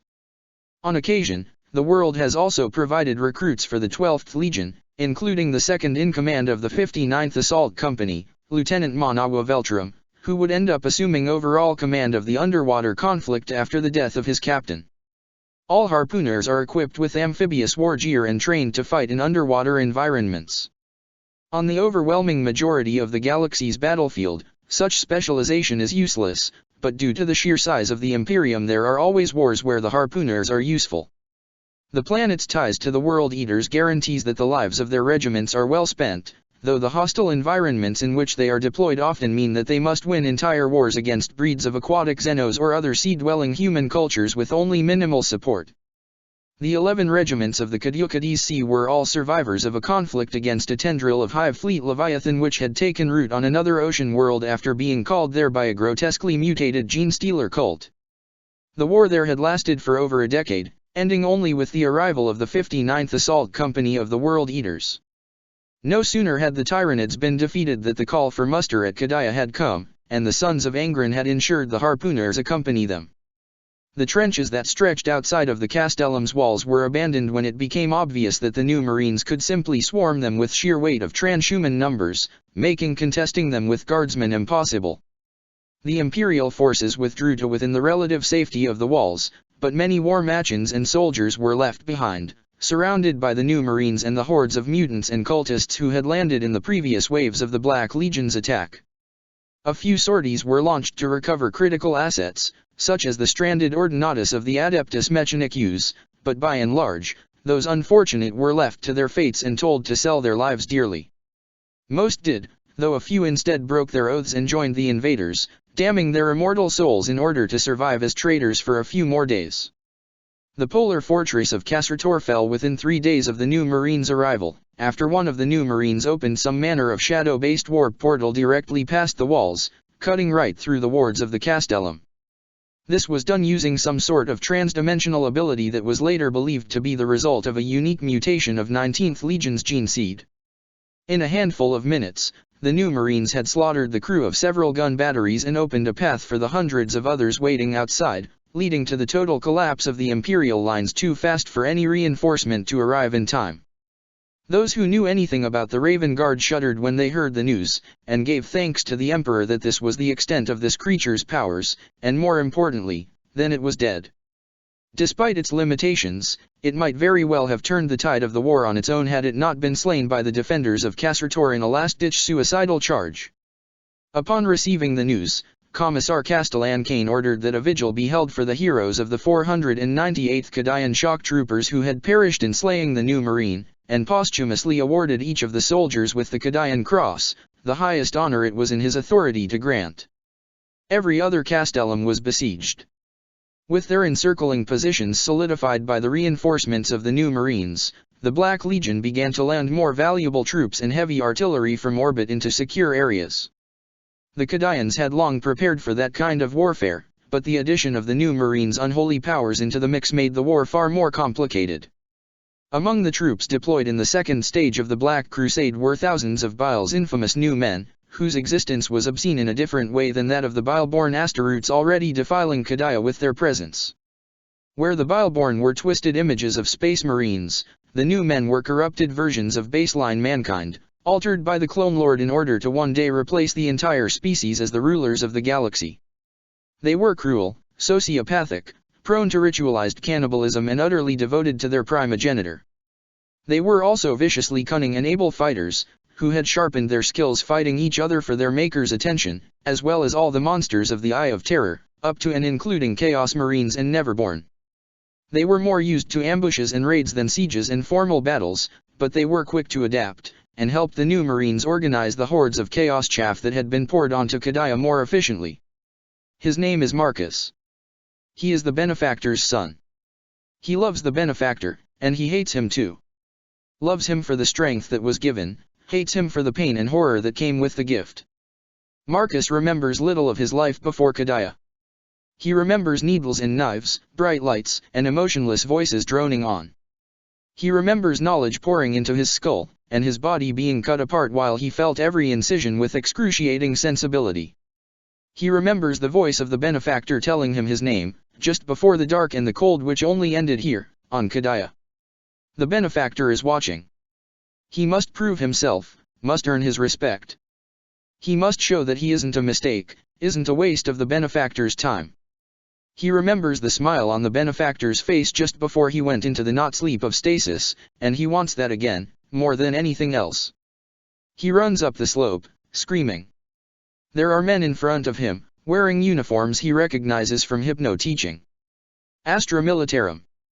Kadaya Kasrakan. They were caught in the Resla Mountains during the withdrawal, some part of him monitoring the tactical disposition of troops on this front notes. Judging by the amount of snow-covered bodies his boots have crushed on the way here, they have shown great resourcefulness to have survived this long. It won't save them from Marcus. He leaps above their firing line and lands directly among them. His chainsword swings and takes off a head and half a torso in a single swipe. His free hand clings around a skull and squeeze. Something tears in his arm. Marcus doesn't know what it is, he lacks the knowledge to understand that his hypercharged muscles have given out under the combined strain of intense physical exertion and the punishingly cold temperature of the peaks. His limb falls to his side, unresponsive, nothing but a flare of agony that makes his stumble.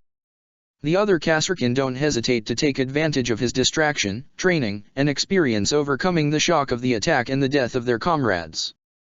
They turn, they aim. They shoot, and Marcus dies.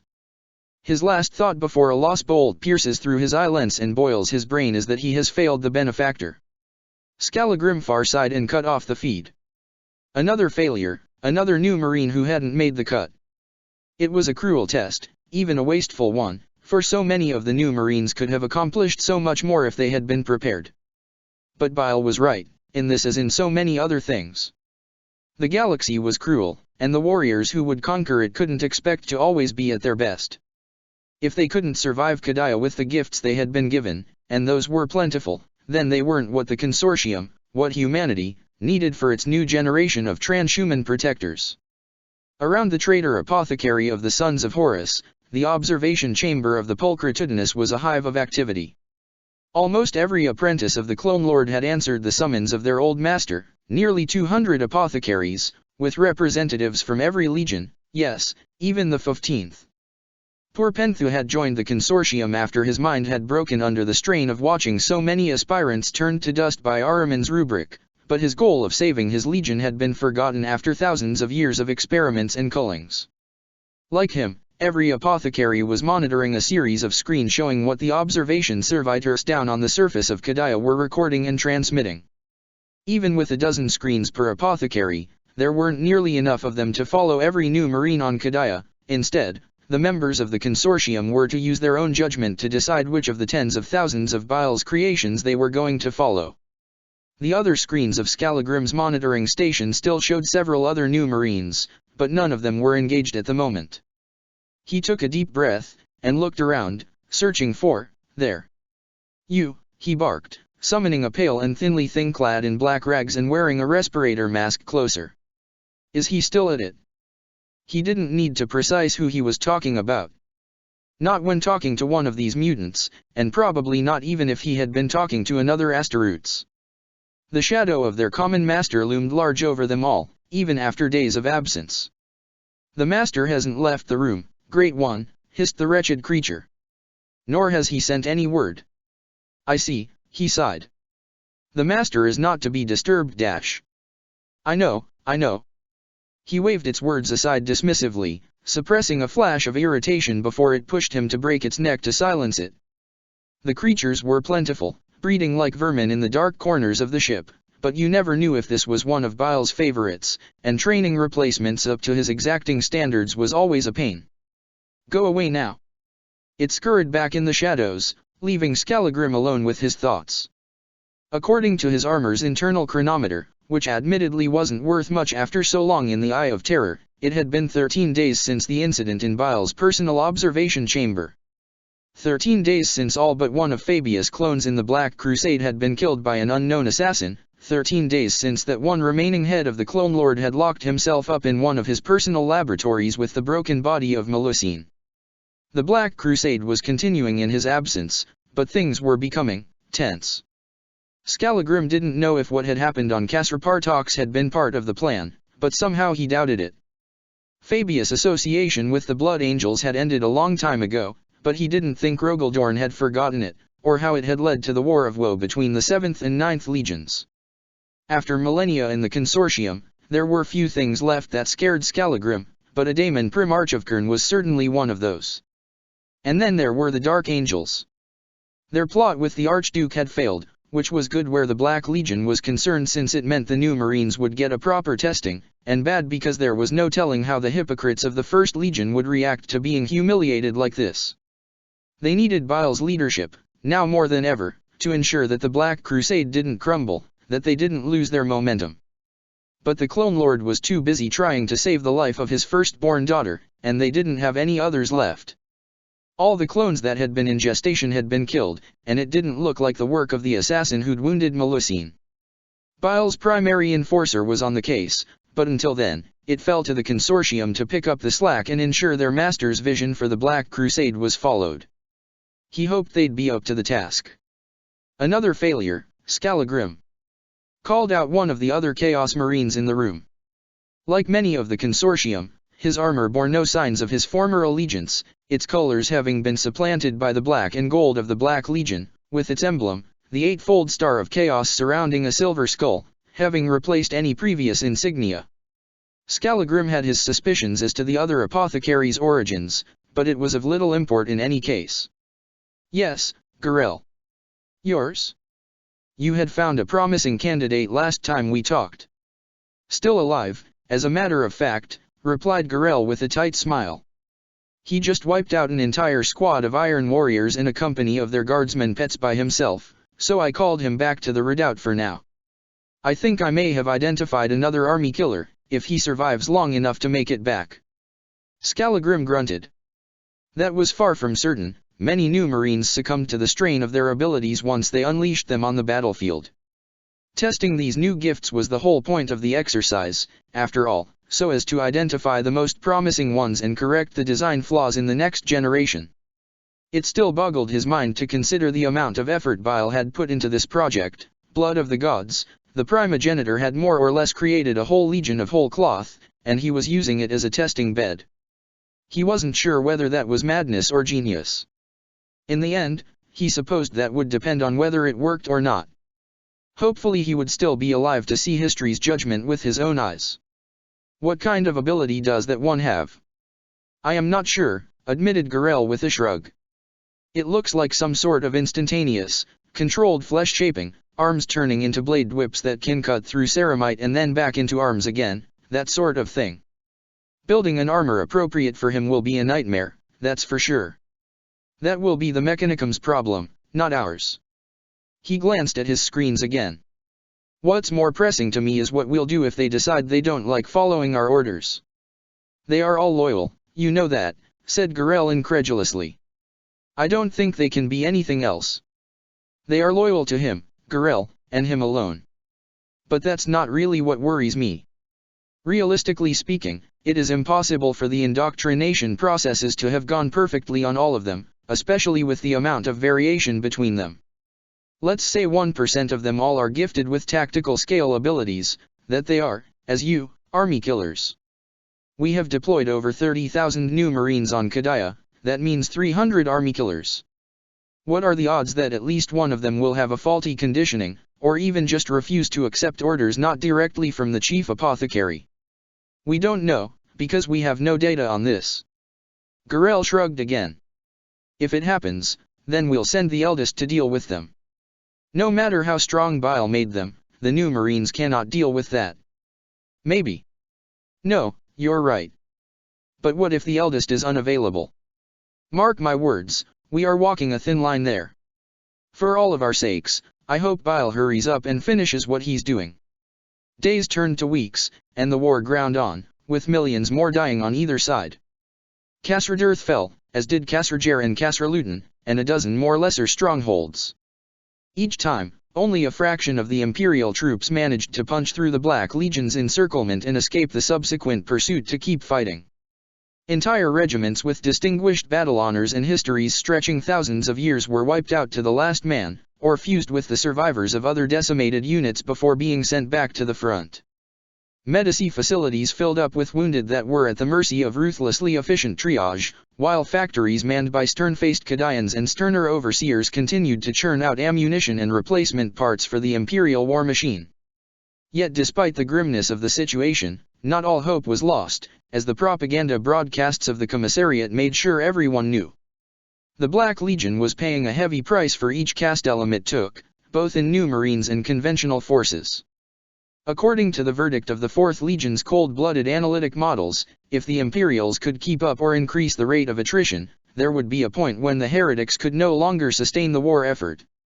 Kadaya would be left in ruins, but the Black Crusade would be stopped dead. The Imperium would be able to rebuild. The Kadayan Gate would hold. So the broadcasts repeated every day, often in the strong and confident voice of Commissar Castellan Cain himself, although as atmospheric conditions continued to degrade due to the amount of dust and ash being kicked up and Vox transmissions became more and more unreliable, his own communiques were eventually limited to Kassertyrek and a handful of the closest castellums. Of course, the Bileborn had shown that they could make a mockery of the sons of Perturabo's predictions, and they weren't the only ones the Loyalists had to worry about. As Fabius Bile himself stopped making personal appearances in the Black Crusade's leadership, Grand Master Nephalor of the Dark Angels began to make moves of his own. The discovery of the Archduke of Cisjorog Korahel had thrown a wrench into his plans to bring down the entire defense of Kadaya from within, and the humiliation dealt to his legion had to be repaid. The Lord of Stars contacted his sorcerers, who had made planetfall on Kadaya itself days ago. The Dark Angel's presence on Kadaya was on another continent than the one where the command center of Chufas Kane, the individual responsible for Korahel's defeat, was located, but such distances meant little to the dread Magisters of the 1st Legion. At the command of Nephalor, the 9 Chaos Sorcerers who had descended upon Kadaya Secundus paused their works near the pylon fields and prepared a summoning ritual, drawing upon the energies of the eldritch shroud that surrounded the system, preventing ships and astropathic communications from passing through.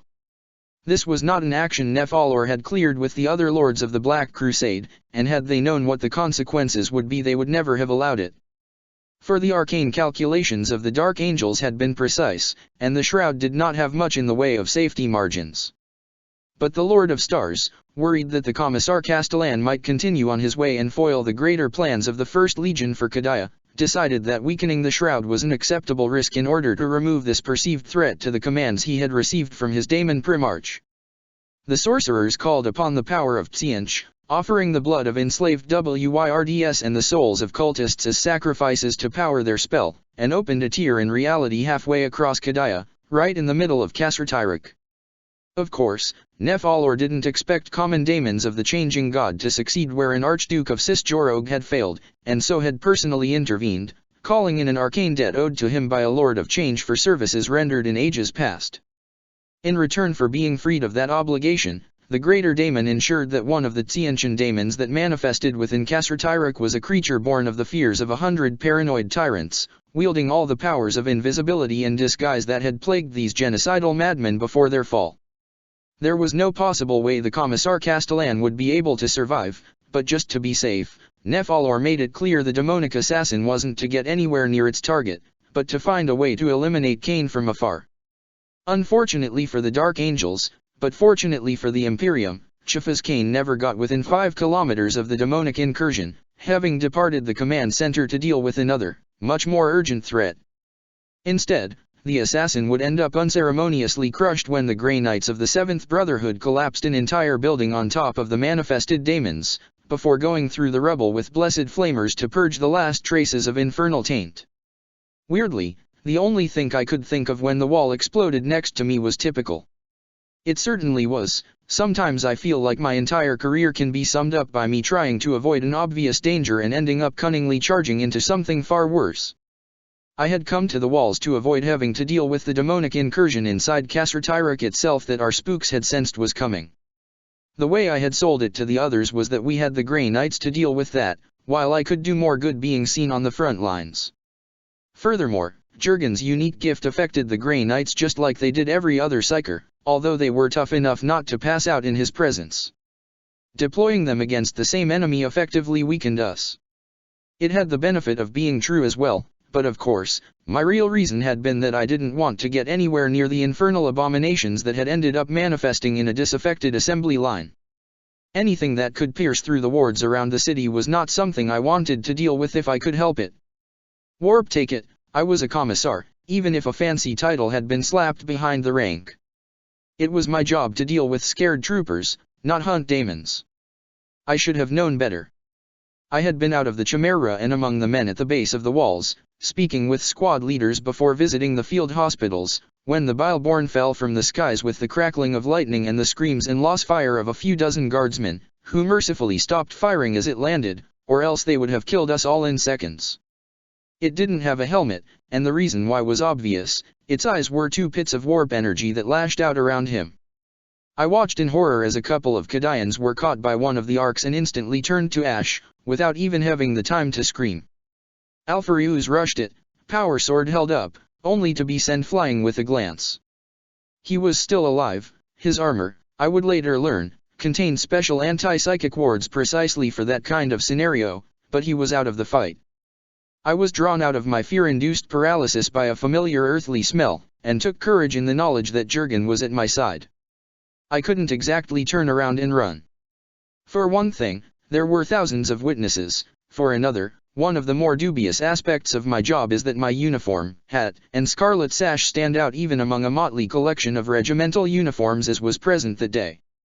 Unless it was completely blind or terminally stupid, neither of which was entirely out of the question, admittedly, the Chaos Marine would pick me out and charge me, and I believed my chances of survival were slightly higher if I confronted it head-on rather than showing it my back.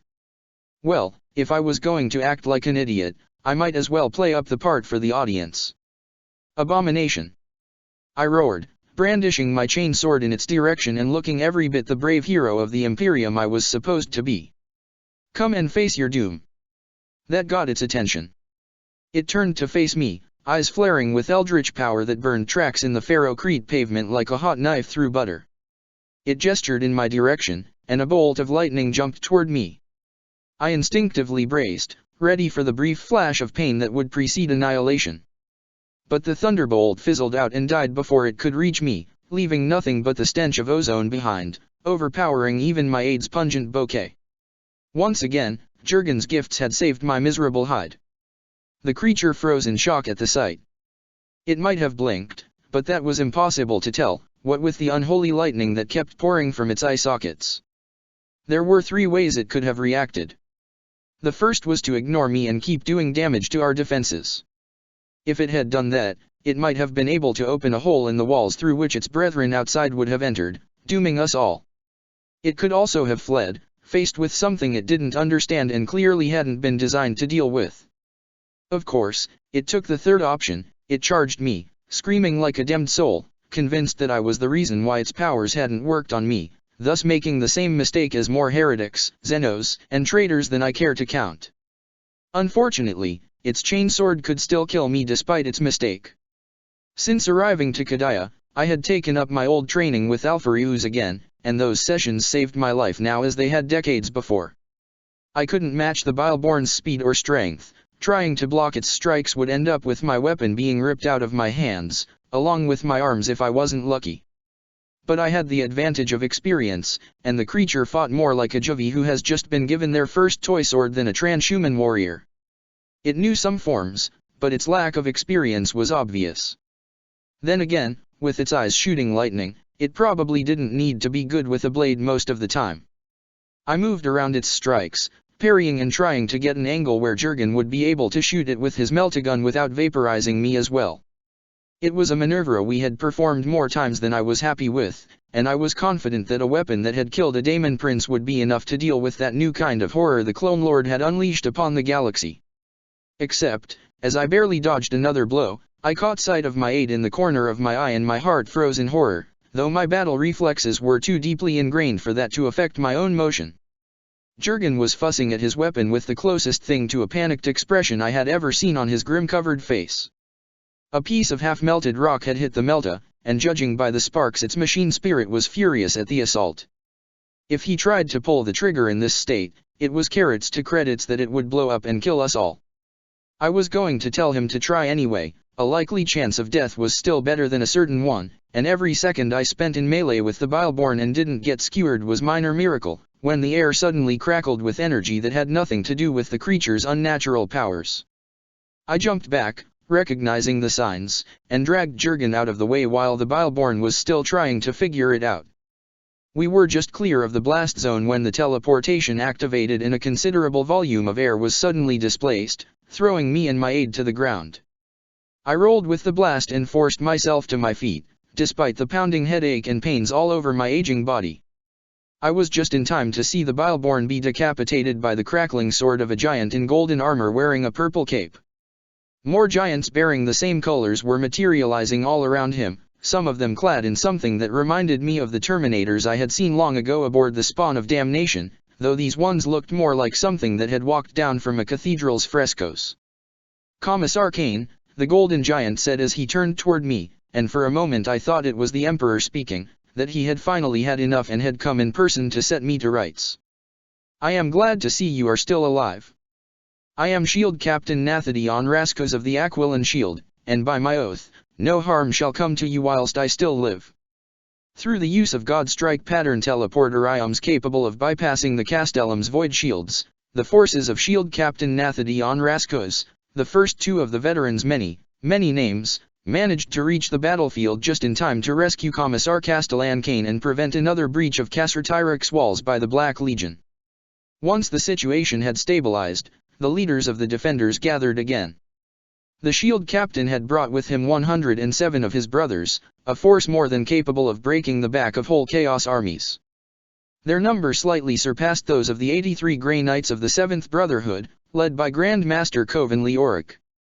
More custodes had been dispatched from Holy Terra, but those were the only ones to have managed to reach Kadaya for now. In addition, most of the custodes sent to bolster the defenses of the iron cages had been sent to Olympia instead, for the diviners of the Tower of Hegemon had learned that Robut Gilliman, arch-traitor and dark master of chaos, had awakened from his 10,000 years of stasis slumber, and once more threatened the galaxy. That unpleasant revelation alone caused considerable distress to the gathered commanders, until Commissar Castellan Kane, in his own inimitable manner, pointed out that since the Iron Warriors' home world would face the Ultramarines' own thrice-accursed sire, they had no excuse to fail here, not when all that stood against them were the Vatspawn of Fabius Bile and one of the arch-traitor's lesser brothers. The presence of so many of the Imperium's greatest warriors was a sign of the importance of the battle being waged across the Kadayan Gate, especially now that Rogaldorn had manifested on Kasserpartox. Centuries ago, the Grey Knights had defeated the Daemon Primarch of the Imperial Fists on Armageddon, and according to Coven, the chapter's prognosticars had foreseen the possibility of his return at Kadaya and dispatched him and his brotherhood to remove this grave threat to the Imperium. Coven did not tell the other Imperial commanders that a handful of his brotherhood's warriors had remained on Titan to assist in Supreme Grand Master Geronitan's planned divination ritual. The secret of the Grey Knight's very existence had already been revealed to far too many people for the Grand Master's liking. There was no need in his mind to further complicate matters by revealing information that wasn't relevant to their situation. The temper of Rogaldorn, which had been legendary even before he had abandoned all traces of his humanity and embraced Kern, was well known to the Inquisition. None doubted that as soon as he was done with Kasserpartox, the traitor son of the Emperor would come to Kadaya in order to avenge his past defeat. According to Nathadion, there were Imperial reinforcements massed at the nearby systems of Belis Corona and Agrippina. The Iron Cage war hosts meant to serve as the hammer to Kadaya's anvil had been bolstered by forces from all over the Segmentum, but were kept from joining the fray by the warp shroud that surrounded the Kadayan Gate. The Custode's own ship, the Crown of Starlight, had only managed to reach Kadaya now thanks to the skills of its navigators and a sudden and brief thinning in the Source Rouse shroud. Though the opening had been brief, that it had formed at all indicated that the Dark Angel's heretic rituals weren't permanent. Sooner or later, the shroud would dissipate, and the Black Crusade would be crushed between the walls of Kadaya and the spear of their reinforcements. Of course, the traitors surely knew this as well, which meant they either believed they could win the war before then or had something else planned to keep the reinforcements from arriving. According to Shield Captain Nathadion, the Aquilan Shield had been sent specifically to keep Kane alive, for it had been foreseen that his survival would be instrumental to the defense of Kadaya and the survival of the Imperium. Despite the grandeur of such an announcement, and how little faith the famously modest Kane had in it, those around him took it as face value. Not only were the custodians known to perform such protection duties on occasion, and had been proven right in every case despite the sometimes obscure and lowly origins of their charges, but Kane had already saved the entire system by exposing Creed's corruption, to say nothing of his ongoing leadership amidst the crisis. Surrounded by demigods apparently dedicated to ensuring his continued survival, mystical knights, the Emperor's own bodyguards and some of the best officers the Astra Militarum had ever possessed, Chiefas Kane allowed himself a moment of hope that he might make it through this after all. Which was when, on Holy Terra, Lorgar Aurelian struck down the Emperor with the sword that was promised, and light's end swept across the galaxy. The Emperor is dead. The thought burned into my brain, and I knew it to be true. The custodes were on their knees, as were the Grey Knights. In the opposite corner of the room, Rakel, Amberley's pet psyker, to whom the years hadn't been anywhere near as kind as they had been to either of us, was quietly weeping. Whatever they were experiencing must be much worse than what we mere mortals were going through, but that's not to say it was easy for us either. The Emperor is dead. Amberley was shaking on her seats, eyes wild and unfocused. Castine was completely immobile, but I could see her nails biting into the skin of her palm with enough strength to draw blood. I could hear the sound of wailing and screaming, and it took me a moment to make sure I wasn't its source, but that it was instead coming from outside the room, from the entire castellum, no, from the entire planet. Through the window, I could see the Eye of Terror. It was pulsating with energy, and I could swear it had grown larger than it had been 1 minute ago. The Emperor is dead. It felt like I was falling, despite the solid ground under my feet, falling into a bottomless abyss inhabited by all the worst monsters of my nightmares. I felt a cold sense of dread creep in on my soul, and knew that if I gave in to the fear I would go mad, or worse. I had never bought into the notion that the God Emperor watched over all of his subjects. There were far too many of us, and he was already busy keeping the entire galaxy from slipping into damnation and ruin. But I had believed in him. I had believed that he watched over humanity, even if the particulars of my individual survival were very much up to me alone, and whatever fools I could persuade to stand between me and the enemy. That he loved us, despite all of our many, many flaws, and that he wanted us to survive and be great, no matter how often and gravely we disappointed him. The Emperor is dead. This is it, I thought to myself then. This is the end of the galaxy. The Imperium is doomed. Humanity is lost. We are all going to burn. And with that certainty came a certain liberation. As I had found out many times during my career, the absolute certainty of your death does wonders to focus the mind. Your existence is reduced to surviving the next few seconds, and the next ones after that. My thoughts shifted.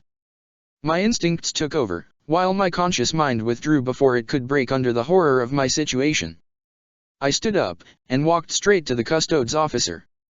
He had removed his helmet at the beginning of the meeting, revealing features that, while more handsome than those of most space marines I had met, could never truly pass for human. Even on his knees, his bulk was such that my eyes were roughly at the level of his. He didn't look up as I approached, staring down at the floor and seeing nothing, in shock for, I suspected, the very first time in his entire existence. I slapped him, hard, with the hand that had augmetic fingers. It was like punching a rock, but it got his attention, and that of everyone else in the room. "Shield Captain Nathadion," I heard myself say. "You said earlier that the Emperor sent you here." He blinked, and the look of utter incomprehension on his face was almost comical. I pressed on, not giving him time to answer. "Do you really believe that the Master of Mankind didn't foresee his own demise?" I asked rhetorically. "That, in 10,000 years of enduring the burden of guiding our species on the thin road to survival, he didn't plan for this eventuality." And as the words left my mouth, I suddenly found myself believing them, like a drowning man clinging to a piece of wood in the midst of a storm. "Is your faith in him so weak?" I hammered the point home, then I drew my lost pistol and aimed it straight between his eyes. I had no idea if it could harm him, even at this range, and without his helmet, his armor could have additional protections I wasn't aware of. But it got the point across. "Well," I barked. Are you going to be the first custodes ever to be executed for cowardice? Custodes or not, you are still a soldier of the Imperium, and I am still a commissar. If you don't get your head back into the fight, so help me, I will shoot you where you stand. Is that understood? Slowly, he stood back up, and it slowly dawned on me again just how big he was. For a moment, I wondered if he was going to crush me where I stood for daring to speak to him like this. Then, he nodded. Yes, Commissar Castellan. It is understood. Good.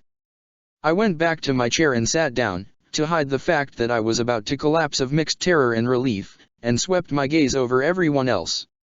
Now, the rest of you. Yes, the Emperor is dead. The words were like ashes in my mouth, but I forced myself to press on, but our duty remains the same. Shield Captain Nathadion told us that, before his ship made the jump to join us, they had received astropathic messages telling of the return of the Primarches Magnus and Lorgar, both of whom in the Sol system. We must trust that they can handle whatever is going on there right now, while we take care of matters here. I took a deep breath. None of us have ever considered the matter of succession when it comes to the Golden Throne. We never had reason to, and the mere idea was poison for the soul until now. Fortunately, that is something the High Lords will have to decide with the Crimson King and the Aurelian. Our own task remains the same. In truth, it has become more important than ever before. The Cadian Gate must be held, and it shall be held. We all swore oaths to the Emperor, and though he may no longer watch over us from Holy Terra, we shall not dishonor him by failing now. There was a slow rumble of approval, which grew and grew and grew until the room erupted in approving, wrathful cheers. Even Amberley was looking impressed. That was a good speech, sir, came a familiar voice at my elbow. Thank you, Jurgen. Wait. I paused, doing a double take at what my aide was carrying. Is that a Voxcaster? It is, he confirmed phlegmatically as he switched it off. Thought the rest of the troops could do with a little bit of morale boosting too. I listened, and found that while the sound of wailing hadn't entirely stopped, it had diminished greatly. In its place, I could hear the familiar noises of defiance, oaths shouted through fear-tight throats, sergeants and officers putting their troops back in order. Jurgen, I asked weakly, how far did you broadcast that? Not sure, sire, he shrugged. I am no tech priest. I just pushed the dial all the way up. I looked at the controls, and dredged the lessons that had been drilled into my skull at the Schola from the depths of my memory. This was connected to the VoxNet of the command center, which had some of the most powerful machines available. So. Oh. Everyone had just heard me speak, hadn't they? Everyone on the whole bloody planet. Typical. Although the complete collapse of morale and leadership had been narrowly averted by Commissar Castellan Kane's heroic speech, the situation was still dire. The Grey Knights and Custodes were reeling from the psychic shock of Light's End, and the influence of the Dark Gods had surged all across the system. More and more men gave in to despair and horror, their minds, which had been raised since infancy to keep faith in the God Emperor, unable to endure in a galaxy devoid of his presence. Kane's initial speech to the War Council, and the ones he made after that, helped in preventing the worst, but not even the Commissar Castellan could completely soften the blow of Light's End. The Sisters of Battle deployed across Cadia fared worst of all Imperial forces. Through the power of their faith, they had always held themselves as linked to him on Earth, his strength flowing through their mortal bodies so that they might do his will. That connection was sundered now, and to add to the trauma, those with the greater link to the Master of Mankind now claimed that, in his final moments, the God Emperor had somehow chosen to perish. Some clung to the words of Kane, who claimed that he had made the ultimate sacrifice as part of some divine plan it wasn't for them to understand, but no few gave in to despair, believing that he had abandoned them all, having judged them unworthy. Several Castellums fell to riots of newly converted chaos cultists, or penitent hordes driven mad by shock and grief seeking only to join their emperor in death.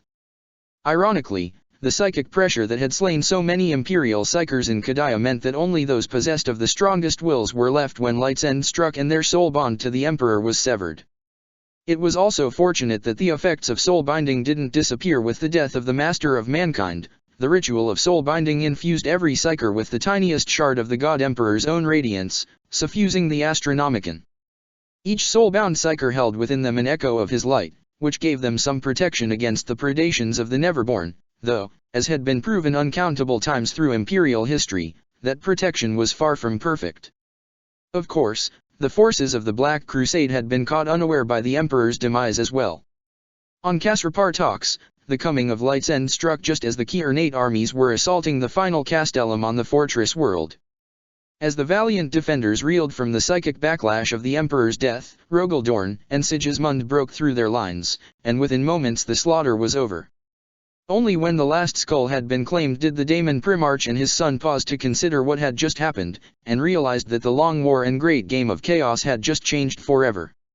All across the Black Legion forces, Wyrds, and witches sensed the echo of Light's End. Scores succumbed to the Dark God's roar of victory and surge of power, becoming gateways through which thousands of daemons manifested all over Kadaya. Amidst the mayhem, only a handful of sorcerers were observant enough to notice that the daemons of Slaanesh were present in far lesser numbers than the rest of their infernal kin, and of those, fewer still realized the reason why was that the hosts of the Silver Palace were being unleashed upon Sol itself with the opening of the Tier of Nightmares and the beginning of the Angel War. The mix of violent celebrations, spontaneous demonic summoning and sense of disbelief, among the Black Legion were veterans of the Long War, who had once fought alongside the Emperor during the Great Crusade, did much to slow the offensive of the forces of chaos. This gave the Imperial commanders precious time to restore order among their own forces.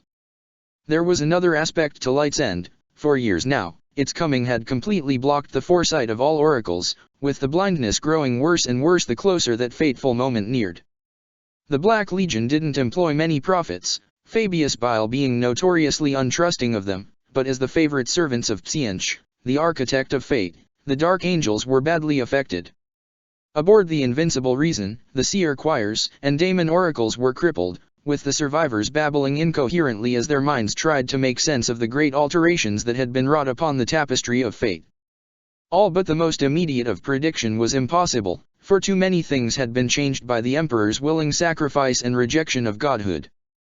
Deprived of the guidance of his god and unable to make contact with his Primarch, who, unbeknownst to him, had fled to Cisjorog to recover from his confrontation with Cypher and Lorgar, Grand Master Nephalor was forced to improvise.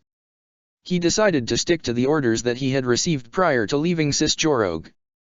Though the galactic situation had dramatically changed, the tactical realities of the traitor legions stuck in the Eye of Terror remained the same, and this course of action was the one that would grant them the most opportunities to do Tzientch's will in the future. Back in Kasr-Tyrak, the Imperial defenders had little time to recover from the calamity that had befallen the Imperium. Hordes of daemons, cultists, and new marines hurled themselves at the walls.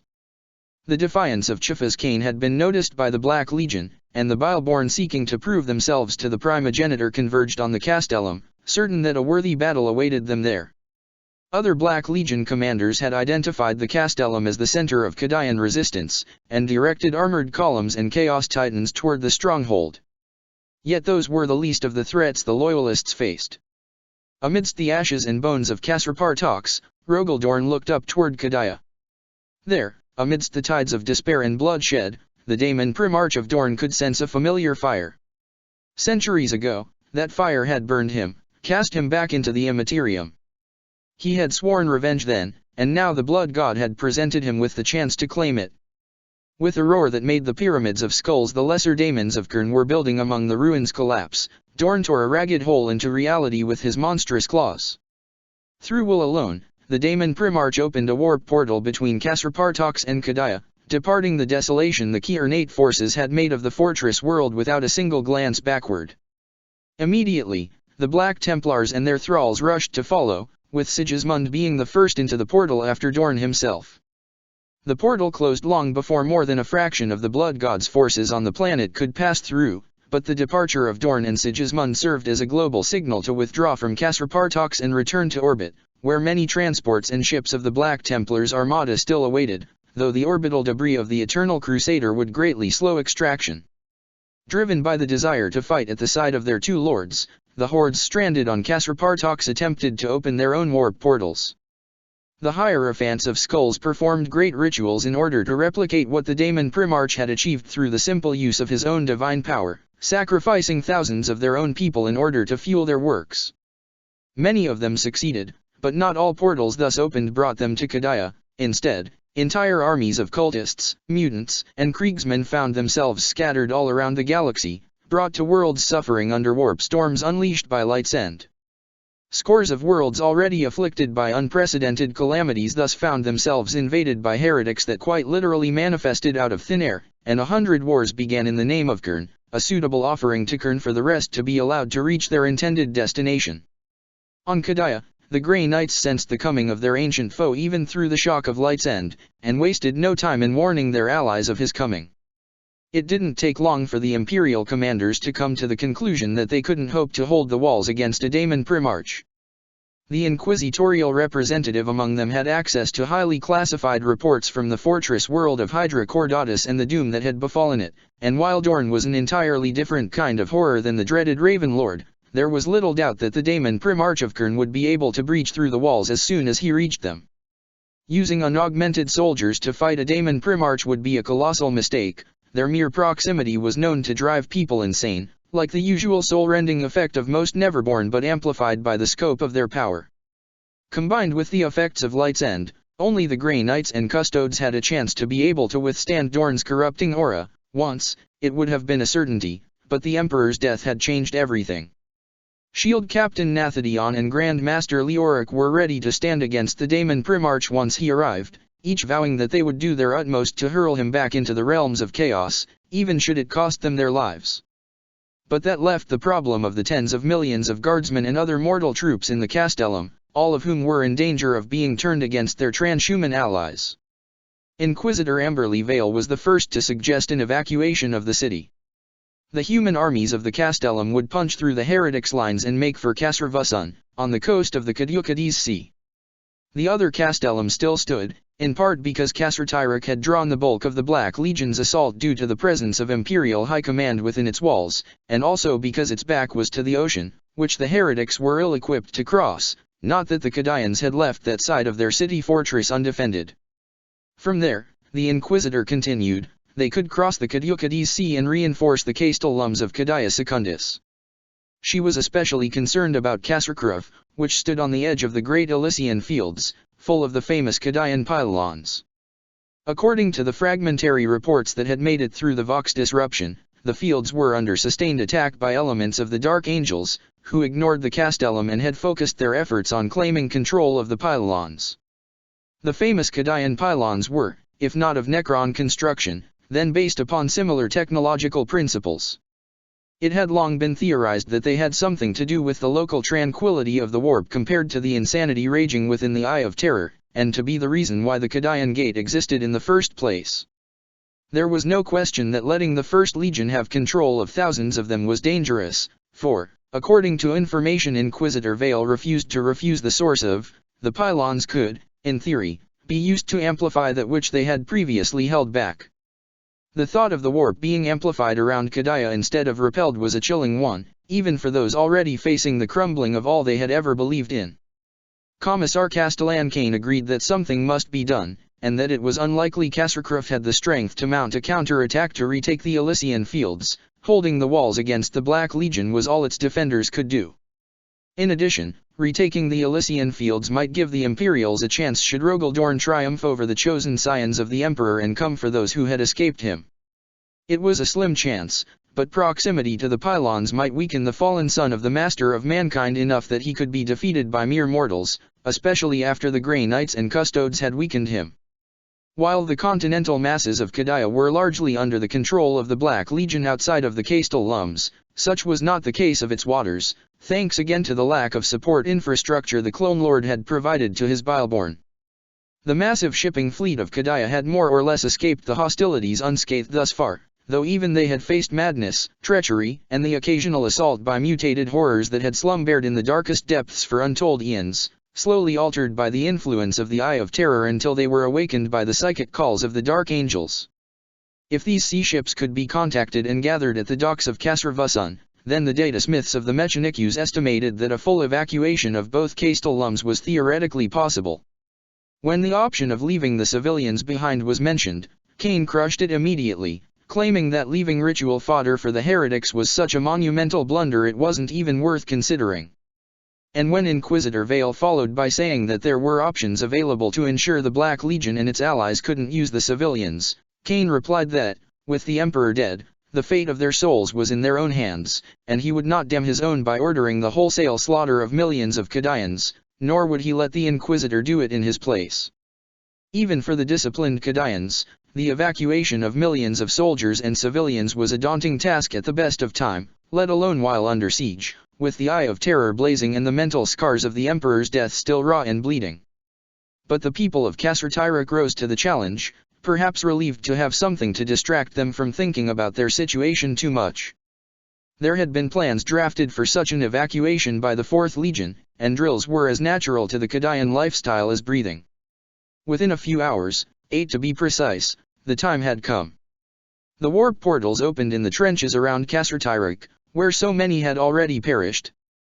The Daemon Primarch and his followers emerged covered in gore, having fought their way through the realm of Khurn in order to get here, and were accompanied by new infernal reinforcements, several legions of bloodletters, and no less than 8 bloodthirsters of Khurn, who stalked around Dorne like a nightmarish escort.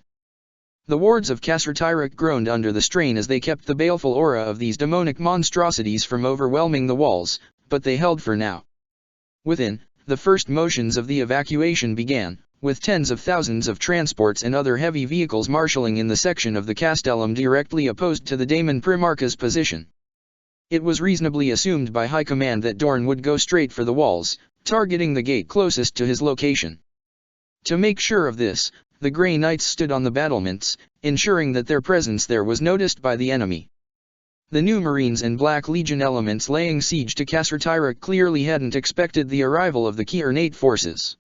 Unfortunately, the mutual destruction the Imperials had dared hope for failed to materialize, bar a few skirmishes that only left a few thousand dead.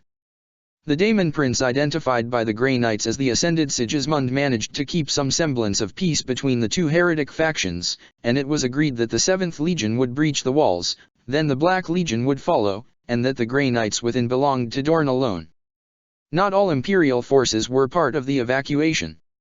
1 regiment in 10, chosen at random to prevent any machination of the Dark Powers, remained behind. Despite the risks of psychic corruption, the sheer size of the Castellum meant that the Grey Knights and Custodes could fight Dorne in a city-sized area while the mortals fought their own bloody war out of sight. Their purpose was to keep the Black Legion occupied within Kasr-Tyrek for as long as possible, before finally detonating the reactors which fed the Great Void Shields and deny its resources to the enemy. The self-destruct wouldn't wipe out the Castellum entirely. The Iron Warriors weren't fools, and had been perfectly aware of the danger such an option would have presented when the enemy had the means of turning even the most resilient of souls eventually, but it would at least give the last defenders a clean death. Commissar Castellan Kane made sure to meet with some of these martyred regiments in person before departing to join the evacuation column, climbing aboard the Ordinatus Manifest Fury, which he had helped rescue from the front himself weeks earlier. Then, just as Dorne attacked from the west, the rest of the Imperial forces, which were informally called Kane's Column, struck out eastwards, punching through the weakened lines of the Black Legion at full speed and making straight for the ocean. The gate had crumbled to pieces before his might. The horde of Astartes things and mortal thralls had followed in his wake, keeping a respectful distance from him and his legion of blood. The alliance with the Black Legion was unexpected. His last contact with Fabius Bile had been when he had ripped the chief apothecary to pieces during the War of Woe, not that he had expected it to last even then. The Clone Lord couldn't hide his true nature from him, not after he had broken free of the restraints the false emperor had placed upon his creations after he had realized their true potential and the danger they posed to his plans. For now, they would remain allies.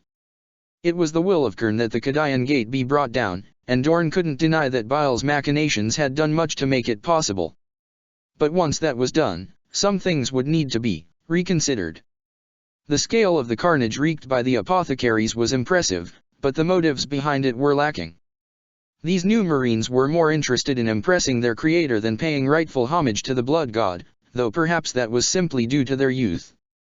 They would learn in time, or they would be crushed, like all who opposed him. There was more important prey to hunt. Now at last, he had cornered the knights whose blades had bit into his flesh and shamefully brought him low centuries ago. At last, vengeance was within his grasp. He remembered Olenor, or, as the Imperium called it now, Armageddon. He had gone there, heeding the call of Mordecai's victor, but why? Sigismund had never set foot on that world. None of his sons had, for Dorn hadn't been called to help in the Olaner Crusade, nor had he participated in the triumph that had followed, when the weakling Horus had been made War Master. So why had he gone there? He couldn't remember. Ah. Of course. Looking back in light of Sigismund's revelations, now it made sense. This was what Sigismund had been talking about, wasn't it?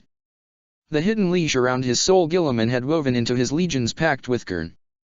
For some unknown reason, some secretive scheme, his brother had sent him to Armageddon, stoking the fires of his rage until he hadn't been able to think and had seized the first opportunity to vent his fury upon the Imperium. Perhaps the goal had been to weaken him, to ensure he was defeated and banished for centuries. Perhaps it had been to learn more about the Imperium's countermeasures for the rebel Primarches. Perhaps it had been to plant the seeds of blood on Armageddon. Dorn didn't know, and he cared little. What mattered was that his brother would pay for that transgression in time, just like the Silver Knights of his father would pay for theirs now. His father was dead, but though Dorn was furious that kill had been denied to him, wiping out all traces of his legacy was still a worthy endeavor. They struck at him from afar with their little tanks and petty spells, but he chased them down. Oh, he wasn't stupid, he knew they were drawing him into a ground they had prepared, thinking it would give them the advantage over him. He was content to let them have that morsel of hope, before he crushed it down and slaughtered them all. It would make his revenge for his past defeat all the sweeter. Enough running! He roared, causing several of the buildings around him to collapse. Come, little knights. Come and fight. Very well, replied a deep, calm and collected voice. Let us finish this, traitor. Even with the advantage of prepared terrain, the Grey Knights and Custodes faced overwhelming odds as they sprung their trap on Dorn's warband. The Black Templars alone outnumbered them, and while either Imperial faction were better fighters than Sigismund's elite warriors one-on-one, the Kiernates were capable of working together as well as accompanied by daemons of the Blood God and other elements of the armies with which they had laid waste to Kasrpartox. Each of the 8 bloodthirsters following Dorn would have required the intervention of the Grey Knights on their own, or inquisitorial leadership combined with overwhelming artillery fire. The champions of Sol knew that this wasn't a fight they could win by wiping out the opposition, which given the dark god they worshipped would be the only way to defeat them. In response, they had adapted their objectives. They didn't seek to kill every Kiernate in the Castellum, though they were certainly going to do their best in that regard. Instead, they would focus on sending the leaders of the demonic incursion back into the warp. If Dorn and Sigismund were removed from the equation, it was possible, not likely, given the unusual amount of cooperation exhibited so far, but possible, that the Black Crusade would tear itself apart. The plan was simple. They had drawn Dorn deep within the Castellum, away from the Black Legion elements that had followed him, leaving those to the Imperial forces which had remained behind. They had moved as fast as possible, forcing Dorn to pursue them while the slower members of his entourage struggled to keep up, stretching them out and isolating Dorn further. Now they struck with all their remaining strength. Squads opened fire with blessed las cannons and portable missile launchers, striking at the bloodthirsters and distracting them until dreadnoughts and terminators could engage the greater daemons in melee, fighting defensively in order to last as long as possible. Tactical squads fired at the Black Templars from the defensive positions that were a part of Alcadian architecture. A trio of land raiders in gold and silver unleashed their arsenal upon the being identified by the Grey Knights as the Daemon Prince Sigismund, drawing his gaze long enough for another squad to collapse a watchtower atop him. The lives of 2 scores champions of the Imperium had already been spent, but at last Dorn stood alone. The commanders of the Imperial transhumans met the Daemon Primarch with a charge of their own, accompanied by 2 full squads of their respective elite.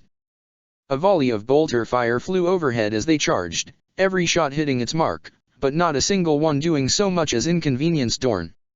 With a roar between rage and savage joy, the fallen son of the Emperor plunged forward, his bulk blocking out what little sun pierced through the clouds of ash and smoke that filled Kadia's atmosphere while the psychic pressure of his aura slammed down on his foes.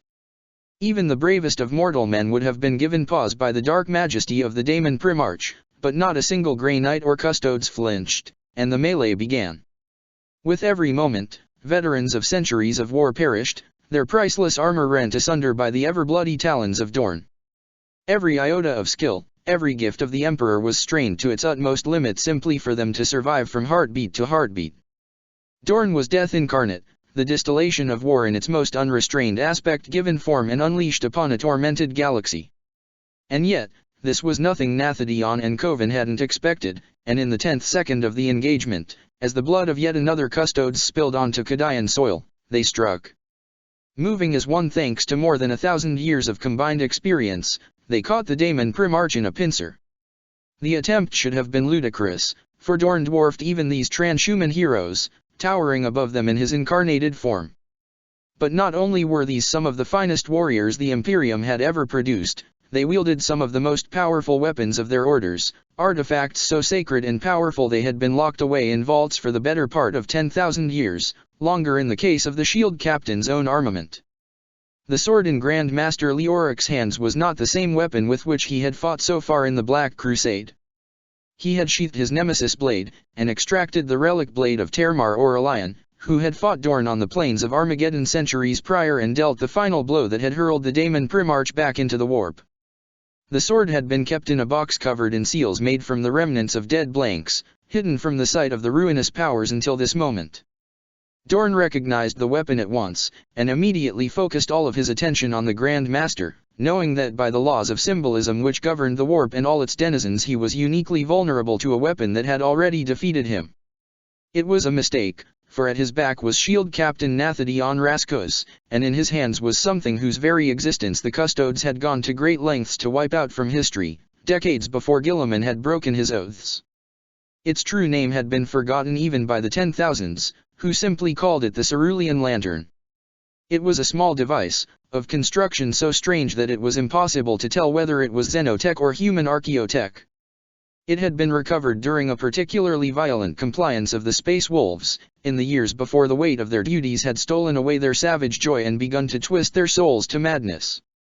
Nathadion activated the lantern, and the wings of Rogaldorn burned under its light, which ate through his demonic flesh like tyrannid acid through exposed flesh. In the blink of an eye nothing remained of the great bat-like wings but broken and charred bones. The eldritch light reached the warp-forged armor, and it too began to dissolve, unable to withstand the lantern's terrible radiance. All the time, Nathadion could feel his own soul wither away, his emperor-forged flesh dying at being so close to the activated lantern. The agony was unspeakable, but he held on, determined to do his duty unto death and beyond, as he had vowed and been shamefully reminded of by a mere mortal, though one marked by the master of mankind.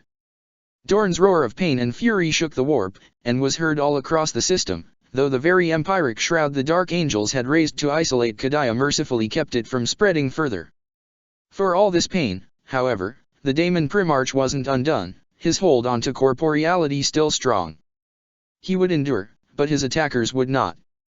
The violence was followed nearly matched what Dorn had wrought upon the destroyer's mortal body, and it was only when Sigismund finally dug his way out of the tower the Imperials had dropped on him that the Daemon Primarch's rage simmered down. By then, all that remained of the Shield Captain and Grand Master were scraps of broken ceramite and auramite and pools of cooling gore.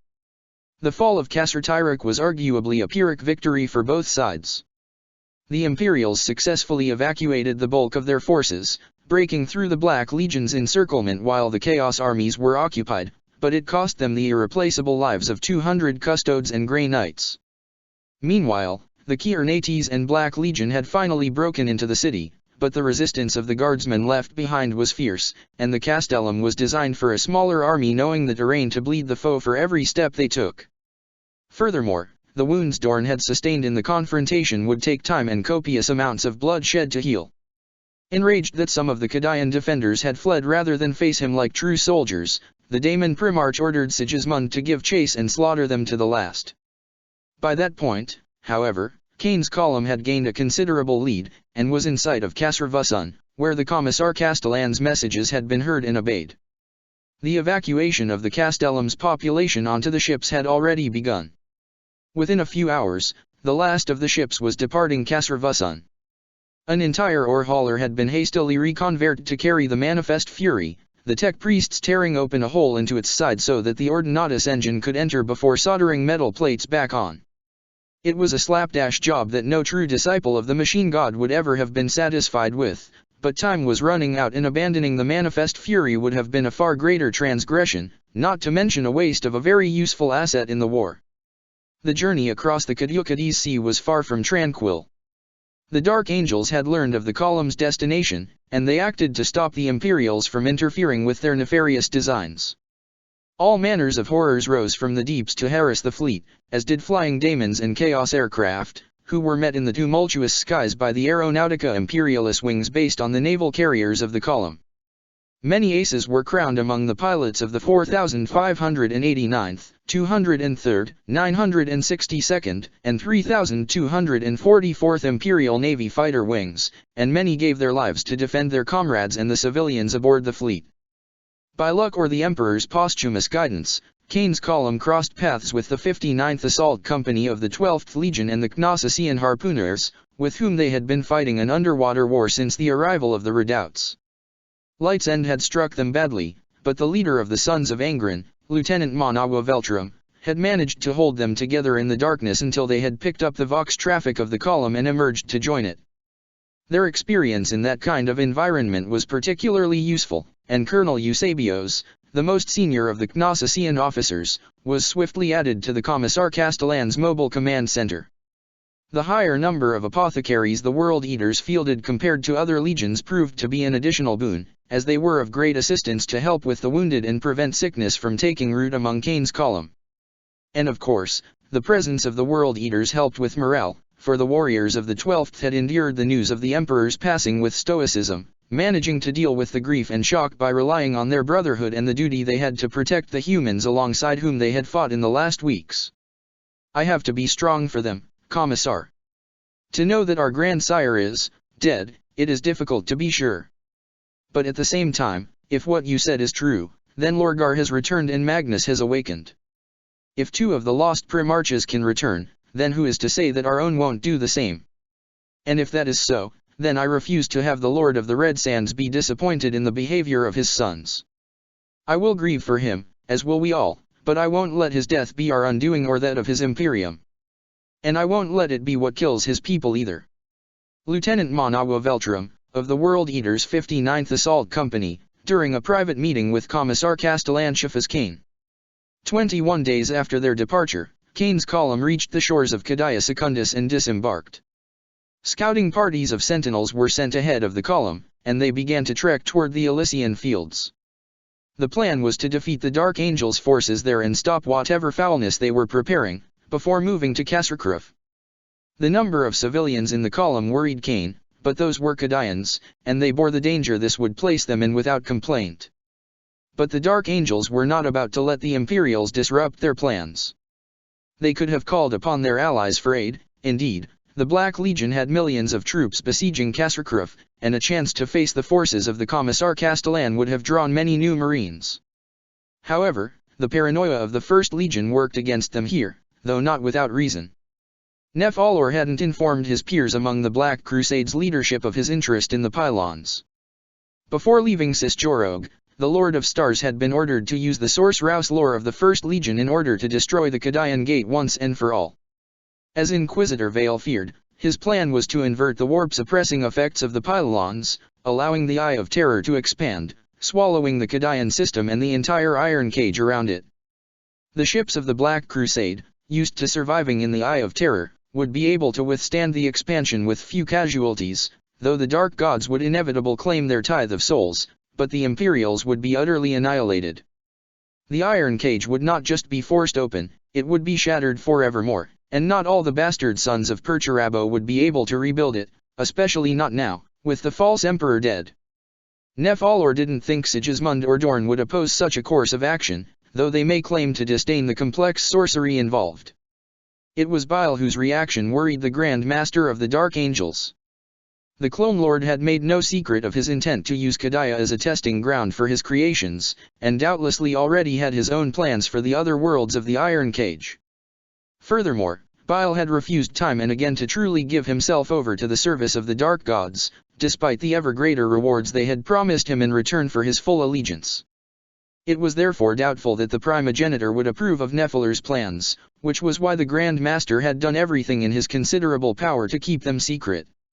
Which meant that, when Cain columns marched on the Elysian fields, it found himself faced only with those forces the Dark Angels had landed on Kadaya, but those were already plenty dangerous enough.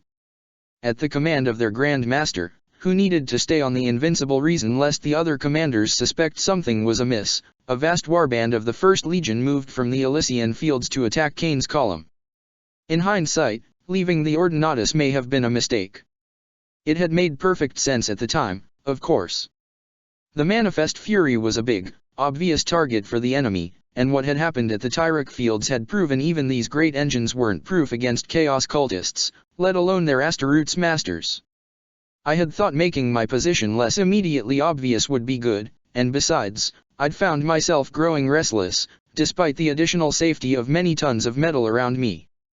Now more than ever, I needed to do something proactive to keep terror at how fucked we all were from overcoming me. So I had left the Manifest Fury's confines and joined the 597th, bringing with me my entourage of a recovered Alphareus, a trio of custodes and my malodorous aide. That it was the latter I trusted the most to keep my hide in one piece said something about me, but I wasn't sure what. We were 3 kilometers from the edge of the Elysian fields when the charge of the Dark Angels hit us. The traitors moved fast, with that speed that seems impossible for soldiers who have never seen transhuman might in action, swallowing the distance. But by then, every surviving guardsman on Kadaya was perfectly aware of what the Astartes' physiology was capable of. We welcomed them with a withering hail of weapon fire, pouring everything we had into their charge. At this range and against targets like these, my trusty las pistol was all but useless, but I still joined in, more for morale purposes than out of the hope of doing any real damage. At best, I might chip the paint from their ceramite. So of course my first shot ended up going straight through the eye of a Dark Angel who had decided going into battle without a helmet was the best way to honor his demented god, boiling his brain and dropping him to the ground instantly. A raucous cheer came from the soldiers around me, and I heard Alphareus chuckle, though the custodes remained silent, their weapons aimed at the enemy along with all of their focus. "Nice shot, sir," Jurgen praised me, aiming his own weapon carefully and taking down one of the mutants who had somehow managed to keep pace with the Chaos Marines. "Thank you, Jurgen," I answered, and then they were on us. Fighting with even only 3 custodes at my side was a very different experience from the fighting I had grudgingly become used to. I had expected them to fight like Space Marines, only faster and stronger, but I had been wrong. The Space Marines fought like soldiers, while the custodes fought like warriors, each one immersed in his own personal front with the enemy, even when they came to one another's aid. What few managed to pass through this moving curtain of death I dispatched with Jurgen's aid relatively easily. The Emperor's guardians, however, were not infallible. The Imperium would be a very different place if they were. And there were only 3 of them, in the end. One of them died, an opening formed. It happened so fast I barely noticed it until it was almost too late. A shadow fell upon us. I looked up, and saw a winged monstrosity with the head of a lion and scorpion's tail plunging down on us, a Dark Angel riding on its back. One of the remaining custodes leapt, stabbing his spear deep into the creature's skull, but its rider jumped off his dead mount, landing straight in front of me. In his hands, he held a sword that glowed with malevolent light, and I froze in place as I sensed the thing within reach out to grasp my soul. As the Dark Angel drew closer, I still couldn't move. It wasn't panic, for I had been able to fight through worse situations than this one. It was sorcery, incredibly potent one to boot. The Dark Angel lifted the weapon. "Look out, sir." Jurgen collided with me just as the blow fell. I heard an unearthly scream of mixed anger and disgust, and a grunt of stoically endured pain. I blinked. I was on the ground, Jurgen on top of me, and I could smell blood, so much blood. I gently pushed him aside, and gasped as I saw that the Dark Angel's blade had gutted him from throat to groin, cutting through his carapace armor like paper. I held him in my arms, too shocked to do anything else even as the battle continued to rage around us. "Are you okay, sir?" he asked me, and his voice was far, far too weak. Yes, I'm fine, Jurgen." "Ah." He smiled, even as his blood poured out from the wound. That's good. He blinked a few times, then closed his eyes and exhaled. Somehow, his final breath didn't seem so foul. He was still smiling as he died. I cradled his body in my arms, unable to comprehend what had happened, my mind refusing to accept the evidence of my senses. It seemed to last an eternity, but it cannot have taken more than a few heartbeats. A harsh bark of laughter pierced through my shock and returned my attention to my surroundings. Slowly, I looked up, and saw the dark angel who had killed Jurgen towering above me. His helm was lacking its lower half, revealing his mouth. He, too, was smiling. He was saying something, some taunt no doubt, but I didn't hear it. All I saw was that smile. The motherless bastard had murdered my best friend, and he was smiling. I am not unfamiliar with anger. This might surprise you, if you know me. But it is the truth. I have seen the corpses of children thrown into sacrificial pits by chaos cults. I have seen Zeno's abominations rip apart good men and women to feast on their entrails. I have seen the inside of an Eldar raider ship, and climbed over the corpses of their discarded playthings. I was afraid each time, of course. Terrified more often than not, in fact. But I was still angry. Yet that anger was nothing compared to what I felt now. For one moment of searing, blood-soaked clarity, I understood the kind of anger that can drive someone into the arms of the blood god willingly, into desiring nothing more than to kill and kill and kill, until the entire galaxy is dead. Because only then, do you feel that your pain will stop. I truly believe I could have fallen then.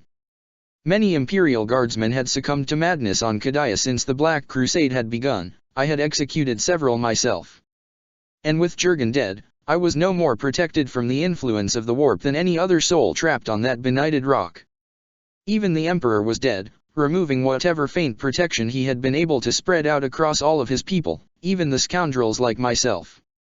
The foul energies of chaos were waxing stronger on Kadaya with every hour, and I am proud enough to think that the ruinous powers would have received my soul with quite the welcome package, after all that I had done to inconvenience them over the years. I could hear them whisper in my ears, though whether this was a real psychic effect or just a delusion brought on by grief and fury I will never know. They promised me that, if I embraced them, if I turned my back on the Emperor, on a dead Emperor, and I knew it to be true, no matter how impossible and heretical the thought may be, then they would gift me with the power to avenge my friend. The power to escape the fall of Kadaya. The power to save those men and women behind me, who trusted me so much. And oh, but I was tempted. For the first time ever, I was actually tempted. Is that not hilarious? I, Chafaz Kane, who had seen so many horrors, who had won so many glorious victories in the God Emperor's name, whose name and deeds echoed across the segmentum and beyond, was about to be undone by the death of a first-class gunner with hygienic issues. But I didn't. Not because I was innately better than the other poor bastards around me, but because it would have been an insult to Jurgen's life and memory if I had. He had believed in the legend of Kane the hero, and I would not let that legend die before I did. I embraced the pain, rather than try to drown it with blood. I did not let the wrath consume me. I held it tight, so tight it seemed that it might burn me alive, until it had grown cold as the ice of Valhalla. And then, as tears still blurred my vision, I picked up Jurgen's Melta and shot the Dark Angel in the face. He never saw the shot that blasted his heretic head off coming, which I suppose says something about the First Legion's supposed wisdom. With his chainsword in one hand and a meltagun in the other, Chafaz Kane led his forces from the front, wielding the two-handed range weapon as a lesser man might a shotgun. Soon, the attack of the Dark Angels was repelled, but as he looked upon the bodies of his slain comrades, the Commissar Castellan burned with righteous fury.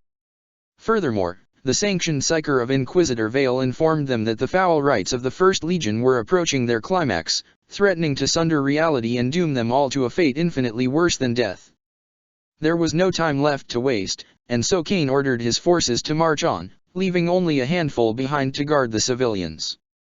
Watching the Imperial advance, Nef Alor grew restless as he realized that the Commissar Castellan was going to reach the sorcerers before their great work was complete. The thought of the punishment that awaited him should he fail in his purpose drove him to recklessness, and he gave the order for his forces planetside to unleash one of the Dark Angel's secret weapons, the Lord of Wraiths. Not long after the landing of the redoubts, a sealed cage of adamantium, seals made of the corpse wax of imperial preachers and psychers, and wood from a dead world had been brought down to Kadaya. This prison had been taken from the holds of the Invincible Reason, and before that from the halls of penitence on Cisjorog, where its prisoner had been brought after being recovered from the clutches of an Imperial Fist warlord even as his flagship was burning around him due to the sabotage of the 20th Legion.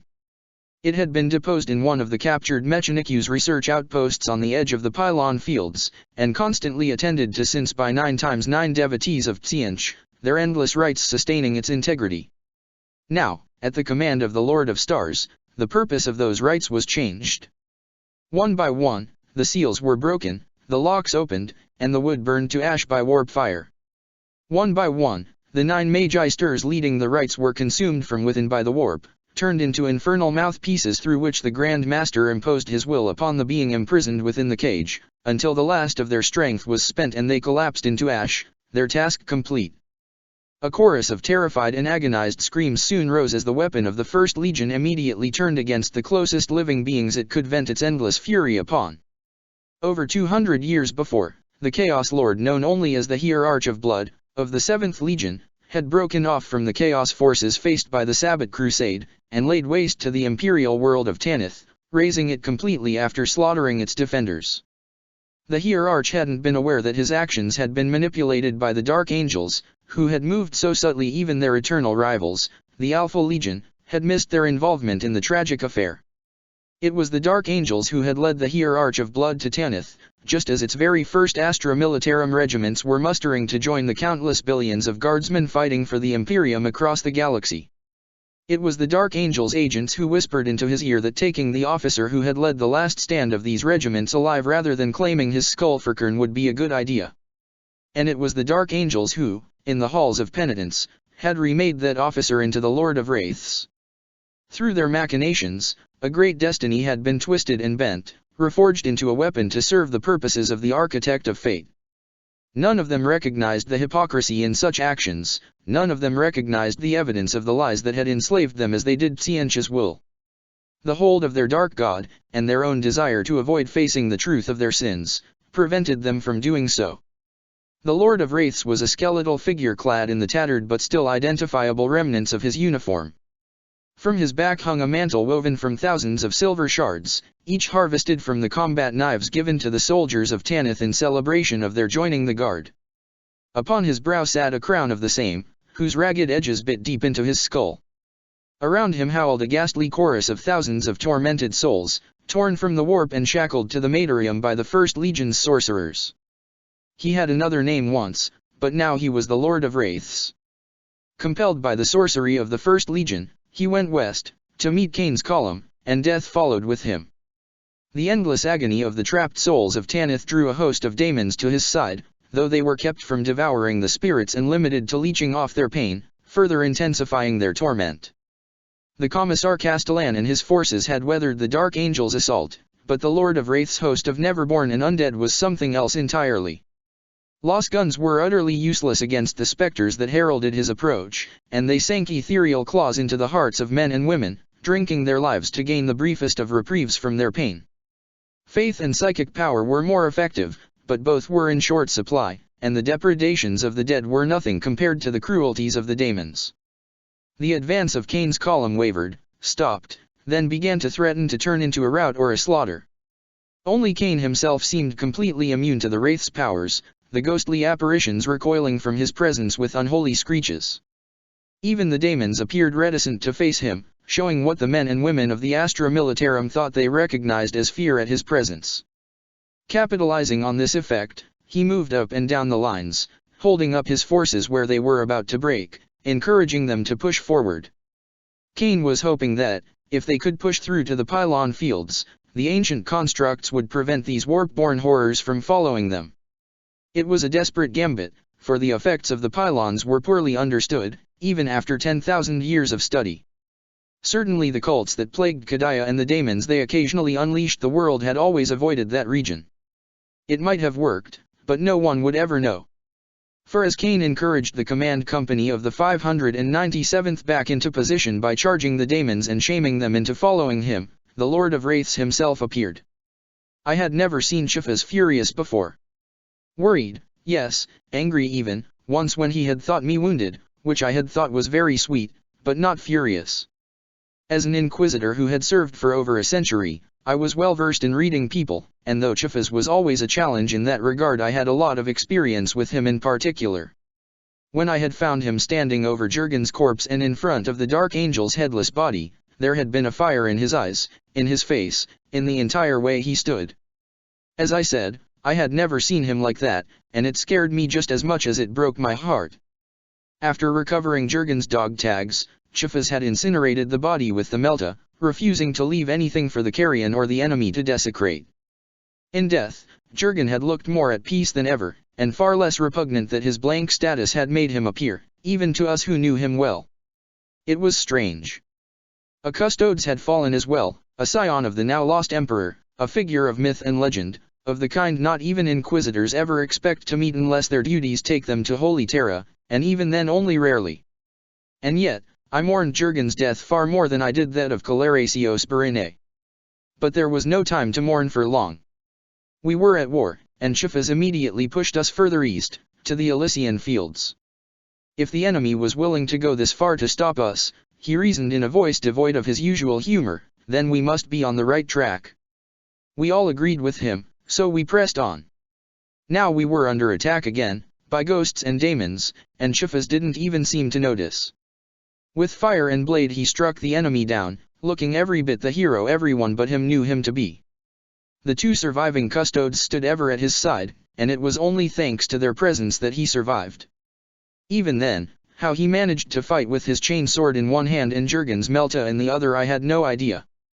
The latter was supposed to be a two-handed weapon, and Chifas wasn't even trained in using it beyond having watched Jurgen employ it to save all of our lives on more occasions than I cared to count. The Lord of Wraiths met us on what had once been a flower field, where medicinal plants were cultivated, in another example of the Fourth Legion's habit of combining beauty and practicality.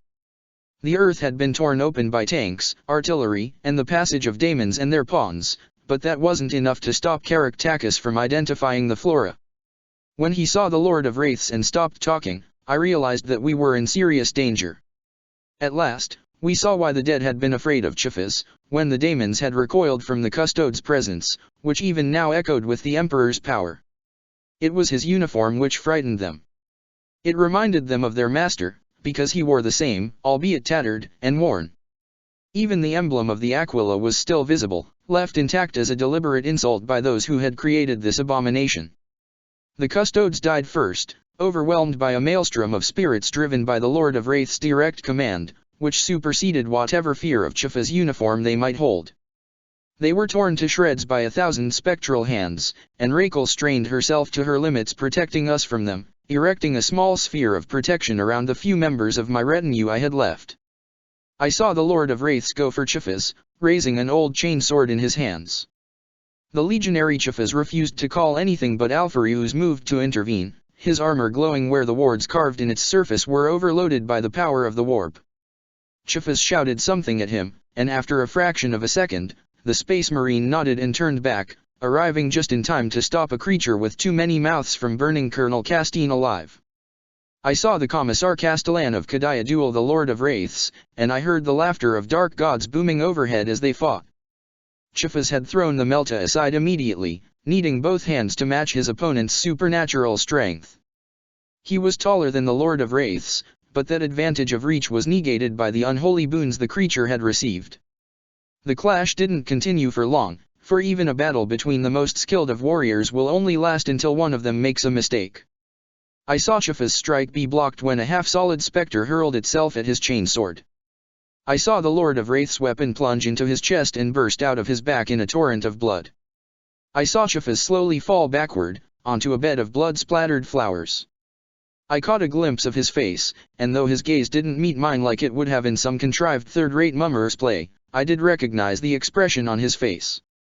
It wasn't pain, or even shock or fear or grief. It was relief.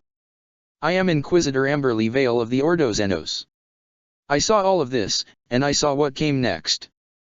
Chifas' cane fell, dead before he hit the ground. Close by, Inquisitor Amberly Vale screamed, and the Lord of Wraiths laughed mirthlessly with 1,000 spectral voices.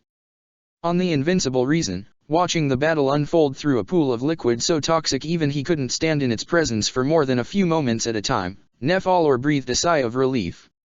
In the Immaterium, the daemons that had been banished by Cain during his long and illustrious career licked their teeth and prepared to enact their vengeance upon the hero of the Imperium's soul. And then, Cain. The Whiteshield's name was Theros Deliol. He had been born on Cadia 13 years ago, and this was the first time he had seen a daemon. Despite all his training, he was terrified, and his hands trembled as he fired his lasgun, wildly missing the target. Tears of terror and shame ran on his face, but he stood his ground. The Commissar Castellan was dead, and it seemed that with him all hope was lost, but he stood his ground, and shouted with all his strength, desperate to hold on. Cain. The veteran's name was Maxim Jasn. His parents had been soldiers in the regiment back when Cain had been its sole commissar, and he had grown up with tales of Cain's heroic actions a constant in his life. When he had heard that the commissar had been brought out of retirement to lead them once more, he had been ecstatic. Now the commissar was dead, and Maxim was as horrified as he was sad, but he stood his ground, calling out the name of their martyred hero. Cain. The cook's name was Jonathan Lex. He had joined the Imperial Guard to escape the fathers and brothers of the 3 girls he had seduced back home on Valhalla. At some point in the battle, he had lost his left hand. He didn't remember how or to what. He had just looked down and seen it gone, and staunched the flow of blood with a scrap he had torn from his apron. But still he stood his ground, met with terror but finding in himself reserves of courage he had never known were there, and he screamed the name of the fallen hero to keep himself from falling apart. Cain. The general's name was Regina Castine. Chifas had been her friend, the one who had taken 2 groups of bitter soldiers and forged them into the 597th, seeing something in them where so many others in his place would have instilled discipline through decimation. She had fought on his side in scores of war zones, and seen the care he held for the troopers under him, how they mattered far more to him than all the accolades heaped upon him. Her left arm was broken, her life having only been saved by Alfarius' intervention moments ago. But still she fought, firing her bolt pistol into the horde of horrors while shouting his name in between orders for her regiment to hold their ground, to honor the memory of the man who had made them what they were, until the end. Cain. Cain. Cain. What had begun as a single cry was picked up, more and more soldiers shouting the name of their fallen leader at the top of their lungs, opening fire on the demonic horde charging them, not one of them taking a step back. They were scared, far from their homes, in a world where everything they believed in seemed to have been lost, but they stood their ground. And their defiance blazed in the warp like a beacon, forcing the dark gods that lurked there to turn their gaze away for the briefest of moments. But the beacon also drew to it another entity, one that had once been part of a greater whole. Now it was but a fragment, its identity quickly dissolving in the soul-burning tides of the Empyrean, but it still had power. Amidst the darkness, there is light. It chases the shadows that come for me with hungering maws. It protects and comforts me. It gives me a choice. You give me a choice. Now? Now, of all times? Even in death, your sense of humor hasn't improved, I see. Have I not done enough? Have I not fought well in your name? How much longer must I continue to fight? I am tired. So tired of being afraid. So tired of all the death, all the devastation. I have buried so many friends, so many soldiers who deserved to live more than I. It would be so easy. Just stop. The light does not judge me. Here, at the end, I finally understand that you never did. You understood. You understood. If I choose to end, the light will protect me from all the daemons I have angered over the years. It will safeguard my soul, and grant me peace. No more fear, at last. No more pain. No more grief. I am not the hero they all think me to be. I never was. I am a liar and a fraud, nothing more. You know this, surely you do. It would be so easy. But they are calling my name. They are dying, and they are calling my name. And I will not abandon them. Ah. I do not do this for you, you understand. I do this for them. But then, that's the point, isn't it? Onward into the breach, one more time, then. Light descended upon Kadiah, and Shapha's cane rose anew, blazing with the fire of the Emperor. Reforged by a fragment of the power that had been unleashed at Light's end, the newly ascended living saint looked upon the Lord of Wraiths, and an odd silence descended upon the battlefield. Then the silence was broken, as the source-rouse bonds of the Lord of Wraiths reasserted themselves, and the creature of the First Legion charged the living saint. Once again, the two former commissars dueled. With every blow, the screams of the Wraiths became less angry, less agonized, and more mournful.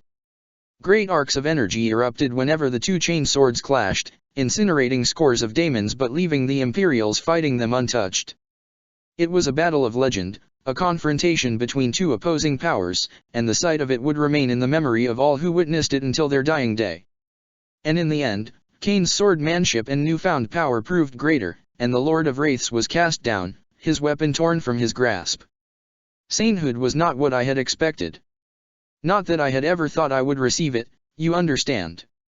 I knew saints were real, I had access to enough confidential records to have a vague idea of the truth behind the ecclesiarchy's propaganda. At the time, reading the accounts of the 20th Legion, I remember feeling sorry for the poor bastards. None of them had had happy lives before the Emperor had shoved a bit of his soul into them and turned them into his avatars in the galaxy. At least I wasn't overcome with the desire to smite heretics and start preaching about the glory of the Golden Throne. I think I might have had to kill myself if that had been the case. Still, I understood things now that I hadn't even considered before. It was, I knew, only a fragment of the understanding the Emperor had held before his death, and for that I was grateful, for even that little was almost too much to bear. I could see how precarious humanity's situation was, how the Emperor's last plan had essentially been to kick the regicide board away and shank the other player before they could react. He had given us every advantage he could, but in the end, he had still been relying on us, his subjects and his sons, to find a path to victory. And he had chosen me to help with that. This confirmed what I had long believed, his sense of humor left a lot to be desired. There were other benefits. I had just fought the hardest duel of my life, yet I stood tall, barely breathing hard despite the effort. The Lord of Wraiths, and I knew that to be the name the Dark Angels had given him, just like I knew his real one, without being able to explain how in a manner that wouldn't make me sound like Raquel off her medication, was down on the ground, looking up at me. Here, at the end, he was just a man, broken and weeping for all those he hadn't been able to save. "It is not fair," he whispered in a voice that was so frail compared to the storm of howling ghosts that now watched us in silence. "It is not fair. Why you? We fought. We fought and we bled and we screamed and we died and we didn't break, and it wasn't enough. Not enough to save us, not enough to save the world. So why? Why? Where was our saint then?" He wept bitterly. "Where was the Emperor's grace? It is not fair. It is not fair." "You are right," I answered. "It isn't fair." His face twisted in incomprehension. Softly, I brought my deactivated chain sword down, onto the collar of that awful cloak wrapped around his body. I wouldn't kill him. Because he was right. This wasn't fair. The universe wasn't fair. But it should be. And we would make it so. I deny you. In the Emperor's name, and in Jurgen's, I deny you. Do you hear me? I roared to the skies, where something sitting on a throne of skulls roared back. I deny you. I triggered my chainsword, and adamantium teeth bit deep into the chains that held the mantle of silver shards to his shoulders. "You are not deserving of my wrath, and we have all sacrificed too much already," I said, speaking loudly enough to be heard over the screeching of my weapon's teeth at work. "This is the hour for salvation." At last, the chain gave way, and the cloak fell. The shards of silver turned to powder, breaking the sorcery that held the dead soldiers of Tanith in bondage to the Dark Angels.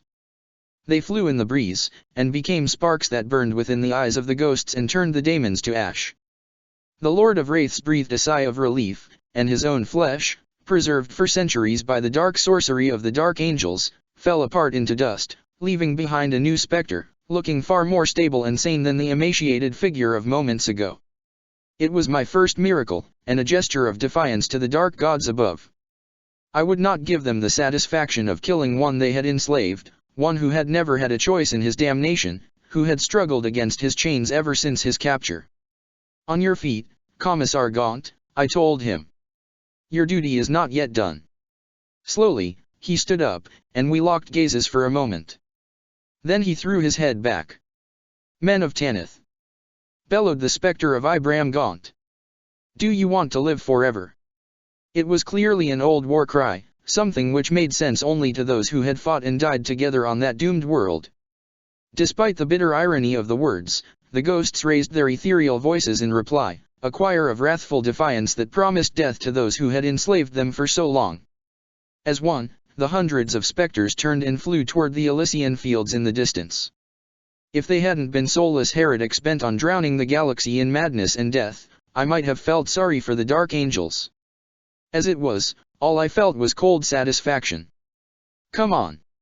I shouted, turning back to look at the army at my back and gesturing in the direction of the departing spectral horde with my revving chainsword.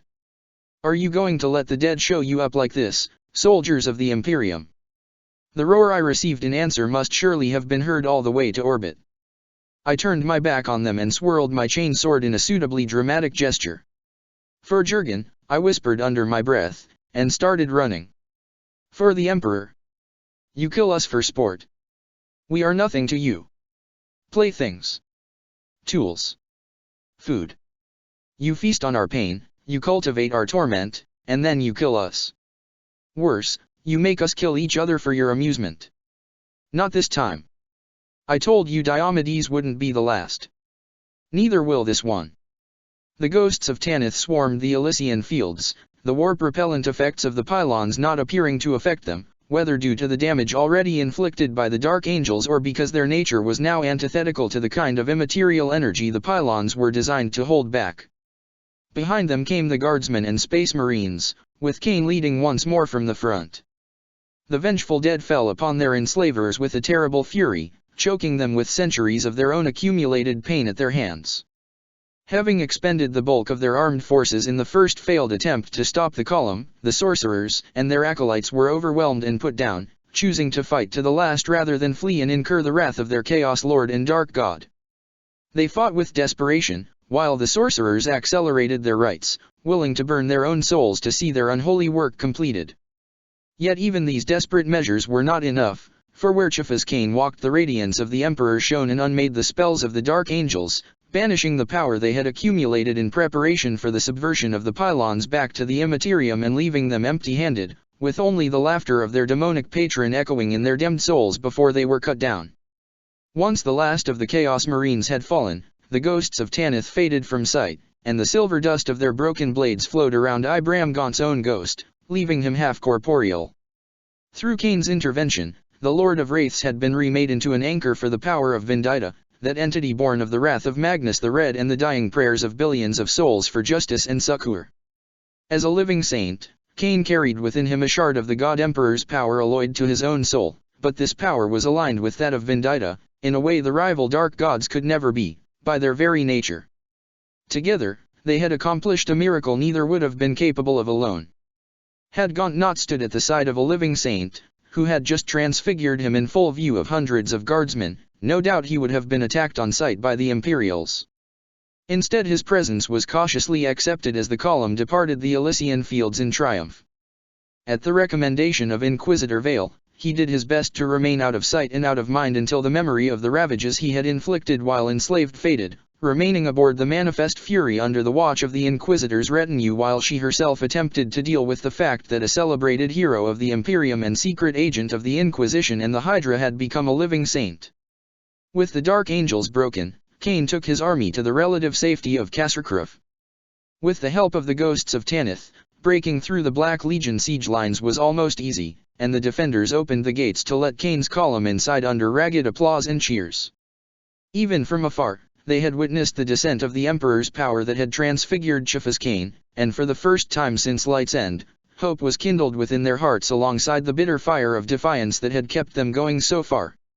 Inside the Castellum, the living saint was met by Imperial Guard high officers, Astaroot's captains, priests of the Ministorum, canonesses of the Adeptus Auroritas and Archmagi of the Mechanicus. All of them knelt before him, honoring the one who brought them salvation in their darkest hour. The Commissar Castellan of Cadilla looked upon them with an impassive expression, and none but him know what he thought at the sight. We are battered and bleeding. The Imperium itself is wounded nigh unto death, in a worse situation than it has been in 10,000 years. The unthinkable has happened. The Emperor is dead. We may never know the details of what transpired on Terra, though I hold on to the faith that the throne world still endures. And so long as it does, so must we. Our foes rejoice in this bitter twist of fate, and celebrate their victory as if it were inevitable.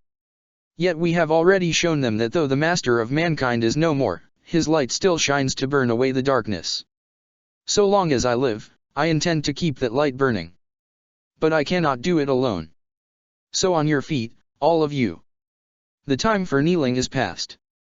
Though all the horrors of the eye stand against us, though we are alone against the tides of chaos and the machinations of the dark gods, I declare this, now and forever. Cadilla stands. Chiefas Cain, during the first meeting of Imperial High Command at Kasserkraf following the Battle of Elysian Fields, later to be added to the Book of Cain, 2nd volume, Chapter 2, verses 11-17 by the scribes of the Talern 340th, whose general was present at the gathering. I am Eldrad Ulthran, High Farseer of Ulthwi, founding member of the Second Cabal, Avatar of Ennead. I was born amidst the cinders of greatness, to a people reeling in the aftermath of the fall. I grew up on stories of what we had been, and learned enough from the gaps in the tales of my ashamed tutors to understand the true horror of what the Eldari Empire had become. There are those born to the craft worlds in recent cycles that yearn for that lost glory, who seek a return to a golden age they know only through stories passed down for thousands of cycles. They believe themselves to be the rightful inheritors of the stars, that it is only the cruelty of fate that has stripped them from the power that should be theirs. They are fools, all of them. It is good that our ancestors' empire fell. The Eldari ruled the stars for 60 million years. They had their chance to build something more than a playground for all their worst indulgences, and their corruption might yet doom the galaxy.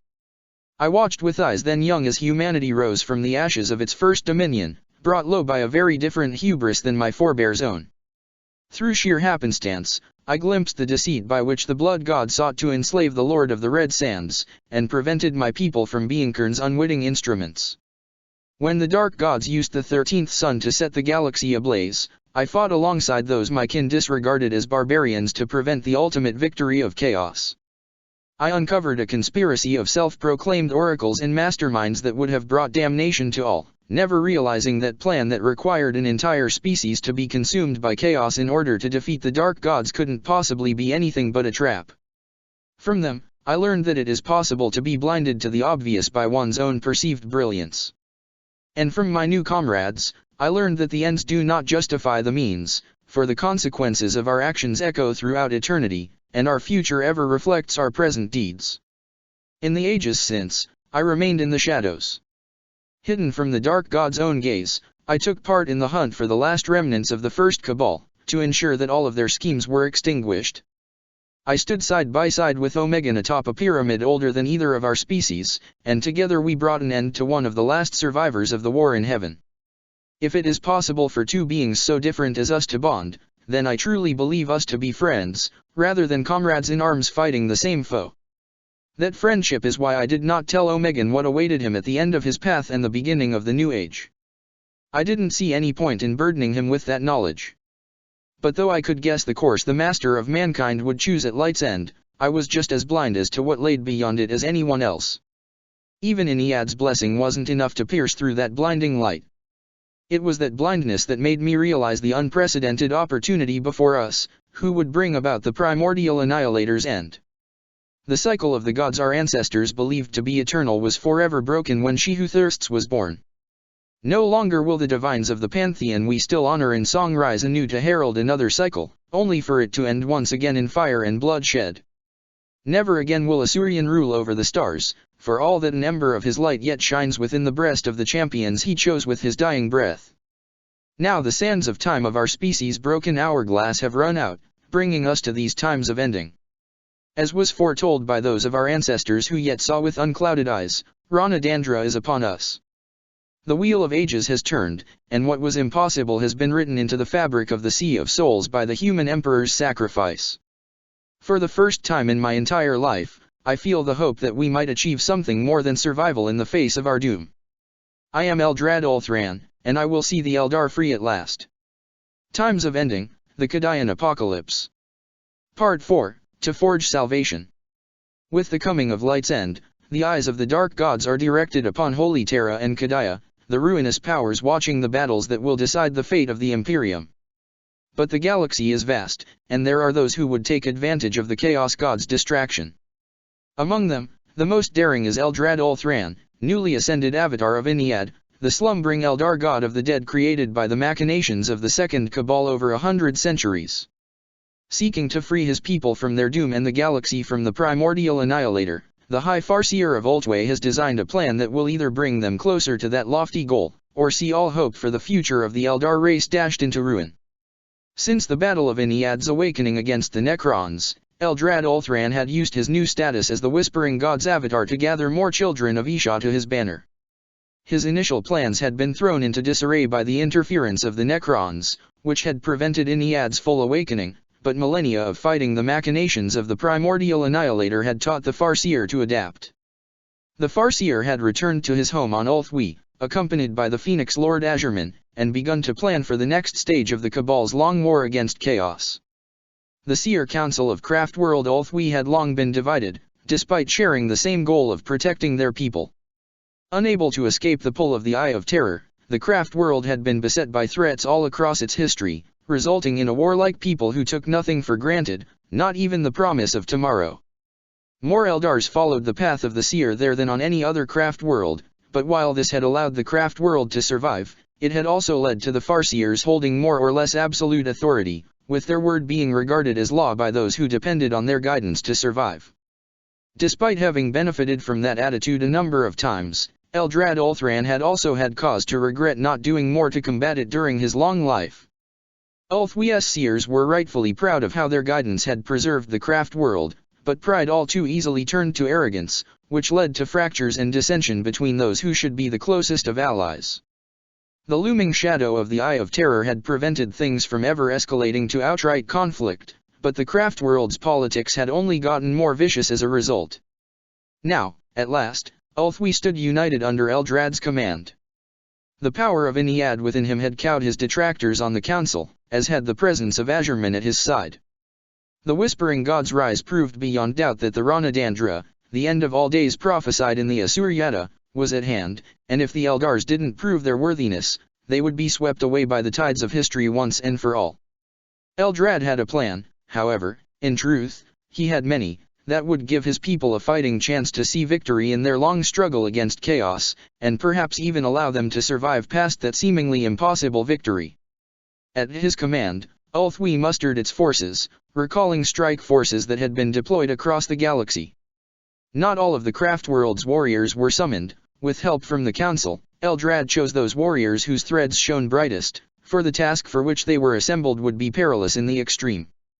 Months after Iniad's awakening and Eldrad's return to Ulthwee, the war host was finally complete. Counting thousands of aspect warriors, it was a force capable of breaking entire armies from more numerous races, especially when led by such august figures as the avatar of the Whispering God in Azurman, the hand of Asurian and mightiest of the Phoenix Lords. Yet still, Eldrad did not share the purpose of this muster. With the insight given to him by Iniad, he knew that, though all gathered were loyal in their dedication to Ulthwee, it did not mean that the Dark Gods wouldn't be able to learn his plans once he shared them with those whose minds weren't shared by a nascent power. Then, on distant Terra, Lorgar Aurelian freed the human emperor from his eons-old agony. With his own divine power, Eldrad was able to shield Ulthwee's infinity circuit from the psychic cataclysm, and as his kindred were still reeling from the shock, he finally revealed to them his plan for the war host. To sail into the Eye of Terror itself, and steal hope from the clutches of Slaanesh. For any Eldar to enter the Eye of Terror was a nightmarish proposition. The only expeditions into the Grave Birth had been aimed at recovering the soul stones scattered on the Crone worlds, that they might be used to safeguard the souls of the Craftworld's people. Even these expeditions had come to a high cost, with heroes sacrificing not just their lives but their very souls to steal the salvation of their kin from the grasp of she who thirsts. Slaanesh forever hungered for the spirits of the race whose excesses had created it, no matter how they had turned their back on such decadence generations ago. Though its dominion over the Eye was contested by the other dark gods, no child of Isha could hope to escape the Doom's attention within that corrupted region of space. Now, however, the gaze of the Dark Prince was fixed upon the home world of humanity. Not since the fall had such an opportunity presented itself, and Eldrad was determined to seize it. The Avatar of Iniad knew that, should humanity fail in the Angel War, all hope would be lost, but he also knew there was nothing he and his people could do to influence the result of that apocalyptic conflict. This was humanity's story to write, and all he could do was hope that the three sons of the Emperor would be able to find a way to victory. In the meantime, he would act as if the galaxy still had a future. Long-abandoned sections of Ulthwee were reopened, and an ancient webway portal that had been closed off thousands of years ago was carefully unsealed. The section of the webway it led to had become infested with daemons when the Eye of Terror had opened, crippling the antediluvian network to a mere shadow of its former size. For many cycles, the Neverborn had hurled themselves at the sealed-off gateway in a vain attempt to break through, but had ultimately given up when no progress had been made and other parts of the Great Game had drawn their attention. The trip through the webway was harsh, even for the seasoned veterans of Ulthwee.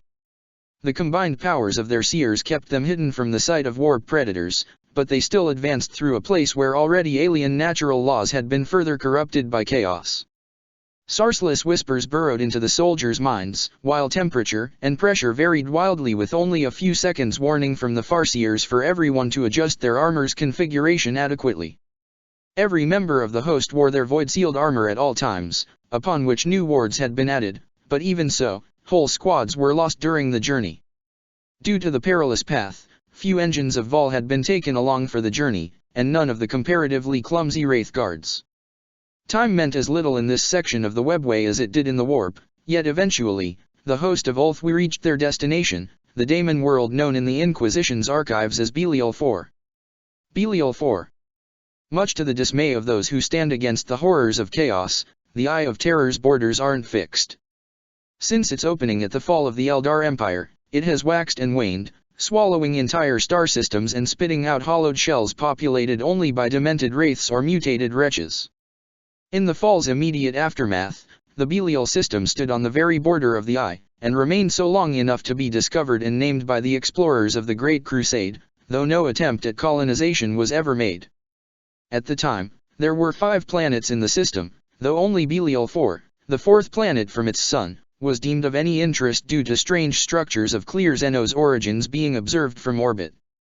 Interestingly, these structures were only mentioned in the explorer captain's own journals, and not in the official report he made to the growing Imperium. The star system was engulfed by the Eye of Terror not long after the end of the heresy, when Slaanesh's power was surging as the Clone Wars raged and the Blood Angels devoured entire worlds. Even after the War of Woe erupted between the 9th and 7th Legions and the Sons of Horus rallied to the Imperium's defense, Belial remained shrouded in darkness, one more star lost to the madness of the Eye of Terror. To the Imperium, this was just one more system lost, but to the children of Isha, it was much more. Built upon the planet's surface was the Temple Palace of Asurion, one of the holiest sites of the Yildari faith. Even after the slow corruption of Yildari society and the death of the Phoenix King at Slaanesh's hands, it had remained outside of the Eye of Terror, and served as a source of priceless soul stones for the craft worlds. During the Clone Wars, however, the Temple Palace's last defenses were overcome by agents of the Dark Prince, allowing the Eye of Terror to finally claim the system. What became of the other planets is known only to the Dark Gods themselves, but the name of Belial IV is known across the Eye of Terror as a stronghold of Slaaneshi power in the Eye of Terror. Under the light of 6 false suns, the demonic choirs of She Who Thirsts revel in endless excess, every unholy deed further desecrating this once sacred world. The very ground convulses under the strain of excess. Entire islands of earth and rock have broken off from the surface, floating in the air in blatant defiance of gravity, their shape twisting and contorting in impossible, obscene forms. Once great cities lie in ruins, frozen in the aftermath of the fall, with broken statues of Eldar worthies weeping tears of blood at the desolation surrounding them. Shadowy spirits, all that remain of the planet's Eldar population after an eternity of torment, haunt this hellish landscape, preyed upon by grotesque beasts and demonic hunters seeking to bring them back to the revelries they fled from. And at the heart of it all sits the temple palace, remade and twisted into something worthy of Slaaneş's dark majesty. At the end of their journey, the warriors of Ulthwe found that the webway gate leading to Belial 4 had already been unlocked, and the first wary scouts sent through returned with word that they were awaited. Thankfully, this welcome party wasn't composed of a demonic horde ready to devour their souls, but of a troop of harlequins from the Mask of the Veiled Path. Long had the eldest living Farseer of the Eldar race consorted with the disciples of Sigurd. Over the millennia, Eldrad had conceived many plans to destroy Slaaneş and free his people. Some of them had been the results of his meditations, while others had been designed together with Omegan, the sages of the Black Library, and even, on one memorable occasion, with one Harlequin Shadow Seer he still wasn't sure hadn't been Sigurd in disguise. Of these plans, many had been thwarted by the ruinous powers, the intervention of uncontrollable factors, or just plain bad luck. But he'd kept trying, pouring his life into running as many of them as possible in the hope that one of them might work. The thrice-born, Ephriel's turn, was one of them. Eldrad hadn't had anything to do with the terrible circumstances that had shaped her into such a potent weapon against the Dark Prince, and as far as he knew no Eldar hands had anything to do with them either. But when she'd been reborn for the first time, the Demonifuge had immediately been revealed to him and his allies, and the servants of the Laughing God had moved to bring her to safety in the Black Library until the time came for her to be unleashed upon the galaxy yet again. The knowledge that she'd been on Terra when Light's End had happened was one of the things that gave Eldrad hope that not all was lost. How the Harlequins had managed to reach Belial 4 ahead of the Ulthwe forces was a mystery, but few were surprised at their presence, for it was well known that the performers could go anywhere they pleased. Eldrad met with their leader, the mysterious Shadow Seer Sylandri Veilwalker, and after a brief discussion, the two Eldar groups joined forces. Little trace remained of what Belial 4 had looked like before the fall. The planet was a full-fledged Daemon world, its surface entirely remade in the image of the Daemon Lord that had ruled there since it had been swallowed by the Eye of Terror, Shah-Gadon, the Harbinger of all pleasures. Shah-Gadon, the Harbinger of all pleasures. Known as the Harbinger of all pleasures by its servants and enemies, Shah-Gadon is a Slaaneshi Daemon prince of great power and ancient origins. All daemons of the Dark Prince have a particular hunger for the suffering of the Eldar race, whose Yildari ancestors gave birth to their god. But Shah-Gadon's hatred for the children of Isha runs deeper than this, for its roots go back to long before Slaanesh was born. Only faded legends remain of that time, for even the exiles who founded the craft worlds as they fled the Yildari Empire knew little of the Harbinger. From these scraps of lore, confessions extracted by the Inquisition and visions gleaned by powerful seers both human and alien, those few who know of the Harbinger's existence without having been enslaved by it believe that it once was an enemy of the Yildari Empire. Shah-Gadon itself has given 1,000 different reasons for its hatred of the Yildari, and when one considers the scope of the atrocities performed by that corrupt civilization as the rot set in, each might very well be true. Regardless of its source, Shah-Gadon's obsession with destroying the Yildari was so powerful that, when the fall happened and Slaanesh was born, something for which Shah-Gadon claims partial credit, and as the reason for its title of Harbinger, the Dark Prince of Chaos rewarded the Harbinger with daemonhood, granting it all of eternity to pursue its vendetta against the few survivors of the old race. Ever since then, Shah-Gadon has hunted down the remnants of its ancient enemies, and is one of the few entities in the cosmos to be aware of the general location of every single craft world in existence, despite the efforts of generations of Farseers to keep the continent-sized vessels hidden. Meanwhile, its cult, the Great Mask, named in blasphemous mockery of the Harlequin's own subgroups, has been a poisonous thorn in the Imperium's flank for thousands of years. Across scores of Imperial worlds, cult cells pay fealty to their distant demonic patron, forming hedonistic secret societies that practice forbidden rites in secret. Its members worship Shah-Gadon as a benevolent figure, who rewards the faithful with ever greater pleasures, with those who prove their worth taken away to join it in paradise. That seeming benevolence is, of course, only a cruel illusion. In an echo of the pleasure it gained from witnessing the downfall of the Yildari Empire, Shah-Gadon relishes the inevitable fall to decadence of those it ensnares. Its personal attendants, those who succeeded in proving their worth, were all once powerful men and women, holding the lives of thousands in their hands, but are now reduced to nothing more than adoring slaves with no other thought in their minds but how to please their living God. Apart from this, the Great Mask is the Daemon Lord's instrument in prosecuting its long war against the Eldars, manipulating the Imperium and waging war against the craft worlds wherever possible. Billions of human and Eldar lives have been lost to conflicts engineered by the Harbinger's servants, and it is believed by some of the Second Cabal's analysts that much of the enmity between their races could have been averted if not for its corrupting influence. Though its name is known to the Daemon hunters of the Inquisition, Shah-Gadhan has remained on Belial IV ever since the planet fell into the Eye of Terror, only ever directing its cult from afar. In truth, Shah-Gadhan has no choice in the matter. It is bound to Belial IV by the will of Slaanesh, compelled to remain in order to guard that which lies within the temple palace of Asuryan. As is typical of the Dark Prince, this duty is both punishment and reward, for while the Daemon Lord derives much honor and pleasure from its posting, it is also denied the more varied pleasures of the galaxy, chief among those the opportunity to pursue its dark crusade against the craft world Eldars. For thousands of years now, Shah-Gadhan has searched for a way to escape its fetters that wouldn't draw the ire of the youngest god, creating and manipulating entire covens of petty wyrds in the process.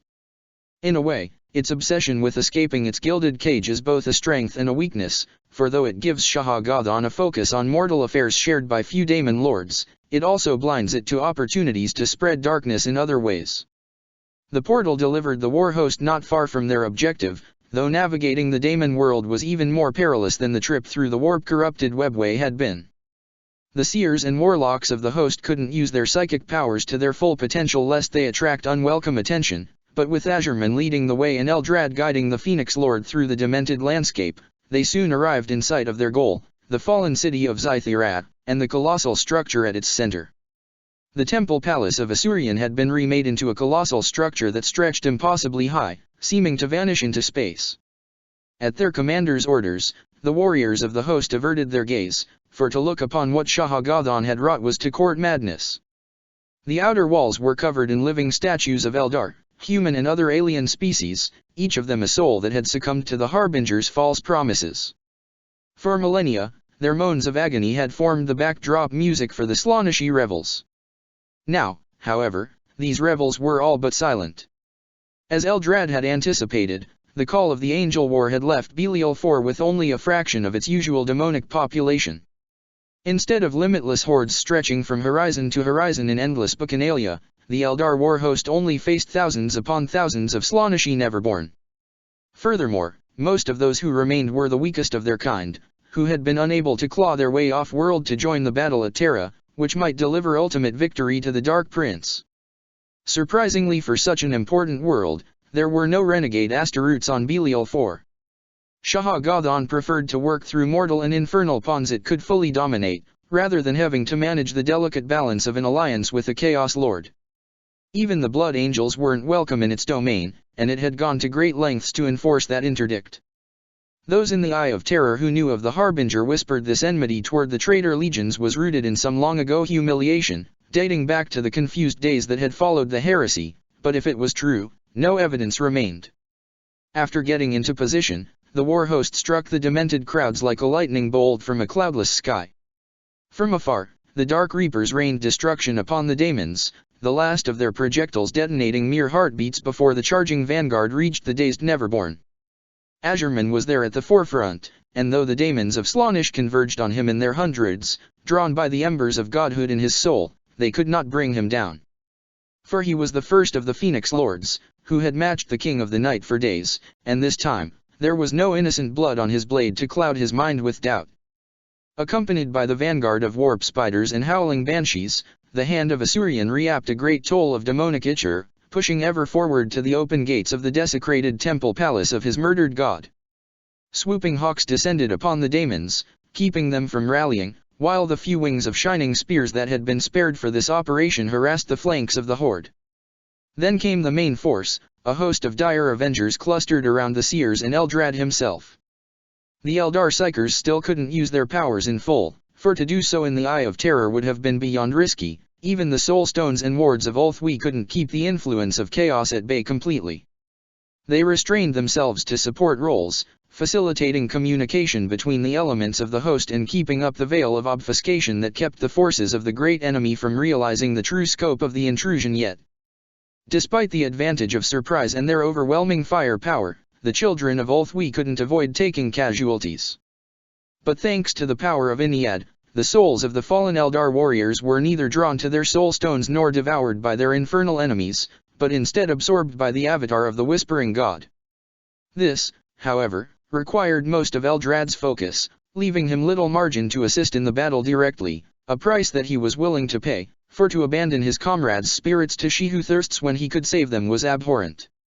After a long battle, the war host reached the open gates of the temple palace. The bulk of their forces remained there, holding the entrance against the hordes outside, under the command of a trio of autarchs, each of them a veteran of 1,000 battles against the slaves of the ruinous powers. The avatar of Ennead had also bestowed a blessing upon each member of this triumvirate. They had sworn themselves to the Whispering God, renouncing the blessings of bloody-handed Cain in exchange for becoming vessels through which their soldiers' souls could be saved, like Eldrad himself. And, like the elder Farseer, they knew that such a boon would not be without cost, but it was one they were more than willing to pay. With their backs secured, Eldrad and Azurman pushed ahead with a small group of elite warriors, toward the black heart of this once sacred place. The insides of the temple palace were as nightmarish as its outside had been. Where once had stood statues of the Yildari gods and heroes, along with depictions of their exploits during the eons-long reign of the Yildari Empire, now there were 1,000 images of the fall, showing the lowest moment of Shah-Gadhan's hated foes. Worse than the images of destruction were those displaying the tainted Yildari who had embraced the corruption wholeheartedly, and been rewarded with immense power when Slaanesh had taken its first breath and swallowed the souls of their race. Though Eldrad had been born years after the fall, Azurman remembered it all too well. He had met some of the dark Yildari shown on these mosaics, and while he'd slain many of them, and more yet had been slain in the first wars of the Eye of Terror when the other dark gods had challenged Slaanesh's hold onto the warp storm, not all had met their end. The Hand of Asuryan knew that, in the darkest pits of Komarok, some of the old monsters that had orchestrated the ruin of his people continued their evil, feared even by the cruel nobility of the Dark City. In time, the Phoenix Lord swore for the 10,000th time, they too would be brought to judgment. Ancient Yildari specters also haunted the temple palace, watching mournfully as the Eldar champions advanced through their violated home. Once, they had been Yildari priests of the old gods, who had resisted the corruption of the Yildari Empire but refused to join the exodus of the Craft Worlds. Instead, they had stayed behind in the hope of turning back the tide of corruption, only to watch as the fall ended their people. When Slaanesh's forces had come during the Clone Wars, they had fought the last battle of the untainted Yildari, and their souls had been condemned to watch over the desecration of all they had loved, spared the jaws of the Neverborn only because this was a far worse torment. As the light of Ennead touched them, however, these wraiths were released from their infernal bondage, and new hope for the first time in 10,000 years. They gathered to Eldrad's side, helping guide him through the twisted labyrinth, down paths that, when seen from above, formed forbidden runes in the Yildari language. Only the disciples of Shah-Gadhan had walked these paths since the Clone Wars, each step twisting their flesh and soul a little more without they ever realizing it, but thanks to Eldrad's presence, his warriors were protected. The embers of divine power in the Hand of Asuryan and the cold fire of Ennead within Eldrad's body combined to repel the corruption that had taken hold of the temple palace. Where they walked, the passages flickered back to what they had once been, revealing glimpses of the glory of the pre-fall Yildari Empire in the moments before the taint of chaos resumed its hold. They saw monuments to champions of the war in heaven, including statues of the legendary Eldanesh and Uldhaish, depictions of the beauty and tranquility of the Yildari Maiden Worlds, and more besides. But even these lost glories were not without their dark sides. The farther they went, the more violent the images became, reminding them once more that even before the fall, the Yildari had not been a peaceful race. How could they have been, when they had ruled over the galaxy for 60 million years? Not even the Old Ones had been able to hold such unrivaled hegemony without bloodshed, and as many Eldar scholars suspected and Eldrad knew for certain, the Yildari had originally been created as a warrior race, not that different from the Krix whose degenerate descendants continued to plague the stars eons after they'd outlived their purpose. Of course, Eldrad didn't often speak these truths out loud. He was old, not senile. To their surprise, the Eldars faced no direct attack as they made their way through the temple palace. They could hear the laughter and screams of the daemons that cavorted in its halls echoing down the corridors, and a palpable sense of malaise weighed them all down, but from the moment they'd crossed the temple's threshold, they hadn't seen any enemy. None of them thought this was a good sign. They were far too experienced for that. At last, the company of heroes came upon the throne room at the heart of the temple palace, where Shah-Gadhan and its court awaited them. Thanks to the whispers of the dead priests, Eldrad knew that this had once been the gateway to the holiest of holies, a place only a few souls were allowed to enter so that they may commune with the Yildari gods. Briefly watching through ghostly eyes, the avatar of Iniad saw the vast tunnel leading down into a great hall decorated by visages of the Yildari pantheon, each sculpted from crystal and over 10 times the size of an adult Eldar. Now that pit had been dug out, each and every ward broken. The ancient crystal visages had been broken into a billion shards that were spread all across the floor, cutting the naked feet of Shah-Gadhan's mortal slaves with every step they took. Scores of mutant cultists were scattered across the room, most of them ignoring the Eldar intruders, too busy indulging in their own lusts or watching the occupant of the throne at the center of the room with worshipful gazes. Daemonettes prowled among them, whispering dark promises in their ears and caressing exposed flesh with razor-sharp claws. There, on a living throne made of the merged flesh and bones of the last Yildari priests to have fallen in the temple palace's last battle, sat the harbinger of all pleasures. Shah-Gadhan wore the flesh of a human male of noble bearing, whose body radiated psychic power. His rich clothes were daubed with various fluids and marked with chaotic runes, and on his forehead was an Eldar soulstone, cracked and dark and blazing with eldritch energy. In one 6-fingered hand, he held a bejeweled golden goblet filled with a mixture of blood, wine, and tears, while the other rested atop the pommel of a sword that seemed to shiver whenever it wasn't directly looked at. He welcomed the arrival of the Eldars by raising his goblet and emptying it one gulp before tossing it aside, carelessly crushing the skull of one of his slaves with the strength of the throw. Eldrad's divine sight let him trace back the path that had led that unfortunate soul to this place. Once, he had been Janus Dark, rogue traitor of the Imperium of Man and, unbeknownst to him, a latent psyker of great power. Through a combination of manipulation and brute force, the Harbinger had brought him inside the Eye of Terror and turned him into a mortal vessel. Dark's psychic potential was potent enough that the possession hadn't caused his body to immediately start decaying, unable to withstand the Daemon Lord's power. It was fortunate, Eldrad thought, that Shah-Gadhan was bound to Belial 4 by the command of its Dark Master. Had it been free to move as it pleased, the galaxy would have faced a Slaaneshi Daemon Prince able to hide in plain sight, free to spread corruption wherever it so wished. By the time someone in a position to do something about it noticed, entire worlds would have been lost, and that was an optimistic supposition, for Shah-Gadhan might also have chosen to continue its cult's work and engineered a total war between the Imperium and the Craft worlds, which would have let the weakened winner at the mercy of chaos. There were very good reasons why the human inquisitors were so utterly ruthless when stamping out demonic taint. At the foot of the Daemon Lord were 2 pale slave things that, to the mortal eyes, appeared to be human children, 1 boy and 1 girl. But Eldrad could see through their disguise too, much as the old Farseer might wish otherwise. Somehow, Shah-Gadhan had acquired the services of a twin pair of children of the Raven, the sheer bravado of which impressed Eldrad, however reluctantly. To risk the ire of the 19th Legion by appropriating their monstrous creations was something even daemons feared, yet this wasn't this that held Eldrad's attention the most in the Daemon Lord's throne room. Atop the Slaaneshi Prince's throne, held in place by thorns that pierced through stick-thin limbs, was an emaciated figure that, to his shock, Eldrad recognized. This was Kaisadurus the Anshorite, the Farseer who had made the first prophecies of Iniad's rise based on old scraps of Yildari myth. His predictions had been used as the foundation for the Second Cabal's god-forging scheme, but Kaisadurus himself had vanished centuries ago and no one had been able to find him again. Now at least his fate was revealed, and Eldrad saw his peer's tragic fate unfold in his mind's eye. During a journey of contemplation, the Anshorite had been captured by the Daemon Lord's cult and brought to Belial 4 as an offering. There, he'd been subjected to all manners of abject torments for Shah-Gadhan's sadistic amusement, his body broken and made whole again and again. His mind had been driven to the very brink of madness, yet the discipline of the Farseer endured still. Now, though his eyes had long been gouged out, he could sense the approach of his brethren, and weakly called out to them psychically, begging for aid. One way or another, Eldrad decided, the torments of the fabled seer would end today. "Azurman," said the incarnated Daemon Lord. "I didn't think you'd ever dare show your face here after you abandoned your burning empire to my master." "And what's this? The great Eldrad Ulthran himself? You flatter me."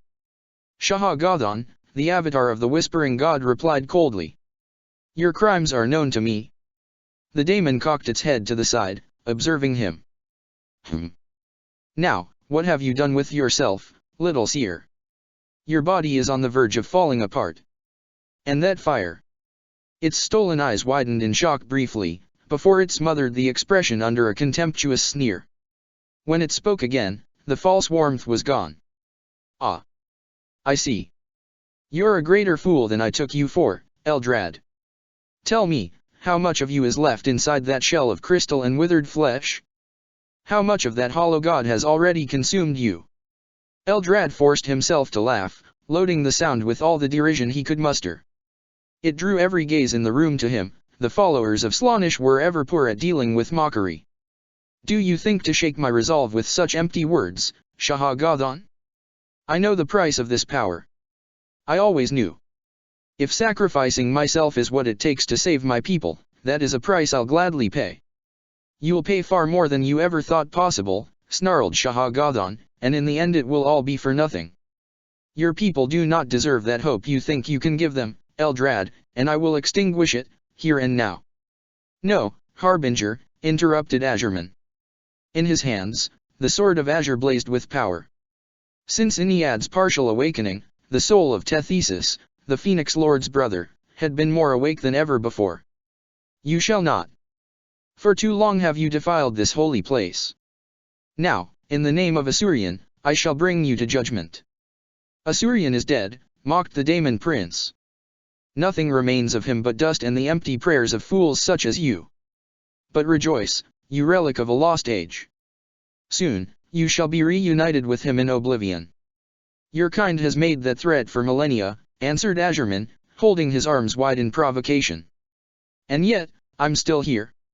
"Not for long," promised Shah-Gadhan. "Even now, the great champion of my lord marches to claim his throne. Soon, the light of Slaanesh's glory shall bathe the galaxy, and your entire miserable race shall be extinguished in its radiance." "Don't try to pretend you knew about Sanguinius' plot in advance," declared Eldrad, a mocking smile on his lips. "Why would the false angel share it with one such as you, a mere warden?" The Daemon Lord's furious scream shook the very walls and stripped all semblance of humanity from its face.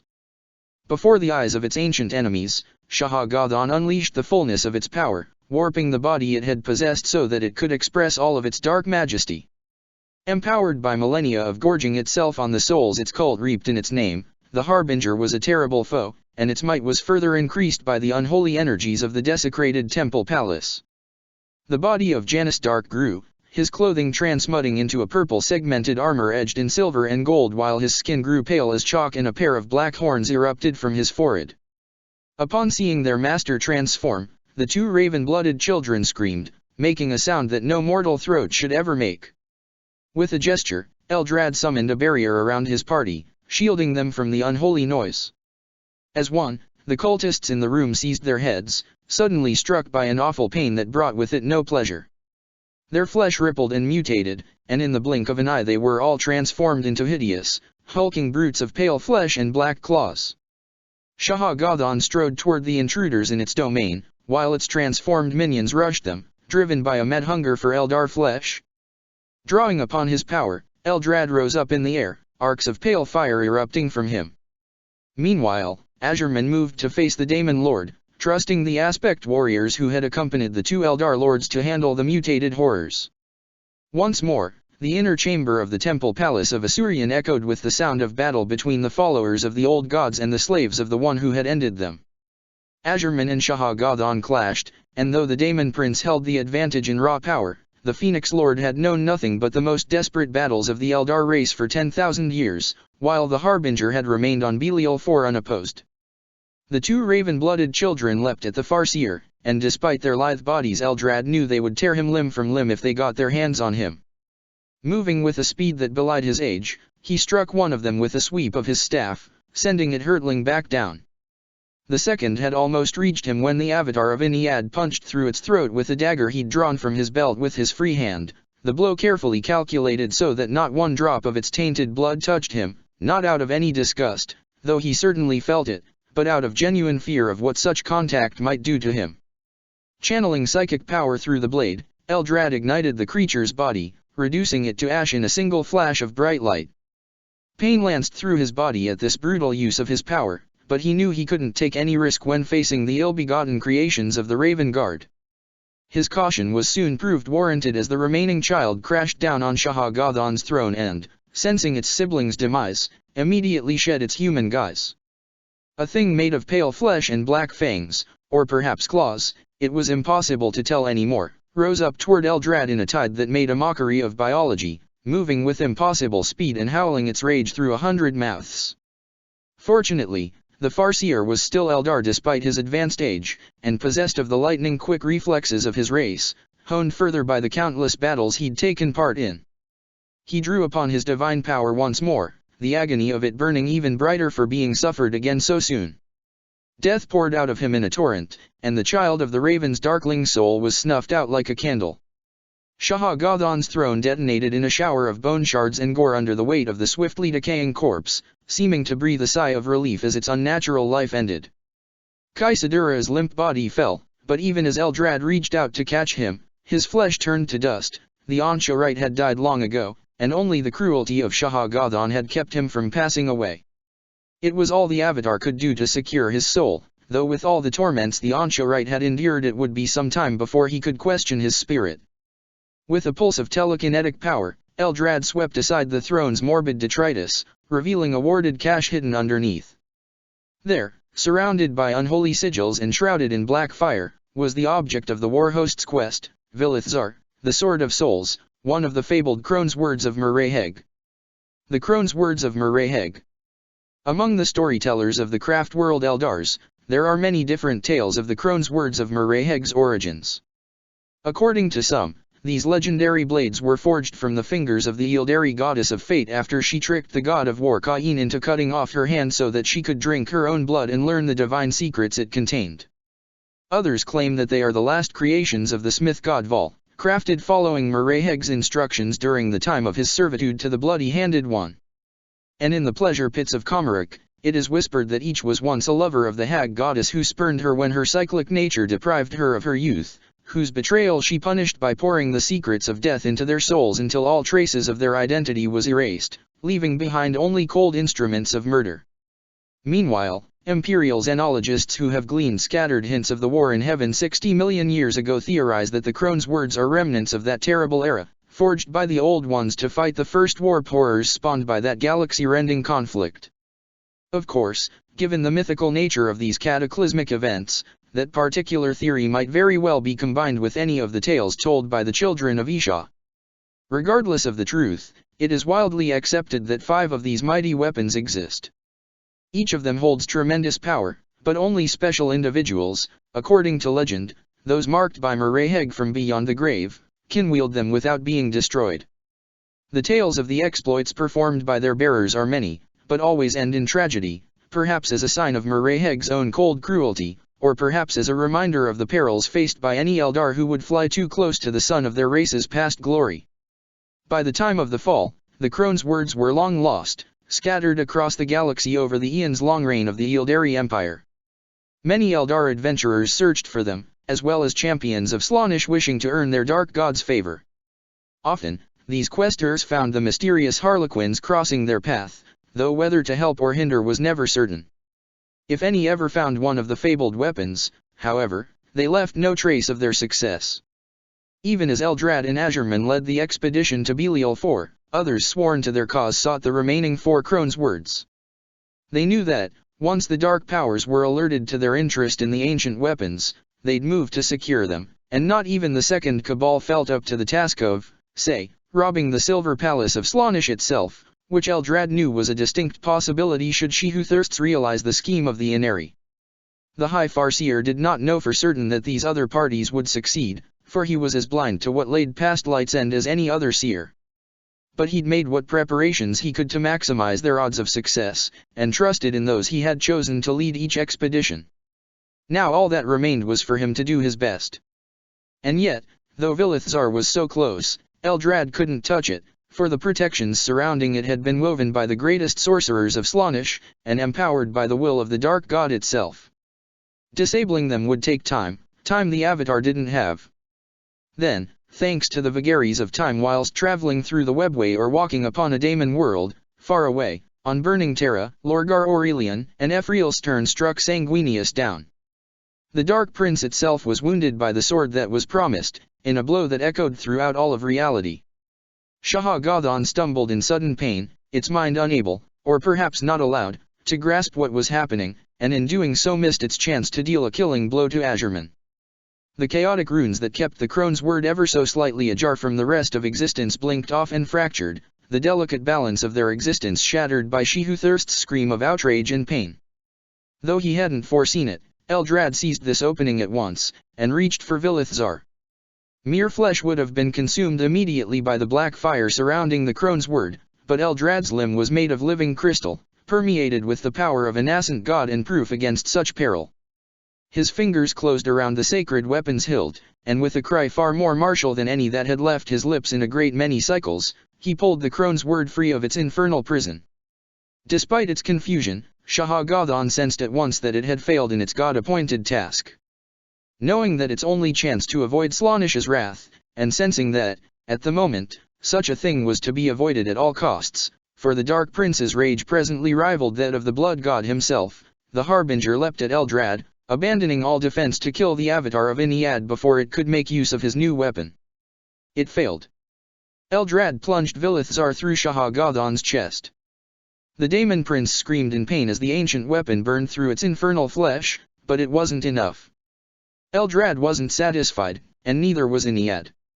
He reached through the crone's word with divine senses, feeling the thousands of tormented Eldar spirits the Daemon Lord had fed upon. Unlike most Neverborn, it hadn't completely devoured them, reducing them to nothing more than a single scream of agony added to the symphony of horrors that made up what passed for its soul. Instead, it had left them with a shred of sentience, just enough to despair at their fate, so that it could better enjoy their pain for all eternity. It was a mistake Shah-Gadhan wouldn't live to regret. The Sword of Souls sang to the Avatar of Iniad, telling him what he must do, and he gladly obeyed. Harbinger of Ruin, spoke Eldrad Ulthran, his voice echoing with eldritch power. It is time to return what you stole. You dash. Before the Daemon Lord could speak its final words, Eldrad pulled, and tore its essence asunder. Shah-Gadhan screamed in terror and agony, and then was forever unmade. A flash of pale light briefly blinded all within the chamber, regardless of what mortal or immortal senses they possessed, and when it faded the fruits of Eldrad's latest miracle stood there for all to see. It was tall as Shah-Gadhan had been. It was beautiful and terrible to behold, a macabre embodiment of the fears that all souls, no matter how enlightened, held toward death. A vortex of faceless spirits surrounded it, and the temperature in the room dropped, icy crystals forming at its feet. Its body was clad in an armor of ancient design that was not so much black as it was the total absence of light, and its impossible long mane of white hair crowned a face to haunt the dreams of even the bravest souls. It held Vilithzar in one hand, a hand that had only 5 fingers, while in the other it held a construct of psychic fire shaped like the rune of Iniad. "Behold," declared the Avatar of Iniad to the odd Eldar warriors and horrified daemons around him. The crystal part of his body had grown, consuming even more of his flesh, for no miracle came without price. The Incarn, Avatar of the Whispering God's vengeful fury. The towering figure opened its maw and let out a terrible scream, full of all the grief and rage of the Eldar race, of every love that had ended in the separation of death, of every future that had never been because of the machinations of She Who Thirsts. The nearest daemonettes shrieked and turned to ash, their essences snuffed out in a single moment. With Shah-Gadhan's destruction and the Incarn's manifestation, the battle of the Temple Palace ended swiftly.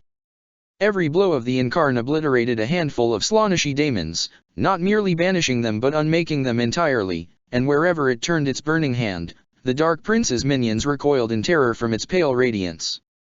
Realizing that, for the first time since the fall, they could actually permanently harm the doom that had stalked their people for generations, the aspect warrior's morale soared. Within moments, the throne room was cleared of the last servants of She Who Thirsts. For all the skill and bravery of Ulthwee's aspect warriors, just over half of their number had fallen, though their souls were safe within Iniad's embrace. Azurman himself was wounded, a glancing blow of Shah-Gadhan's blade having cut his leg, but the Phoenix Lord had fought through worse. With Shah-Gadhan destroyed and the Crone's word reclaimed, the complex web of eldritch energies that sustained the Temple Palace's impossible architecture began to come undone. With the Incarn following, the Eldars rushed outside before the entire structure could collapse atop them. At the entrance, they met with the rest of their force, which had managed to hold despite the overwhelming odds, at least partially thanks to their enemies suddenly being struck by the same disturbance that had momentarily crippled Shah-Gadhan. No sooner had they emerged from the Temple Palace that, at long last, it fell apart behind them. The defiled echo of the Yildari Empire's glory crumbled to ruins, and the sight of it combined with the terrible presence of the Incarn and the still echoing pained scream of their dark god put the remaining Slaaneshi daemons to flight. Azurman and Eldrad led their remaining warriors back to the webway portal that had delivered them to Belial IV, still accompanied by the Incarn.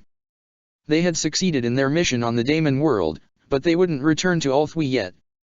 For all that Slaanesh was the ultimate enemy of the Eldar race, it was only the youngest of the ruinous powers, and there could be no hope of a better future for the children of Isha until all facets of the primordial annihilator had been extinguished. With the false angel destroyed, Terra was safe for the moment, though Eldrad didn't doubt the human homeworld would have paid a terrible price for such a great victory. Which meant that there presently was only one fulcrum where the fate of the galaxy turned. Kadaya. His daughter was dying. It should have been impossible. Melusine's biology was a work of art, and she had survived much greater injuries than the ones inflicted on her by that brute Loken. She should have recovered already, even without all the effort he'd put into healing her. And yet, she was still dying. The readings returned by the machines of his personal lab aboard the Pulchritudinus were clear, not that he needed them. He knew his daughter's body as well as he knew his own. He had memories of the centuries spent stabilizing her after they'd parted ways with the Raven Guard, and the dubious gifts the 19th Legion had left in her genetic code had begun to manifest themselves. Fabius knew there was more than mere biology at play. Neither Melusine nor Loken were purely physical creatures. After who knew how long in the Eye of Terror, Loken had become the Cerberus creature which had hounded his operations and killed more of his bodies than he cared to count, costing him entire lifetimes of knowledge and experimentation. And Melusine, well, Melusine had never been entirely of the Materium. Long before she had opened her eyes and taken her first breath, his daughter had been far more than just human, even if he'd disagreed with her other parents as to what her ultimate fate should be. Father. The voice of the eldest echoed in the laboratory, as devoid of emotion as ever. Fabius hadn't heard him enter, but then he wouldn't have. What is it? He asked, his tone short. Your consortium are growing uneasy with your absence. The Black Crusade is floundering. Nephalor attempted some ill-advised scheme that failed miserably, and Sigismund has summoned Dorn and joined the ranks of the Neverborn. I care not. I knew Sigismund's plans, and I'm not surprised Nephalor keeps failing. As long as the data keeps being collected, all is well. I won't leave your sister. Is Melusine more important than all the assets you've put in this operation, Father? Fabius laughed bitterly at the question. He knew that the wrong answer would lead to his creation following the instructions he'd embedded in its mind so long ago and killing him for the sin of letting emotions contaminate his work. Sometimes he wished he'd given himself more leeway, but then he remembered how easily the transdimensional intelligences that fools called gods could subvert even the brightest of minds. She is unique, he replied. Even now, I cannot replicate what went into her creation. Every single one of the new Marines on Kadaya, every single demented cultist and renegade can be replaced if necessary, but she cannot be. I won't let her be taken from me like this. You know why she's dying. Still, the eldest's voice was calm and cold as the void between stars. Usually Fabius found it comforting, but not today. Of course I do. He snarled. It is their doing. The so-called gods our allies so fervently worship. They have taken advantage of the wound this Cerberus inflicted on her. They're holding her hostage. Yes. And all I need to do if I want her to live is to ask. That is all. I can recognize the pattern, son. If I only pray, he spat the word like the curse it was, for her salvation, it shall be delivered, and I shall be doomed. I cannot let you do that, father. And you don't have any other bodies in the fleet. Not after all of the remaining ones were destroyed by those Imperial dogs, Fabius growled. Someone in the Imperium, probably a member of that annoyingly competent Temple Venus, had finally caught on to his current nature as a network of clones. Over a dozen assassins had been deployed in the system, and they had coordinated with the Night Lord's boarding action to sabotage all of the bodies he'd hidden through the Black Legion fleet as backups if the active ones were incapacitated. Some had been subtle, altering the contents of the life-sustaining pods discreetly enough that he might have mistaken it for human error, but others had been, less so. The cruiser Teeth of Agartha had been reduced to a cloud of debris after the Everzer beast inside had reached its plasma reactor and activated its suicide bomb. A crew of 20,000, lost in a single second, along with his last backup bodies in the entire star system. Fabius wasn't afraid of death. Losing this body's memories would be a setback, especially since it was the only one with first-hand knowledge of the field testings taking place on Kadia's surface, but one that his greater self would recover from in time. His assistants were already monitoring the new Marines, and they knew to record everything for him to review later without him needing to tell them to. Some of them had worked with him for thousands of years by that point, after all. No, what worried him more was the possibility that the eldest might fail when he went after him. Fabius knew that the Revenant Primarch was far stronger than he was, it was why he had raised him despite the considerable costs and dangers, after all. But with the Emperor dead and the Black Legion ascendant, it was possible the Dark Gods would seize the opening to completely transform this version of himself into their puppet, imbuing him with enough power to resist even his strongest creation. He did not think it arrogant to believe that investment would be worth it to them, given the amount of military power and influence currently at his fingertips. And he knew that the eldest could make the same connections. Truth be told, he was surprised he hadn't already killed him, just in case. Hopefully he wasn't getting sentimental. Fabius had hoped a lack of a soul would prevent such nonsense. What will you do, father? He looked at his daughter. She looked so frail at this moment. She had always been so strong, even if he had always worried that something would happen to her despite that strength. Now she was dying. But she hadn't died yet. Her vitals were fading away, but it was a slow process. If the plan was to force his hand, then why? There were wards in place in the lab to keep the warp from interfering with his work, but the observation chamber where the fight had happened hadn't had them. Melusine's affliction could have been far quicker. Understanding dawned within the Clone Lord's mind. They don't want her dead either, he whispered. They see as much potential in her as I, even if they'd twist her in their vile image and ruin what she could become. A slow smile crept on his face. Father. Sensing that a decision had been made, the eldest stalked closer, ready to perform his primary function if needed. Fabius chuckled. Do not worry, my son. I have found a way out of our predicament. Kindly tell Scalagrim that he's in charge of the consortium until my return. As for you, I've told you my plans for Kadia itself. Make sure the proper conditions for further field testing are maintained. Fabius drew the plain, unadorned bolt pistol at his belt. It was a common weapon, no different from the thousands that had been distributed to his creations even now fighting and dying on Kadia so that he might learn from them and forge the next generation of humanity's protectors even better. And tell your sister not to blame herself for this. After all, what parent isn't willing to die for his children? He placed the gun's muzzle against his skull, and pulled the trigger.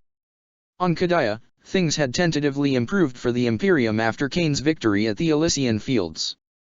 Kasrkruf had become the new headquarters of Imperial resistance on the planet, and with Bile's continued silence, the Black Legion was without clear leadership, letting the new Marines rampage alongside Black Legion cultists and the key ornate forces that had followed the destroyer. Meanwhile, Grand Master Nephalor of the Dark Angels was torn between fury at the ruination of his plot to drag the system in the eye of terror and the loss of the Lord of Wraiths, and terror at the thought that the same man at the center of all his latest failures was now endowed with a portion of the false Emperor's own power. Again and again, Chufaz Kane had foiled him, and was now more powerful than ever before. Even in death, the false emperor continued to defy the god of change. With his oracles still blinded by light's end, the Lord of Stars was paralyzed by indecision. Part of him wanted nothing more than to take to the field in person and strike down the living saint himself, but the idea of bringing the Firetide-born spirit bound within his blade close to Cain struck him as an incredibly bad idea. And so, another of the 3 leaders of the Black Crusade dithered aboard the Invincible Reason, unsure of the path his dark god wanted him to take. There still remained one of the dread triumvirate of Chaos Lords who had brought ruin to Kadaya, however. As Dorn recovered from his confrontation with the Grey Knights, the Daemon Prince Sigismund had marched across the fortress world toward those who had escaped his liege's wrath. His mind aflame with his new demonic power, the destroyer didn't go directly to Kasrkrov, taking instead a circuitous route that led him to the remaining imperial strongholds. Faced with the might of the Daemon Prince of Kern added to the Black Legion hosts besieging them, the Castellums fell one by one, with those who managed to escape the slaughter rallying to Kasrkrov under Cain's banner. The living saint ordered and led sorties to rescue those who could be saved, filling the shelters of the last free Castellum with millions more refugees. His power purified those who'd been unwittingly infected with Kiernate madness, driving out the corruption that would have seen them turn on their own people in time, as had happened on Kasrpartox. Days passed, which turned into weeks, and still Kadaya stood, wounded but defiant. Dorn's presence on the planet made Vox communication and astropathic transmissions even more dangerous than they'd been before, but the new Imperial High Command knew that the vengeful spirit still lived, her presence preventing the Invincible Reason and the rest of the Dark Angel's fleet from raising the Castellum through orbital bombardment. Meanwhile, the Source Rouse shroud cast around Kadaya by the First Legion's sorcerers was weakening, both due to the psychic backlash of Light's End and the repeated defeats inflicted on the sons of Lionel Johnson. With the possibility of reinforcements on the horizon and the constant efforts of the Commissar Castellan, morale within Kasrkrov was as high as one could expect given the dire circumstances. The forces of Chaos laying siege to the Castellum suffered heavy casualties as they attempted to break through defenses designed by Iron Warriors architects and manned by a great coalition of Imperial forces. Space Marines, Guardsmen, Sisters of Battle and Mechanicus Skitarii fought side by side, with Cain spending as much time on the walls as he did in conference rooms keeping the vast egos of these factions' respective leaders from turning against one another. Fortunately, a century of service in the commissariat had given him plenty of experience in that domain, and his dual authority as Commissar Castellan and Living Saint gave his word plenty of extra weight. Then Sigismund arrived at last, followed by a vast horde of the lost and the damned. The destroyer blazed with Kern's favor, and the skies above Kasrkrov filled with storm clouds as the psychic auras of the 2 armies' leaders clashed in the immaterium. I stood on the martyr's rampart, looking south as our doom approached. At last, Sigismund was here. I wanted to give the order to fire, to focus every gun on the walls on him, along with every artillery piece for which we still had ammunition left, and blast him until nothing remained. But I knew better. That had already been tried on Kasrpartox, and the destroyer had still been mortal then. Even the great, beautiful guns of the Iron Warriors wouldn't kill him now. I could see, though sight only bore the slightest resemblance to the senses I used, the shroud of power that surrounded Sigismund, the literal divine will of Kern made manifest, ready to warp reality to fit the blood god's designs. Of course, explaining that to my subordinates, it still felt weird to think of them like that, which I found reassuring, was another matter. Since my resurrection, I'd found myself sympathizing with Rakel, to my horror. The people around me were so blind, so limited. They didn't understand things that now seemed as obvious to me as the act of breathing. Still, better than to have all these new perceptions and not know how to use them. According to Mott, I'd essentially skipped the painful and intense training all Imperial Psychers went through in order to make sense of their powers by virtue of having a shard of the God Emperor's own soul jabbed inside my own. I had later asked Amberley whether the old savant had been serious, and both she and Alpharius had confirmed that this was indeed the prevalent theory as to where living saints came from. "He sees us," whispered the shade of Ibram Gaunt. The Lord of Wraiths was at my side. I had dragged him out of the manifest fury to join me. The Ordinatus was waiting behind the walls, and I felt my undead colleague would be more useful with me. "I know," I told him. I could feel Sigismund's gaze, despite the abyss of smoke and dust-choked air separating us. I was afraid still, but knew I couldn't show it. Not when so many were watching me, their hero, their Commissar Castellan, their living saint, bravely stand in the face of the chaos hordes, undaunted. I had to look the part, to make it seem as if everything would be alright. In a way, my entire life had prepared me for this. A shame sainthood hadn't given me the Emperor's foresight, though given our most likely future that was perhaps fortunate. Come, then, I whispered, just loud enough to be overheard by the nearest troopers, knowing the words would go around the entire castle before the hour was over. Do your worst. Despite months of bombardment by chaos war machines, the void shields surrounding Kasserkruf still held. Millions of guardsmen stood ready within its walls, as did scores of space marines from every loyal legion save the third, thousands of battle sisters and Skitarii troopers. Yet they were still massively outnumbered by the cultist hordes of the Black Legion, which now seemed to spread from horizon to horizon all around the castellum. As citadel after citadel fell, almost the entire might of chaos on Kadaya had converged on this, the last bastion of imperial defiance. Of course, Kane knew that there were still outposts of resistance left beyond Kasserkruf's walls. Isolated imperial forces still fought back against the invaders, waging a guerrilla war that, on any other battlefield, would have earned them the greatest of honors. The living saint could sense these small sparks of light in a sea of darkness, and it gave him heart, though he knew they could ultimately do little to affect the course of the confrontation to come. Within moments of his arrival, Sigismund took control of the disparate forces besieging the castellum. Despite Bile's silence, the alliance that had forged the Black Crusade remained in place, and whether because of this or due to the simple fact that the destroyer could kill anyone who challenged him, all but the most deranged of the Black Legion's forces soon followed his lead. Hierophants of skulls spread among the hordes, preaching the dark word of Kern and infusing all who heard their unholy prayers with savage bloodlust. This time, there would be no retreat, no breaking. This time, the forces of ruin would hurl themselves at the walls of Kasserkruf until they crumbled or all of them were dead. Sigismund rose storm's teeth to the heavens, black clouds erupting with scarlet lightning as the blood god roared his approval, and the battle began again. All around the castellum, thousands of artillery pieces spat out death at the approaching horde, thousands of slaves to darkness perishing with every moment. But still the lost and the damned came. After the first few waves were slaughtered, a few Bile-born Astaroths with unique abilities spearheaded the assault, using their genetically aberrant gifts to kill hundreds of guardsmen from afar. As soon as they revealed themselves, they were immediately targeted and taken down, but they were still able to give an opening for those who came after them. Khitan engines thundered forward, heedless of the dozens of Black Legion cultists they crushed underfoot with each step. Breaches began to appear, and the hordes of chaos poured through despite the relentless pounding of artillery, only to be met by Astaroth's reserve forces. For days, the onslaught continued unabated, slowly grinding the defenders down. Entire districts were abandoned and reclaimed, turned into killing zones where retreating imperial forces bled the invaders for every meter of Kadayan ground they took. Nowhere was the battle most heatedly contested that to the south of Kasserkruf.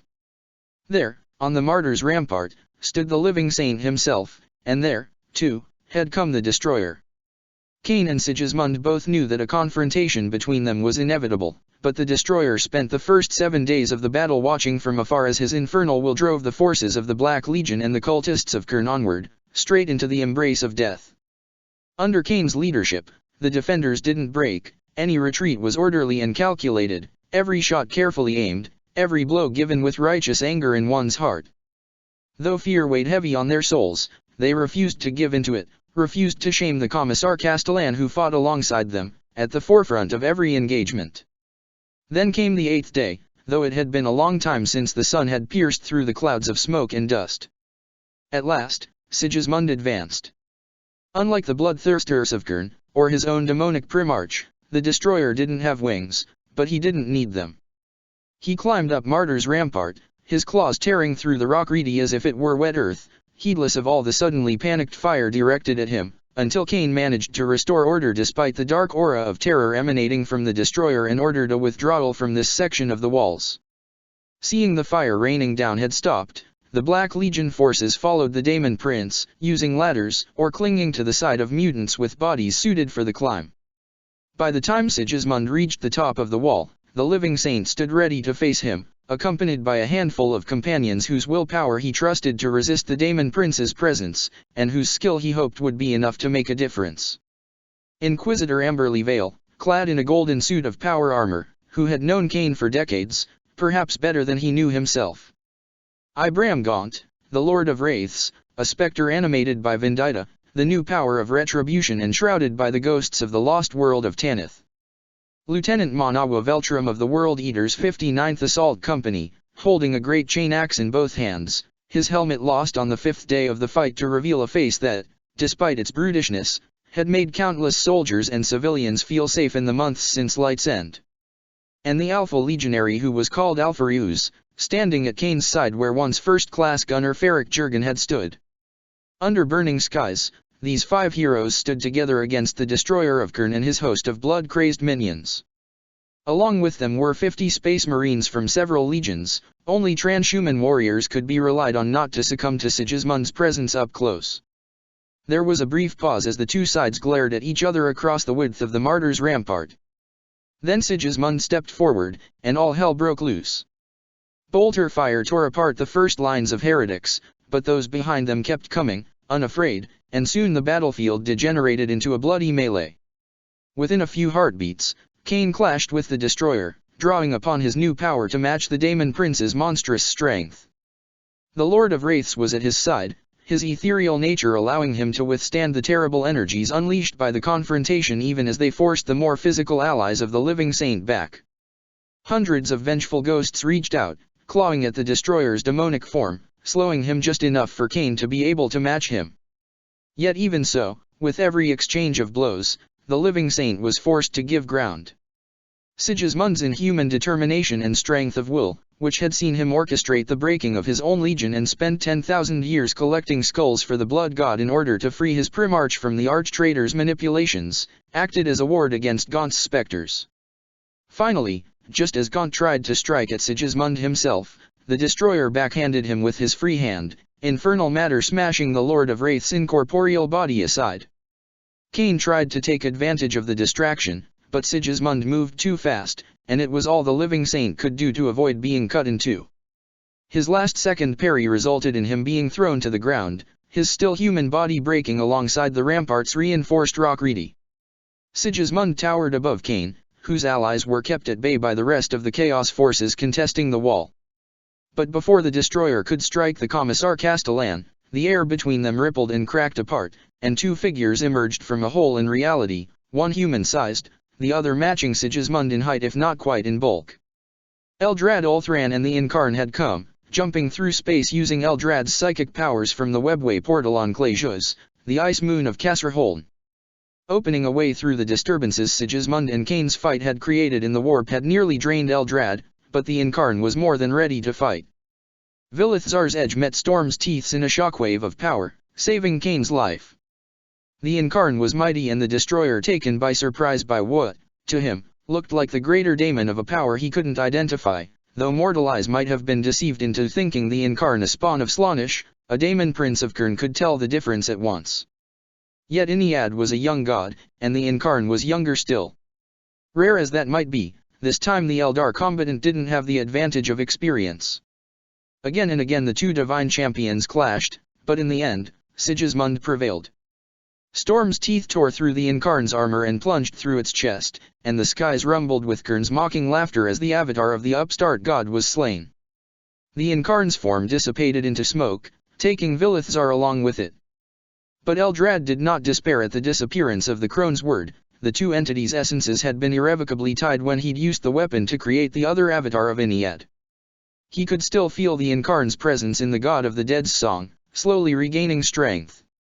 In a manner not altogether unlike that of the daemons of chaos, the Incarn would soon be able to manifest once more in the material plane, though the period of banishment would be much shorter, thanks to the fundamental differences between Iniad and the ruinous powers. Now all that remained to be seen was if the Incarn's sacrifice had bought enough time. It hurt. Throne of Terra, it hurt so much. My red sash was drenched in my own blood, as was most of my uniform. Each inhalation of breath felt like knives were tearing my lungs apart. Sigismund was strong, so strong. Stronger than I had thought possible. Even that, that thing that had shown up out of nowhere hadn't been able to win. How could I win? It was hopeless. Sigismund was going to kill me, and then. I thought of those who still fought across the martyrs' rampart. I thought of all the soldiers who stood behind me, and the civilians who stood behind them.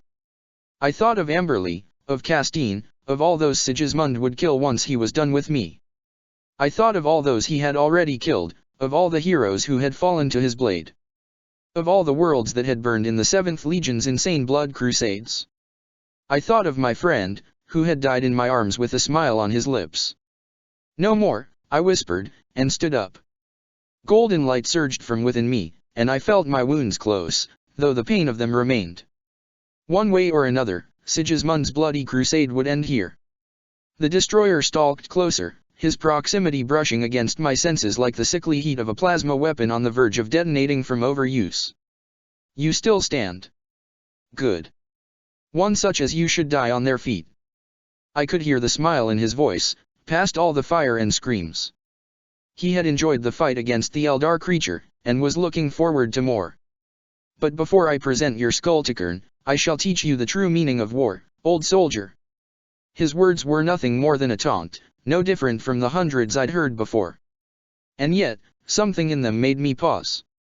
Deep within, past all the masks I used to hide my true self from those who relied on me, past the terrible fear I was barely holding back, I felt the faint stirrings of wrath. War. I spoke softly. What would you know of war, destroyer? The Daemon Prince's face was hardly suited to show confusion, but I knew he felt it all the same. I am dash. Shut up, I hissed, and wonder of wonders, he did. You don't know fear. You don't know pain. You don't know anguish or grief. You don't know the horror of watching your comrades die one by one, knowing you could be next and there's nothing you can do about it. I saw it clearly then, with painful clarity. Sigismund had been a space marine, but he had turned his back on everything that made the Astaroths even remotely human. Long before becoming a Daemon Prince, he had remade himself into a monster, throwing away his soul on the eightfold path, uncaring for all who fell on his way to glory, whether they be foes or allies. In his eyes, they had all been stripped of their own humanity and reduced to offerings to Kern. How long had it been, I wondered, since the destroyer had seen someone else as a person, rather than a potential victim or instrument to spill more blood in the name of his dark god? You don't know war, I said slowly, deliberately. You are a demented child given power by a psychic abomination so that it can feed off your evil. I am the destroyer of Kern. He roared, shaking the rampart under my feet with the force of his voice. I am the will of the blood god made manifest. I am the hand of the god of war. No, I refuted, feeling a strange calm wash over me. You are nothing. Nothing but the lie that war can be wondrous instead of horrible. Nothing but the stories invented by those desperately seeking meaning in bloodshed wrought around a core of blood-crazed hate. Because that's what Kern was, when you really got to it. The blood god might tempt his slaves with promises of strength, with claims that he represented the law of the jungle that meant that the strong prevailed and the weak were crushed. He could hide behind a facade of honorable combat, behind a sham rejection of sorcery and deceit as unworthy means. But the truth was evident in that old saying, known to every follower of Kern. He cared not whence the blood flowed, so long as it did. He was nothing but a monstrous shadow in the warp, hungering for blood, skulls, and souls. Guilty or innocent, strong or weak, brave or cowardly, it didn't matter, even if his followers deluded themselves into thinking it did. So yes, Kern was the true face of war, ugly and hateful. I knew this, I recognized it, and I hated it, like only someone who had seen 100 years of conflict, who had buried far too many people who deserved to live more than I could. There could be no peace among the stars, so long as the blood god sat upon his throne of skulls. I raised my chainsword, Jurgen's meltagun lost when I'd fallen, and pointed it at the destroyer's face. You are the lie of glory, I declared. And in the name of all those you have slain, I deny you. I saw his sword come down, tearing the air with the sound of screaming souls. There was enough strength behind that blow to rip apart tanks as if they were made of paper. The shard of the Emperor's power inside me made me strong, but I'd learned firsthand that it wasn't nearly enough to make me the destroyer's match. But then, how different was this than any of the hundreds of desperate duels I had fought in my long and inglorious career? I had always been one hair's breadth from death. I did not think. There simply wasn't time. I merely moved, and the blow missed. Storm's teeth smashed in the ground where I'd stood a mere heartbeat before. Pieces of rock reedy flew in the air, and suddenly time seemed to freeze. From where he had landed, I saw the ghost of Ibram Gaunt raise his hand and point it at Sigismund's chest. Briefly, so briefly I might have imagined it, I glimpsed a pale light on his flank, illuminating the tiniest of cracks in the infernal armor of the destroyer. A wound from his mortal life, carried on into eternity thanks to a heroine's dying curse. The promise of judgment upon one who had escaped retribution for far too long. A weak spot in an otherwise invincible enemy.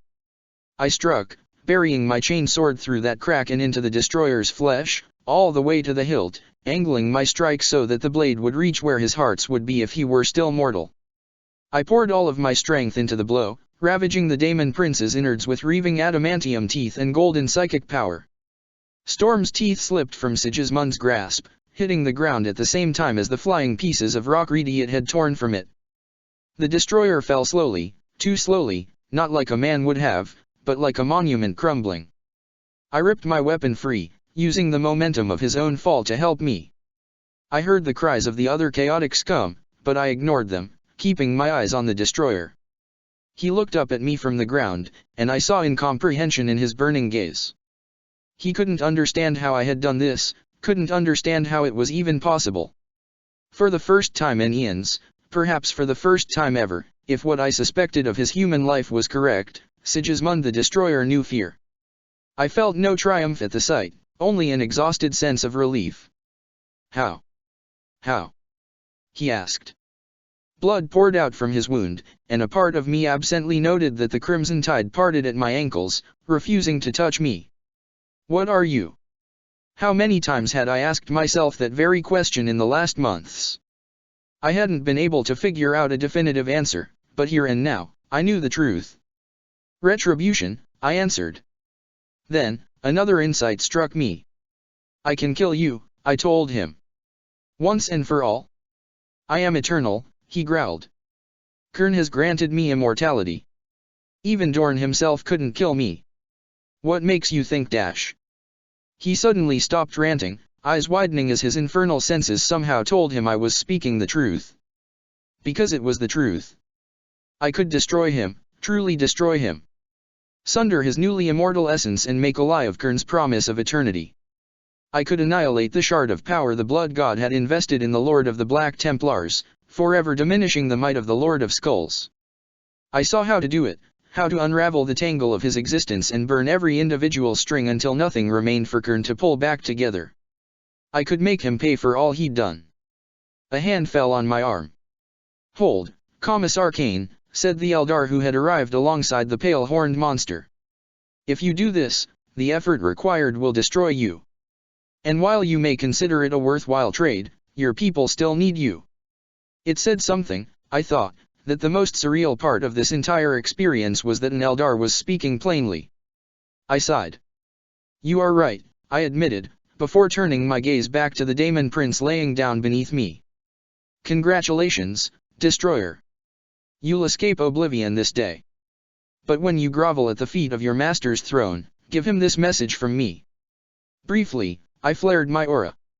A halo of golden fire surrounded me, and when I spoke, my words echoed as if spoken with 100 voices. One day, I will come for him. Then I got to work. Sigismund screamed as I tore his chest to pieces with my chain sword. I didn't cut off his head, refusing him that sort of honorable defeat. Instead, I butchered him, my weapon burning away at his demonic flesh until he could no longer hold a corporeal form and his spirit was dragged to the realms of chaos. All right, perhaps I did have some wrath left in me after all. As the last wisps of Sigismund's essence faded away and the battle atop the Martyr's Rampart ended, Amberly and Alpharius approached me.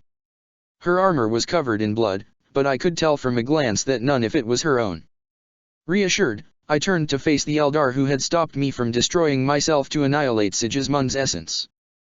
He was clad in ornate robes and carried a staff that vibrated with contained energies, but it wasn't his gear that caught my attention. Half his body was made of living crystal, and I could feel the power inside him. It reminded me of Gaunt's, but a lot stronger, and different in ways I couldn't quite put into words, but if I had to try, I would have said it was because Gaunt, and the power that I had helped remake him and his ghostly cohorts, were of human origins, while this was, not. "Greetings," he told me in perfect Gothic, though with an accent even a veteran wanderer like myself couldn't place. "Commissar Kane, Inquisitor Vale, and, who are you?" "I am Alpharius," said the Space Marine in a perfectly deadpan voice. "I'm sure you are." He sounded amused, though you could never be sure with Eldars. "I wasn't sure one of your legion would be here. Well, I wasn't sure you'd have survived, but your presence should help clarify matters." He gave a slight bow. "I am Eldrad Ulthran, High Farseer of Craftworld Ulthwi." "You are a lot more than that," I said. He nodded. "Indeed I am, but that is a conversation for later. Lord Alpharius," and again, there was amusement in his tone, "can you please confirm for your associates that I'm a member of the 20th Legion's 2nd Cabal, an ally to humanity in your Primarch?" "The second what now?" "That is correct," answered the Space Marine. His armor was badly damaged, but he still walked to my side as if the devastation all around us simply wasn't there. "However, I wasn't informed that you'd be here, Lord Farseer. I'm afraid my presence here is the result of being forced to improvise after our last joint venture. The sacrifice of your Emperor has changed many things." "Sacrifice? Do you know what happened on Holy Terra, Farseer?" asked Amberly. He nodded. "Not with any level of detail, I'm afraid. But I do know that the Emperor chose to embrace death rather than transcend the last limitations of flesh. Magnus the Red now sits the Golden Throne, and while Sol came under attack by the forces of She Who Thirsts led by one of the Crimson King's fallen brothers, that attack was repealed, and the false angel slain, as permanently as you were about to slay the scion of the Blood God. Sanguinius, I'd learned the names of the traitor Primarches decades ago, and it was easy to infer which one Eldrad was referring to, had attacked Terra. Sanguinius had died attacking Terra. If not for the fact I'd been moments from permanently killing Sigismund myself, I wouldn't have thought it possible, but if one such as I could destroy a Daemon Prince of the Destroyer's caliber at the cost of my life, then surely the loyal sons of the Emperor could do the same to their fallen kin. Well, assuming Eldrad was telling the truth, but I didn't think he was lying, which was another surprising experience when dealing with an Eldar. "Did you come here just to help us defeat Sigismund without me destroying myself?" I asked, ignoring Amberly's jerk in my direction at my words. We'd have words about that later, I knew, and that conversation wouldn't be pleasant. That was one of my goals, but far from the only one. "You need to evacuate Kadaya." I blinked. "Why?" "With Sigismund gone and the Void situation in a stalemate, we can hold against the Black Legion for years. If reinforcements arrive, we can stop this Black Crusade right there. Unfortunately, the situation has changed, or is about to change. There have been developments in the Eye of Terror. Eldrad Ulthran, I would soon learn, was the greatest master of understatement I had ever met. With Sigismund's defeat, the power of Khurn on the battlefield had been broken, and with it the will to fight of the chaotic hordes. Though the defenders of Kasrkruf had paid a heavy toll, they had enacted one several orders of magnitude greater on their foe, especially during their panicked rout. The Imperial forces were still forced to abandon the first and second walls, which had been too damaged to be viable, but that still left them half a dozen fallback positions before the final citadel. Safely secured within that citadel, Eldrad Ulthran explained to the Imperial commanders how he had arrived to Kadaya. He left the details of his expedition to Belial IV out of his tale, instead explaining how he and his cohorts had emerged on Klejuz, where his war host had joined up with fresh Ulthwi forces.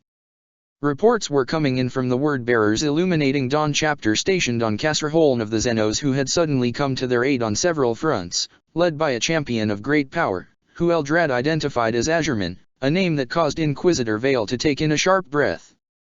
The Craftworld's fleet was also present in the system, having arrived through the webway and now revealing itself on Eldrad's signal.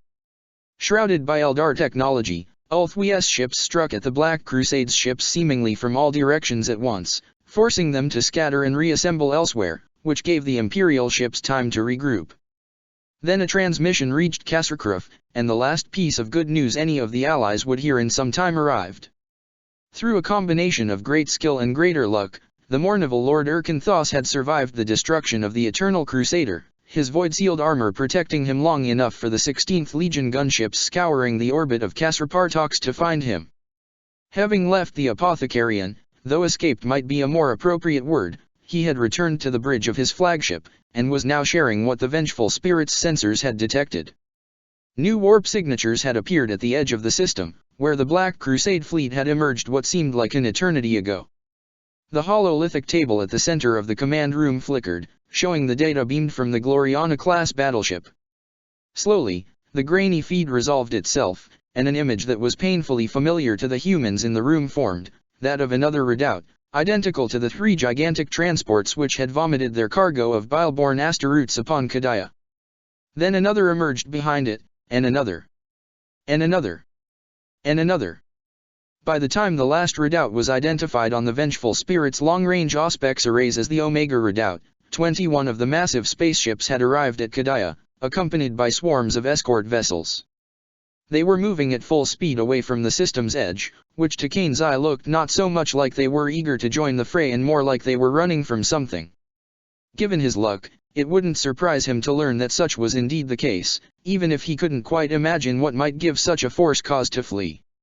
3 redoubts had been enough to bring Kadaya to its knees. The contents of 21 more could conquer entire sectors. Fabius Bile had amassed the numbers of a true Space Marine Legion, matching the raw strength of the most numerous legions back in the Great Crusade. His Bile-born Marines might not be the equal of a true Space Marine in discipline and skill, but their strange abilities made them a terrible threat.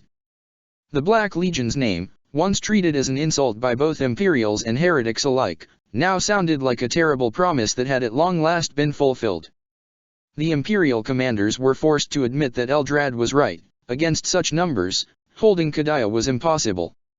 The best course of action was to evacuate, to save as much manpower and civilians as possible and retreat to the next worlds of the Aegis Ocularis, a network of systems reinforced by the Iron Warriors over the millennia. With typical 4th Legion's paranoia, the Sons of Perturabo had planned for the possibility that Kadaya may one day fall, and made preparations for a collapsing defense on a galactic scale. The Black Legion and its allies would have free reign within the Kadayan system, but they would still need to pay in blood in order to expand their territory, and should enough Imperial reinforcements be mustered in time, stopping them in their tracks might be possible. It was a long shot, considering the state of confusion the Imperium was bound to be in following the Emperor's death, but it was also the only chance the Imperial forces in the system had to survive to fight another day. And so, with a heavy heart, Chifas Kane gave the order to begin the evacuation of the remaining Imperial strongholds in the system. As he made this decree, Kane's thoughts were too busy with the logistical nightmare he'd sentenced himself to notice the look of relief on Eldrad Ulthran's face, or the suspicious one Amberly Vale directed at the alien warlock. The Inquisitor of the Ordo Xenos silently swore to herself that she'd do all in her power to protect her longtime lover from the manipulations of the Xenos. Fabius Bile awoke, which he hadn't expected. The sudden change was jarring. One moment he'd been aboard the Pulchritudinus, the feeling of a bolt round penetrating his skull beginning to register. There were disadvantages to the speed of transhuman senses which only an immortal could learn, and now he was laying on his back, in. Where was he? He stood up, and looked down at himself. He was clad in black power armor, and held a chain sword in one hand and a bolt pistol in the other. There were corpses all around him, guardsmen and renegades alike, and the burning ruins of what he recognized as the 4th Legion's defensive architecture. The sky was choked in smoke illuminated red by the inferno, and he could hear the sound of battle in the distance. From this, and a few other scattered clues, the markings on the guardsmen's uniforms, the street nameplate still barely visible under a blood stain, the chemical composition of the air once the smoke of the battle was filtered out, it was simplicity itself to put his location together. He was on Kadaya, within the ruins of Kasserjark. He felt his face with his hand, feeling the differences in the bone structure compared to what he was used to. Not a clone, then. He reached behind his neck, and, there. A reinforced shell of bone and adamantium, which he knew was meant to protect the delicate engine made of stolen Eldar crystal and dark tech plunging into the new Marine's spinal column underneath. He checked the timestamp on the armor's systems. Basic as the equipment of his creations was, there were some corners he just had refused to cut. Weeks had passed since he'd shot himself aboard the Pulchritudinous. He was lucky no one had stumbled on this body as the upload of his consciousness finalized. But then again, luck had played a major part in this. The mind transference across the void and into the prepared body of a new Marine must have been one of his backup plans, put into place by a version of himself that had died before sharing the memory of its existence with the rest of him. Perhaps it even had been Cerberus who had killed that clone. The irony certainly would be delectable. After all, if he'd known the existence of that fallback plan, then his plan to sacrifice himself to force the Dark God's hand couldn't possibly have worked. It was only because he'd thought his death would be as final as it was possible for one such as he that he'd been willing to make that sacrifice. Fabius Bile couldn't stop himself. He laughed, a deep, full-throated sound so unlike the wheezing that was all his cloned bodies could produce for most of their lifespan.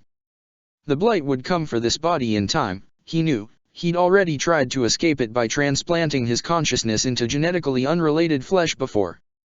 At some point, the affliction that had nearly wiped out his legion and which he'd only survived by using means that would have seen him executed long before Guilliman's rebellion had evolved into a curse of the spirit, which followed him no matter what. He suspected the Dark Gods were responsible for that, as a means to limit his activities and tempt him into slavery by promising a cure. But he'd never, and would never, bend the knee to them. And now he openly laughed at them. I win.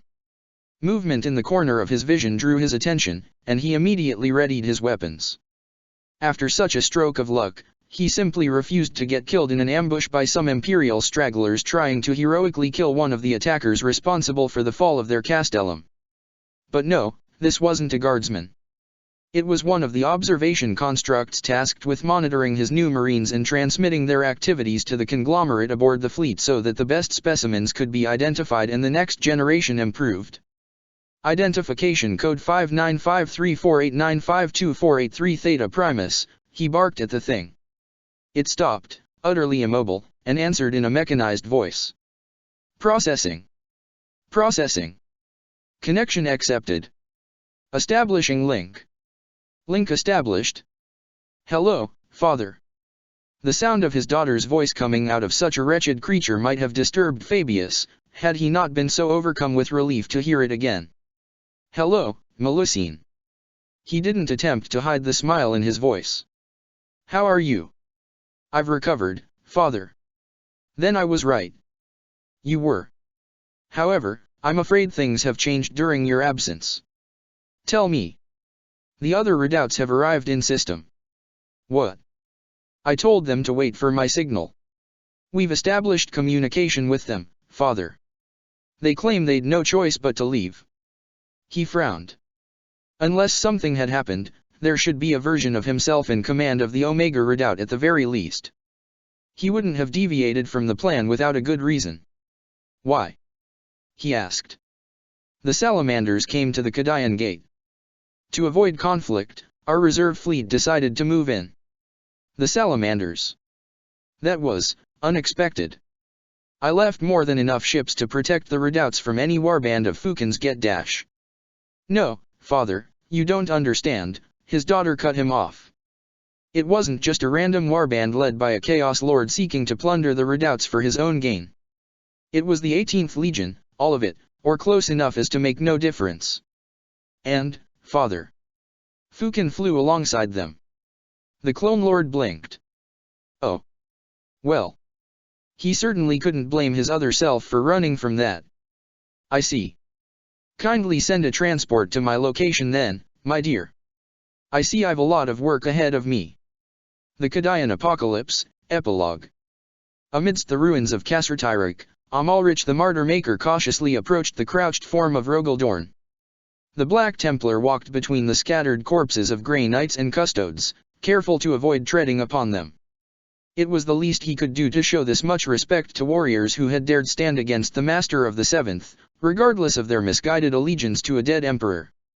Even their weapons had been left untouched, the whole tableau forming a morbid tribute to their last stand and the might of he who had triumphed over them all. The Daemon Primarch of Kern was absent-mindedly toying with the remnants of the last Imperial champion to die at the Daemon Primarch's hands. The body was long since dead, but the soul was still there, trapped between Dorn's claws and silently screaming as it was torn into ever smaller pieces. Dorn paid no heed to the spirit's torment, his gaze instead turned toward the eastern horizon. Amalric knelt, and waited. Born centuries after the end of the heresy and the War of Woe, on a world whose name he'd forgotten, this was his first time in his Gene Lord's presence, and he didn't dare speak without being addressed first.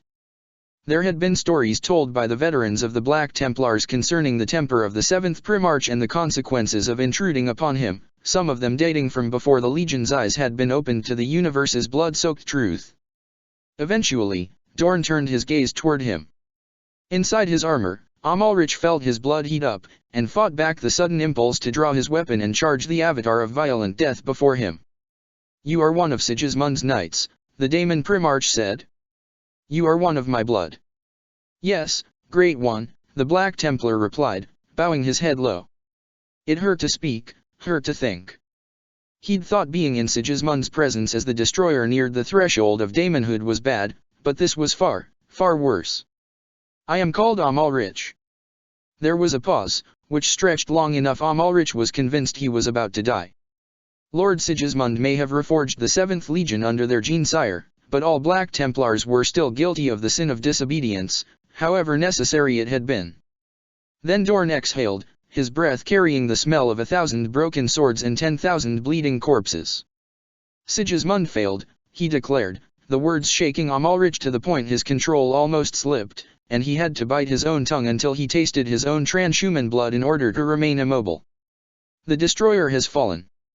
He now stands before the throne of skulls, and Kern is most displeased with him, as am I." Slowly, Dorn stood, discarding his wretched plaything.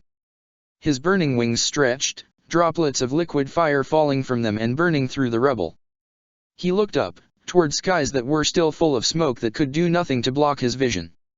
"For now, however, his punishment is in Kern's hands, and I have greater matters to concern myself with. After all, my father is dead. Now my brothers and I must decide which one of us is most fit to claim the mantle of Master of Mankind to guide the species against the Xenos who would challenge our mastery of the stars," the Daemon Primarch mused. "And what better way than a succession war? After all, it is only right that the strongest of us should rule." "Indeed, Great One," Amalric managed to say. The darkness was growing stronger the longer he stayed in Dorn's presence, blind, animalistic rage threatening to consume him. He could feel the warding runes on his armor wither and die one by one. But he would not shame himself in front of his Primarch. "That is how it must be." Dorn nodded, to himself more than to his kneeling son. "Yes, yes." He continued to speak, clearly talking to himself and growing more animated with every word. "Much as I'd have enjoyed destroying him myself, Sanguinius has already been removed from the competition by Lorgar. The lion is too afraid of his mortal father's shadow to seize this opportunity. Ferris will be an obstacle, but he'll learn his place and accept it in time. And Guilliman." The face of the Daemon Primarch contorted into the very image of violence. Despite the pounding of his twin hearts nearly deafening him, Amalric's transhuman hearing picked up the sudden screams of rage and bloodlust in the distance as entire warbands of cultists were driven to slaughter each other. "My treacherous brother will pay for what he did to me," hissed Dorn. "And once I have broken him and claimed his skull for Kern, I will deal with my foolish siblings on Terra and wipe out the last traces of my father's failed kingdom. The very stars will run red before I am done, and in that crucible of war, I shall forge a new empire of blood." Images flashed in the Black Templar's mind as his Primarch spoke, glorious visions of endless armies marching across the stars under the banner of Kern, waging eternal war against all who opposed the will of Dorn. He saw entire sectors remade into demonic forges chewing on the bones of dead worlds to produce the weapons of this infinite war host, and monuments to the glory of Kern and his champions that dwarfed the stars themselves. "Gather my sons, little Amalric, and whatever servants of Kern remain on this world that you think can still be of use." Blood filled the Martyr Maker's mouth as he heard his name spoken by his Gene-Sire. "Then call for the fleet. It is time for us to leave this miserable rock." "As you command, my lord." Somehow, Amalric managed to stand, head still bowed, and leave the graveyard of silver and gold, without stumbling or losing his mind to the darkness. To his horror, however, the pressure on his soul barely relented as he put distance between himself and the Daemon Primarch. A terrible thought suddenly came to him. Could it be that, by freeing Dorn from Guilliman's manipulations, had Sigismund damaged the pact between Kern and the 7th Legion by which they were protected from the blood-crazed madness that consumed the weak-willed followers of the Lord of Skulls? No. Surely not. Surely this was just the result of Dorn's lingering displeasure toward the Destroyer's great deceit, or that of Kern for Sigismund's defeat. Surely. Just like he'd told Melusine, there'd been a lot of work waiting for Fabius on the Pulchritudinus. Really, it was shameful how quickly his people had fallen apart in his absence. It seemed they'd grown too used to his presence. No, he supposed the fault laid with him. He'd used his clones to keep watch over them too much, leaving them with little experience in handling matters without him. That would have to change. His children would have to be able to live without him to guide them eventually. Once he'd confirmed Melusine's good health in person and changed his suit of armor for one equipped with a proper chirurgeon, he had to keep up appearances, and the sight of the many-limbed device went a long way in convincing his followers of his identity, since he was possibly the only being in the galaxy the arcano-mechanic constructs obeyed. His focus had been the withdrawal of important assets back to the fleet. The hulks of the Alpha, Beta, and Gamma redoubts had been abandoned on the surface of Kadaya, but the most valuable equipment inside had been stripped down and carried away. It was a shame to abandon so many stasis pods, but now that the new Marines were active, he'd no immediate need for them. The new Marines who had survived had been recalled to troop transports and brought back to the fleet, and the corpses of those who'd already died had been recovered when feasible. Much of the bolter fodder had also been evacuated, but millions had been left behind. That was fine, there were plenty more where they'd come from. In the Eye of Terror, a victorious warlord rarely had to worry about replacing their lowest troops. There were many other things to worry about. The Black Templars had also begun to withdraw their forces, which was more of a surprise. According to his psychers, Dorn was gone, vanished back into the warp, not banished. That was an important distinction. Fabius briefly wondered if the Lord of the 7th had fled from what was coming to Kadaya, but dismissed the idea. Even before the rebellion, Dorn would never have retreated from a challenge. Had the warp entity pulling his strings recalled him to avoid a confrontation? Somehow Bile doubted 2 Daemon Primarches would be able to exist in the same star system without coming to blows. In fact, he strongly suspected that any chance of even a semblance of unity between them had died with the Emperor to serve as a common enemy. The Imperials were evacuating too, with far more discipline than Sigismund's horde. The sight of both sides abandoning a planet they had fought so harshly to claim was a strange one, but Fabius could understand how the arrival of the other redoubts would have made even the sternest commander retreat. And then, of course, there was what had come after his reserve. Several hours after his return to the Pulchritudinus, the fleet of the Salamanders arrived, and Fabius couldn't blame his other selves, with whom he hadn't been able to synchronize yet. There had simply been too much to do, for running from that. Maybe, if he'd the entire strength of the Black Crusade at the start of the invasion, including the Black Templars and Dark Angels willing to follow a battle plan to the letter by some miracle, they might be able to win, though the casualties would be horrendous. Now, the Salamanders would still pay a high price in blood and materiel if they chose to make a fight of it, but their victory was inevitable. The Primogenitor still had a few trump cards in reserve aboard the Omega Redoubt, some of which might even be of use against the Black Dragon if it came to it, but these would be of little help in a void battle against the armada of the 18th Legion. The Clone Lord had heard rumors of the calamities, of course, and known better than to dismiss the tales of super weapons being constructed in secret. He was old enough to remember the arsenal of horrors the Salamanders had deployed during the Great Crusade, in a time when their Primarch and his tech marines had still been limited by the barest pretense of following the Emperor's edicts.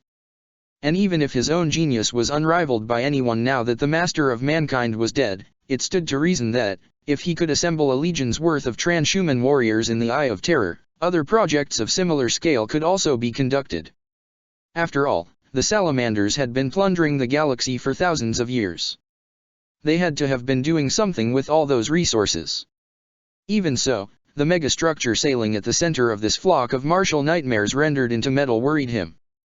It was vast, defying mortal comprehension and measuring instruments alike. Its name was shrieked across the void on psychic waves, a blatant proclamation of its might and a declaration of its intent and purpose all at once, the will of Fukin. "My lord," one of the Heretics called out respectfully, "we're being hailed by the salamanders." "At last," he muttered, before continuing louder, "put them through, please."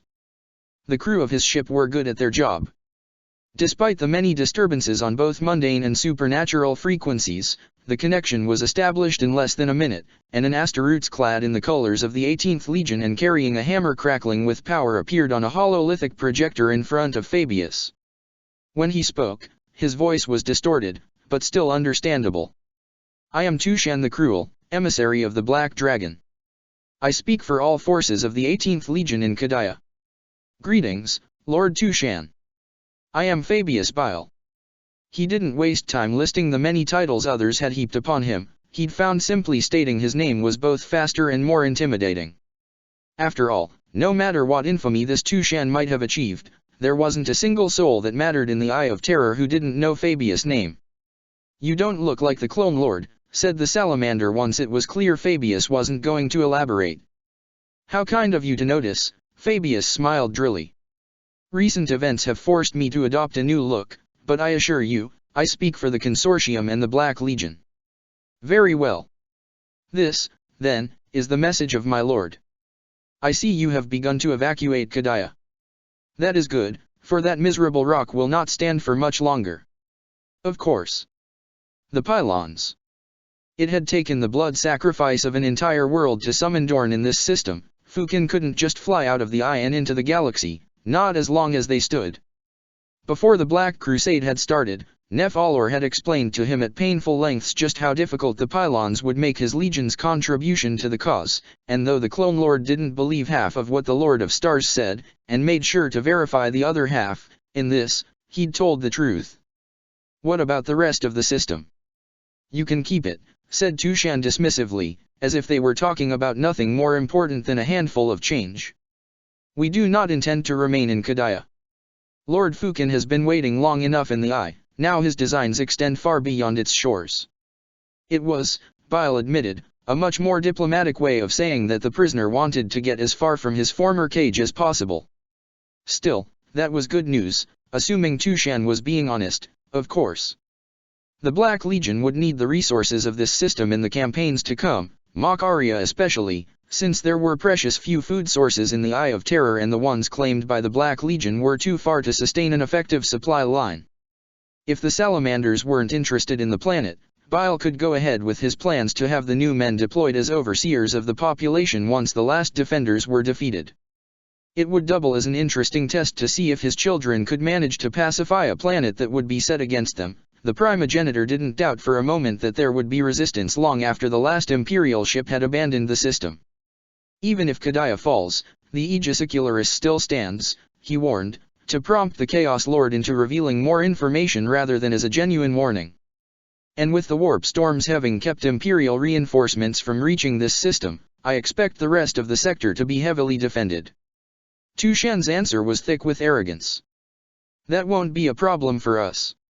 We are the sons of the dragon, apothecary. We go where he pleases, and none can stop us." "I see. Then there is no reason for us to be enemies."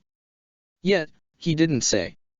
Ultimately, his vision for humanity was incompatible with Fukin's, if the Black Dragon even possessed such a thing beyond his dreams of power and wealth. "Your legion is welcome to pass through the gate, Tushan." Of course, unless he was greatly mistaken in his understanding of the salamanders, what would come next would be. There is more, however. There it was. "My lord will not tolerate dissidents among his servants anymore. The sons of Fukin who joined your so-called legion have been given the choice to return to Fukin's side or be crushed. You will not interfere with this."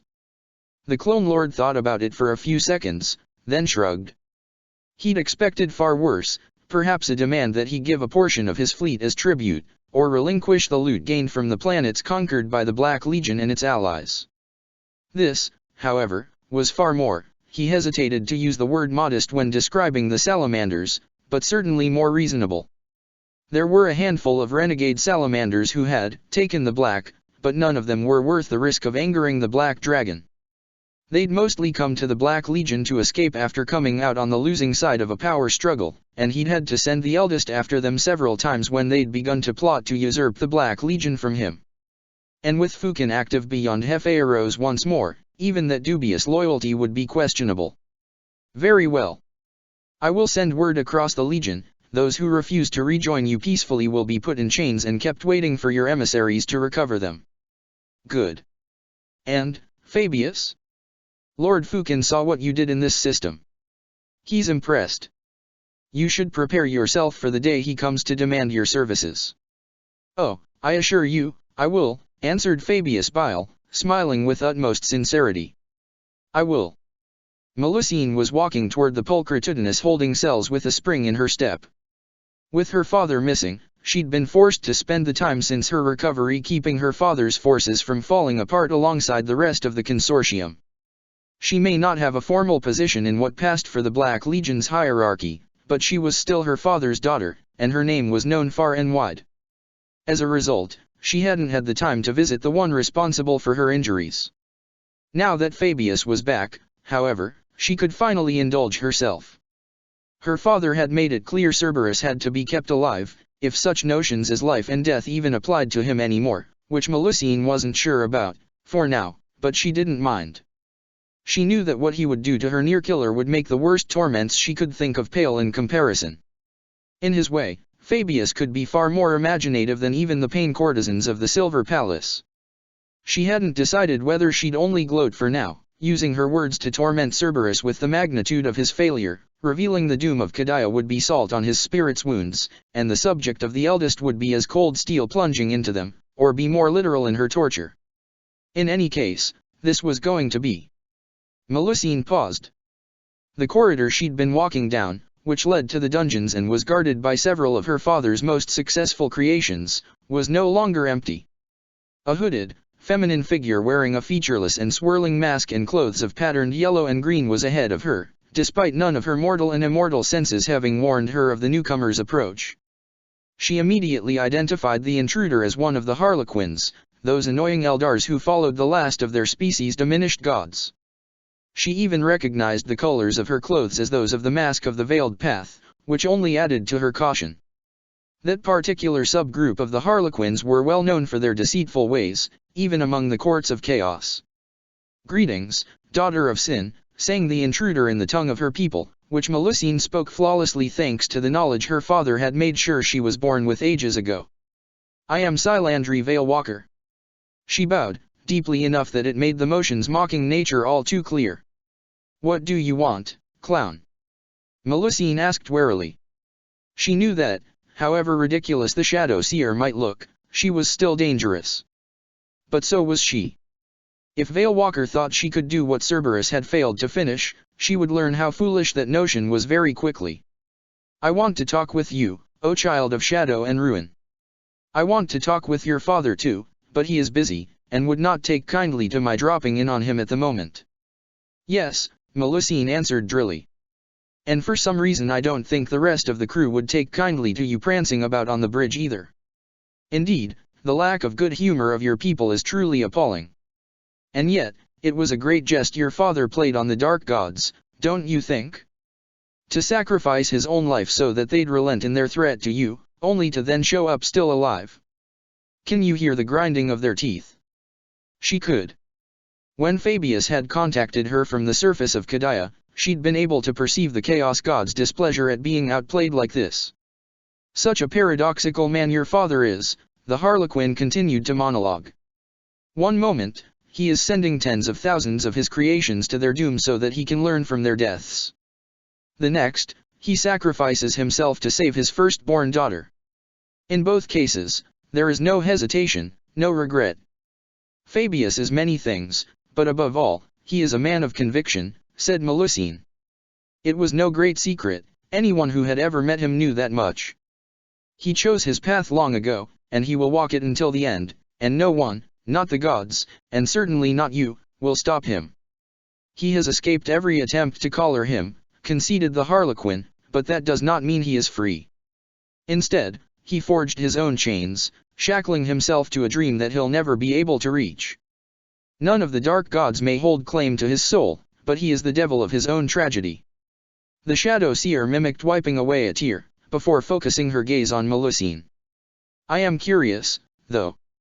Why did you return to his side at such a late hour? He let you go long ago, perhaps the only one of his children truly free, and did not call for you to join him again. Yet here you are, willing to fight, to die, to end, to protect your deathless sire and his works. Why? Because he is my father, Melusine answered truthfully. Because I owe him everything that I am. The Harlequin let out an exaggerated sigh. And still, even now, neither of you will admit the truth. Neither of you will say the one word that truly encapsulates what you feel for each other. How very, very sad. Very well, daughter of the many-bodied one.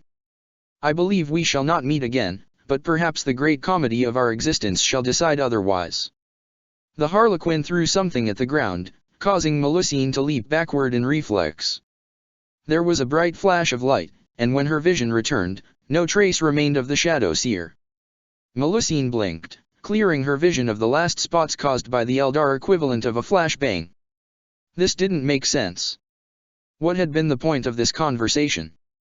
The clown hadn't said anything she didn't already know, and it wasn't as if words would ever be enough to turn her from her path. The only thing this had accomplished? She froze. The only thing this had accomplished was to delay her for a few moments. The daughter of Sin ran, moving with impossible speed. She reached her destination in the blink of an eye, only to be greeted with the sight of two dead new Marines on the floor and an opened door with no sign of damage. Beyond it, the cell was empty, the thick, rune-marked chains laying on the ground, broken. There was no trace of Cerberus, but she could tell by the spoor of his warped soul that he'd still been there mere minutes ago. Melusine's scream was heard across the entire ship, and the fury in it made even the nameless wretches of the dark holds tremble. There were many ritual rooms aboard the Invincible Reason, each and every one of which had witnessed dark deeds that would make even veteran inquisitors pale. By comparison, the carnage that presently decorated this one, located atop one of the battleship's many spires, was positively banal.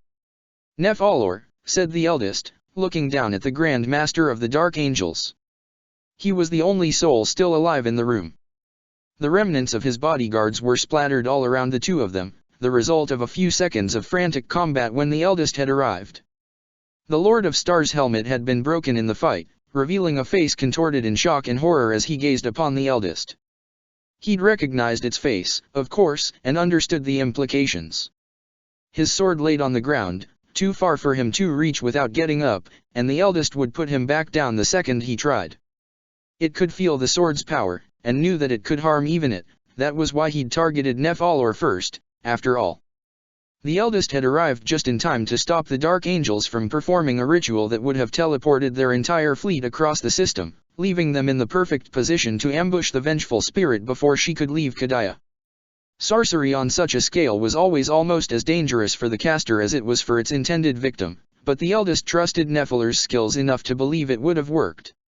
From there, the eldest judged it would have been a coin toss whether they would have succeeded in killing the 16th Legion's flagship or not. Really, Nef Alor. My father expected better from you. When he heard you were going after the Imperials, he was so disappointed in you, he sent me to make sure you didn't do something so foolish. We can still catch up to them, said the Dark Angel through gritted teeth. We can still kill Cain before he escapes us. The eldest sighed. It did not feel any of the emotions an ensouled being might associate with the act, but it knew that the role its function demanded it perform required it, thanks to millennia of studying the behavioral patterns of the living. My father needs someone for his Black Legion to test its strength against, it explained. With the Emperor's death, we worried that the Imperium would collapse and there wouldn't be anyone, but Cain has proven a capable leader. Bile is insane, spat Nef Alor. The eldest lowered its claws, moving them ever so closer to his exposed face, and the Dark Angel froze. He'd seen what the eldest could do with its talons, and knew he would be dead before he could call upon his Source Rouse abilities if the Revenant decided to strike. Careful, Nef Alor. You still live only because we need you to stay in command of your forces and ensure they don't do anything stupid. Bile defies the will of Tzeentch, ranted Nephalor with a fanatic's conviction.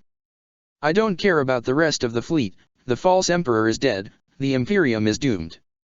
But Cain has defied the architect of fate again and again. He has to die. You really should be grateful to me, Nephalor. How many times did you try to kill that mortal already? Is it not your legion's belief that all things happen according to Tzeentch's will? If you are so convinced I will fail, then why do you stop me? Because, it explained patiently, you might succeed. And my father needs someone to lead the imperial forces in this region, else there will be no challenge for his newest creations to test themselves against. Is this really all this Black Crusade is to Bile? Somehow, even after everything, there was genuine outrage in the Dark Angel's voice. All this effort, all these resources, all these warriors, just another of his accursed experiments. The eldest shrugged. You said it yourself, Nephalor. The Emperor is dead. Unbeknownst to the eldest, it was the first time since Light's End that those words had been spoken without any emotion behind them. Now more than ever, my father's vision for humanity is needed. You know that the salamanders have come, and Fukin himself will arrive soon. The wars to come will make a mockery of Guilliman's heresy, and if there is to be anything left of humanity in the end, it will be thanks to Fabius' work. So do not interfere, Nephalor. The eldest began to move toward the door, before stopping as the Lord of Stars called out in an incredulous voice.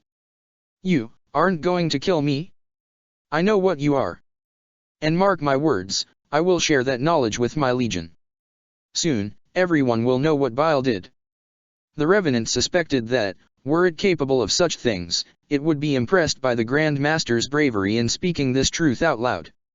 Less impressive was the fact that Nephalor sounded disgusted, which, given what he and his legion had done over the centuries, was the height of hypocrisy. Yes, Fabius Bile had desecrated the corpse of one of the Imperium's most revered heroes to create the eldest. What of it? Horus had already been dead, his soul consumed by Sanguinius. There had been nothing left but cold meat in which lingered the secrets of the Emperor's genetic mastery. To let it go to waste, that would have been a sacrilege. But then again, ensouled beings were always so illogical. Things have changed for us all, Nephalor. The time for secrecy has passed. The Inquisitor on Chemos had seen its face before it escaped, after all, and its father had told it that its nature being revealed was inevitable once it started taking part in the Legion's most overt operations. And even if you tried to enact your own plots at every turn, you were still useful to the Black Legion's designs. So long as you don't do anything stupid, we'll not meet again. The thread of what would happen if he did was left unspoken.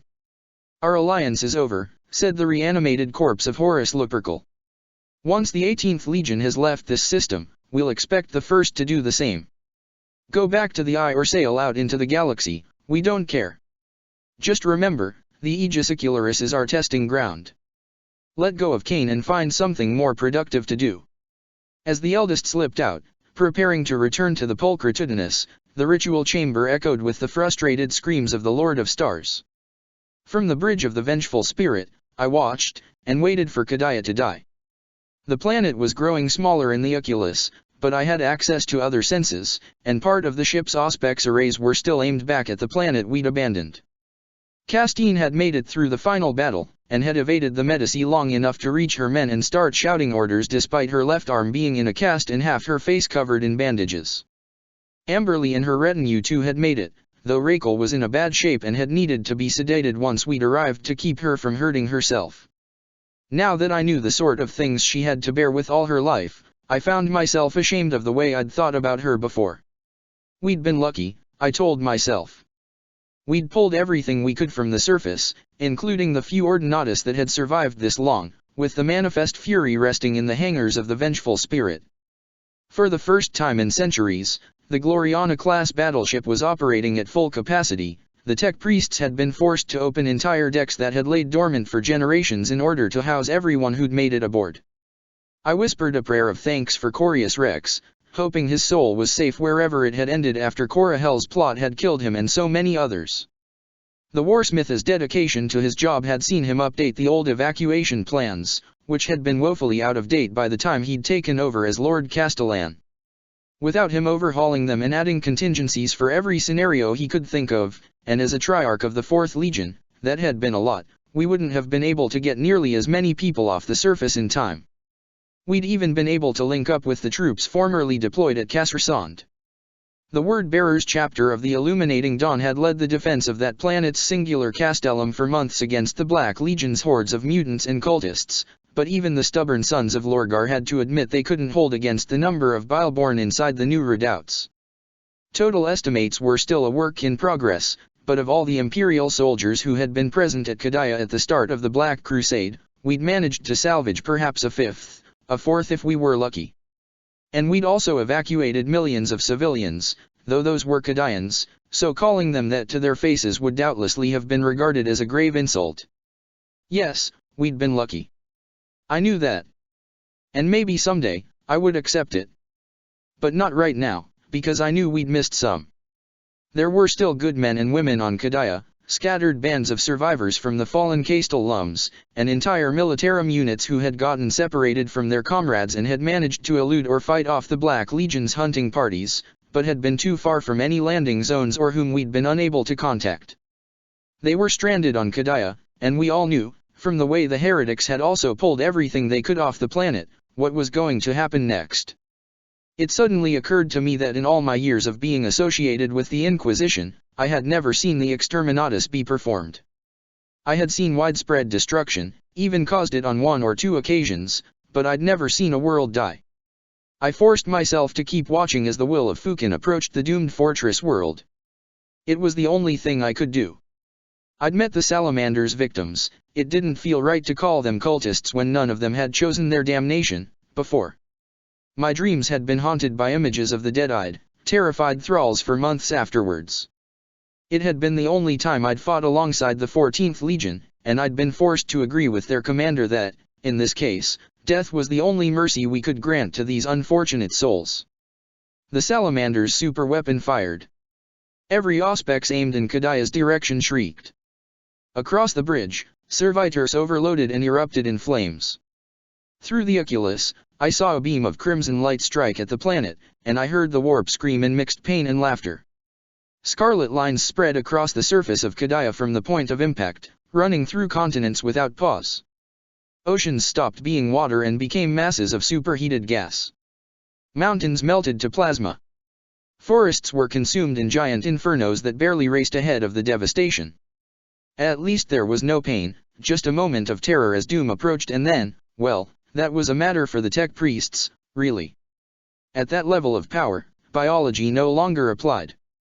The will of Fukin continued to fire, pouring more and more energy into Kadaya, until it was too much, and the planet cracked apart like an egg struck by a hammer. Jungles and desert, industrial wastelands, and vast plains ravaged by war, all were annihilated in the blink of an eye. I felt them die, though whether that was a conjuration of my guilt for leaving them or the result of being a living saint I couldn't say. There wasn't anyone I could ask for confirmation. Maybe Eldrad could have helped, but he was gone, having returned to his people as they too left the system.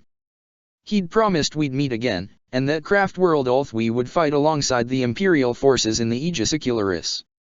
I was almost certain he'd been telling the truth. Amberly had confided to me that the craft world was thought to be trapped in the Eye of Terror's vicinity, so their best chance of survival would be to help us confine the Black Legion and all the other horrors pouring of the... Oh. Frack. Chifis? Chifis. I blinked, clearing my sight of tears I hadn't realized were falling.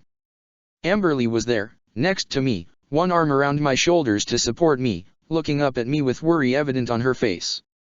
"We need to get out," I managed to say. "Now." Kadaya had fallen.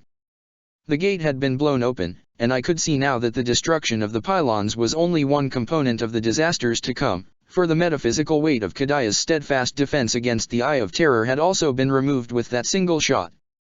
The doors of hell were open, and I knew with absolute certainty what the first thing to come out would be. Amberly relayed my warning, but she might as well not have bothered, truth be told. It wasn't as if we'd been dawdling in the system for the view. A ship didn't enter the warp without extensive preparations, unless you wanted something to go catastrophically wrong, and that was under the best of circumstances, which these most definitely weren't. I felt the shudder of the warp engines as they activated, and the vengeful spirit lurched as it tore a hole through the tattered reality of the Kadian system and plunged into the immaterium. All around us, the rest of the fleet did the same, the combined translations creating an open mouth into hell the size of a small planet. Even as we pushed forward, even as every open window on the ship was blocked by protecting screens and the Geller fields surrounded and shielded us, I still heard the beating of great wings, and smelled the reek of burning sulfur. Aboard the Spear of Asurian, Eldrad Ulthran sat alone. His eyes were closed, but he was far from blind. His mind ventured beyond the confines of his body, and he saw the will of Fukin fire, heard the death cry of Kadaya and the mocking laughter of the dark gods as the world that had defied their minions for 10,000 years was obliterated. He saw the hand of the Forge Father who had given the order, one hand on something that resembled a lever and the other on a dial. And he saw, with a sense of horror that nearly shattered his focus, that the shot that had ended Kadaya had been fired at less than half the superweapon's full strength. What did the salamanders intend to kill that they'd need such power? A question for later. With the fall of Kadaya, the Eye of Terror pulsed, and reality screamed. For a terrifying moment, Eldrad thought that the entire galaxy was about to be ravaged, cracked asunder by the terrible energies of the warp. But then, he sensed the other pylons, buried deep on distant worlds, activate in response to this sudden intrusion of the immaterium upon the materium. A simple psyker couldn't have sensed what he did. Even someone on a Farseer's level would only have been able to glimpse the vaguest details. But Eldrad was the avatar of Ennead, and he forced himself to behold the cosmos through a god's eyes.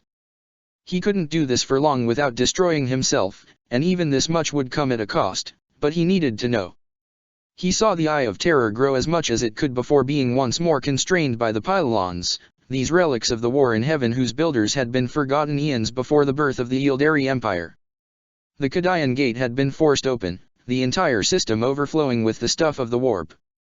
In time, every planet in the system would be transformed into a daemon world, and his heart wept for the souls who had been left behind in the evacuation. His grief was suddenly interrupted, as he felt something vast brush against his divine senses. At once, he knew this presence, though he had never encountered before. His divinations had often brought him in contact with its influence, which bent destiny around it like light around a black star. Eldrad saw Fukin, first as his mortal eyes might have seen him had he looked out through a window. An immense behemoth, nearly the size of the great human battleships that had battled in this system, shaped like the beasts that had haunted mankind's dreams for millennia before they had first left their birth world. Had those nightmares shaped the beast, or had the beast shaped those nightmares? Time and causality did not exist in the warp, ultimately making the question meaningless. Then, the High Farseer saw the black dragon through Ennead's senses. Here was a being who utterly rejected death, though it had been stripped of the mantle of perpetual during his blind pursuit of power. Yet Fukin was not deathless in the manner of Sigismund, who Eldrad had seen banished from the Materium so recently. Nor was he like his brother Dorn, whose blood-soaked rage had pressed against Eldrad's mind from the moment he had emerged from the webway on the frozen moon. Fukin was something else. The Black Dragon's ambitions were known to Eldrad, yet only now did he realize just how far the Lord of the Salamanders had gone in his pursuit of divinity. Here was a power to rival Ennead in his nascent state, a force of domination and greed, not the ambition of Tsianch or the lust for wealth of Slaanesh, but some terrible, unholy union of the two, alloyed by the indomitable will of a son of the Emperor without any of the restraint his loyal siblings embraced. If the High Farseer of Ulthwi had to put it one word, it would be tyranny, but even that failed to encapsulate the sheer magnitude of Fukin's drive and malevolence. The Black Dragon passed through the Kadian Gate, magnificent and horrible in his grandeur. His mere presence brought the battered system even closer to perdition, and yet, Eldrad saw that Kadaya was only a step on his journey. Red eyes turned towards him, feeling his gaze, and he was seen. He was seen, he was seen, he was seen, he was. Then the Spear of Asurian entered the webway, and the awful weight of the monster's gaze abruptly vanished. Eldrad awoke from his trance with a gasp, and immediately went to check that the process of sealing the webway portal was underway, despite the pain across his body and the pummeling of his old heart. They couldn't risk the Salamanders or the Black Legion seizing the entrance to the labyrinthine dimension, and he didn't trust even Eldar camouflage technology to fool an entity such as the Black Dragon had become, not after his slip-up. And once that was done, and the fleet of Ulthwi was safe, he would have to find a way to commune with the soul of Kaisadur as the Anshorite and learn what he knew of Iniad that might have escaped the second cabal. And then it would be time for the next step. And then the next, and the next, and the one after that. The path to salvation would be a long and difficult one, but Eldrad would see it to the end. No matter what it cost him. The Dionysia had known better days. Reaching Kadaya despite the warp disturbances shrouding the system had pushed her to her limits, and for a time it had looked like they would be forced to give up and turn back or be destroyed. The coming of Light's End, don't think about it, and the disturbances in the Astronomicon that had accompanied it had made things even worse, but just as Covenant had been about to give the order to stop, the Source Rouse shroud around the gate had weakened enough that their exhausted navigator had been able to make one last push and bring them through. Kleender had been so drained by the experience that the rogue trader had told Covenant to his face that he'd be paying for the repairs and the danger pay, Inquisitor or not, or he'd chain him up to the prow of the ship on their next journey. Those had been his exact words, and neither he nor his sister had looked afraid of speaking like this to an agent of the Holy Ordos. Perhaps that would change once they'd time to rest, but Covenant didn't blame them. In truth, seeing the siblings so animated had been a relief. Covenant himself had spent much of the journey in isolation, going back on what had happened on Chemos. In the Forbidden Vault, where the Emperor's children had stored their knowledge of the arch-renegade Fabius Bile, he and his party had come face to face with the eldest, the Clone Lord's most dreaded enforcer, and learned the truth of its nature. Even now, months later, and in the wake of the Emperor's death, no, don't think about it, you have a duty to perform, you swore an oath. The thought of Horus Lupercal's corpse being used as an agent of the Black Legion repulsed him. Before Light's End, he'd consulted the Emperor's tarot, searching for a way to defeat a creature such as the Eldest.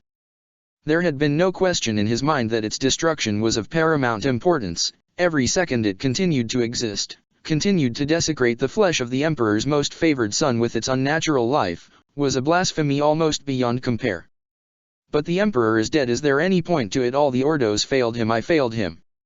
Miraculously, he was certain that he'd found one. He himself couldn't hope to stand against the Eldest, and the slaughter it had inflicted upon his Night Lord allies made it clear nothing short of an overwhelming number of Space Marines could even hope to take it down. But the psychically sensitive crystal cards had revealed him a path through which this goal could be achieved, though he knew better than to assume success was guaranteed. When they had finally reached Kadaya, the situation in the system had already been bad.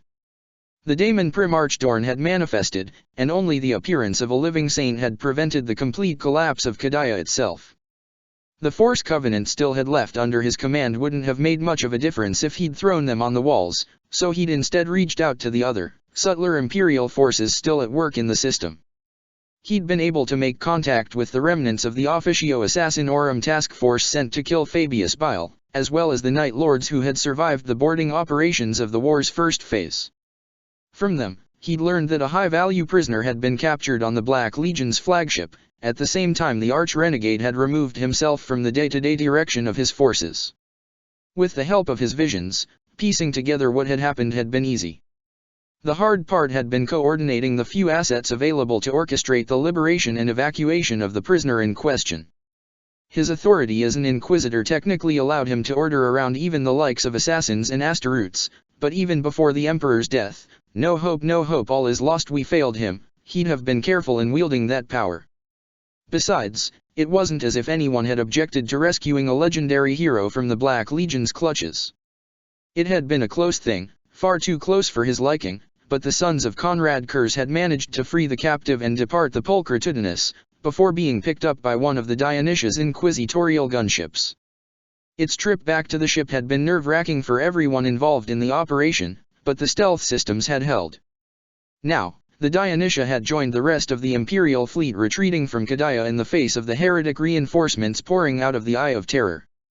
They were back into the warp, their navigator having somehow recovered enough to try another journey, although Kleender didn't want to push them further than the closest Imperial rally point.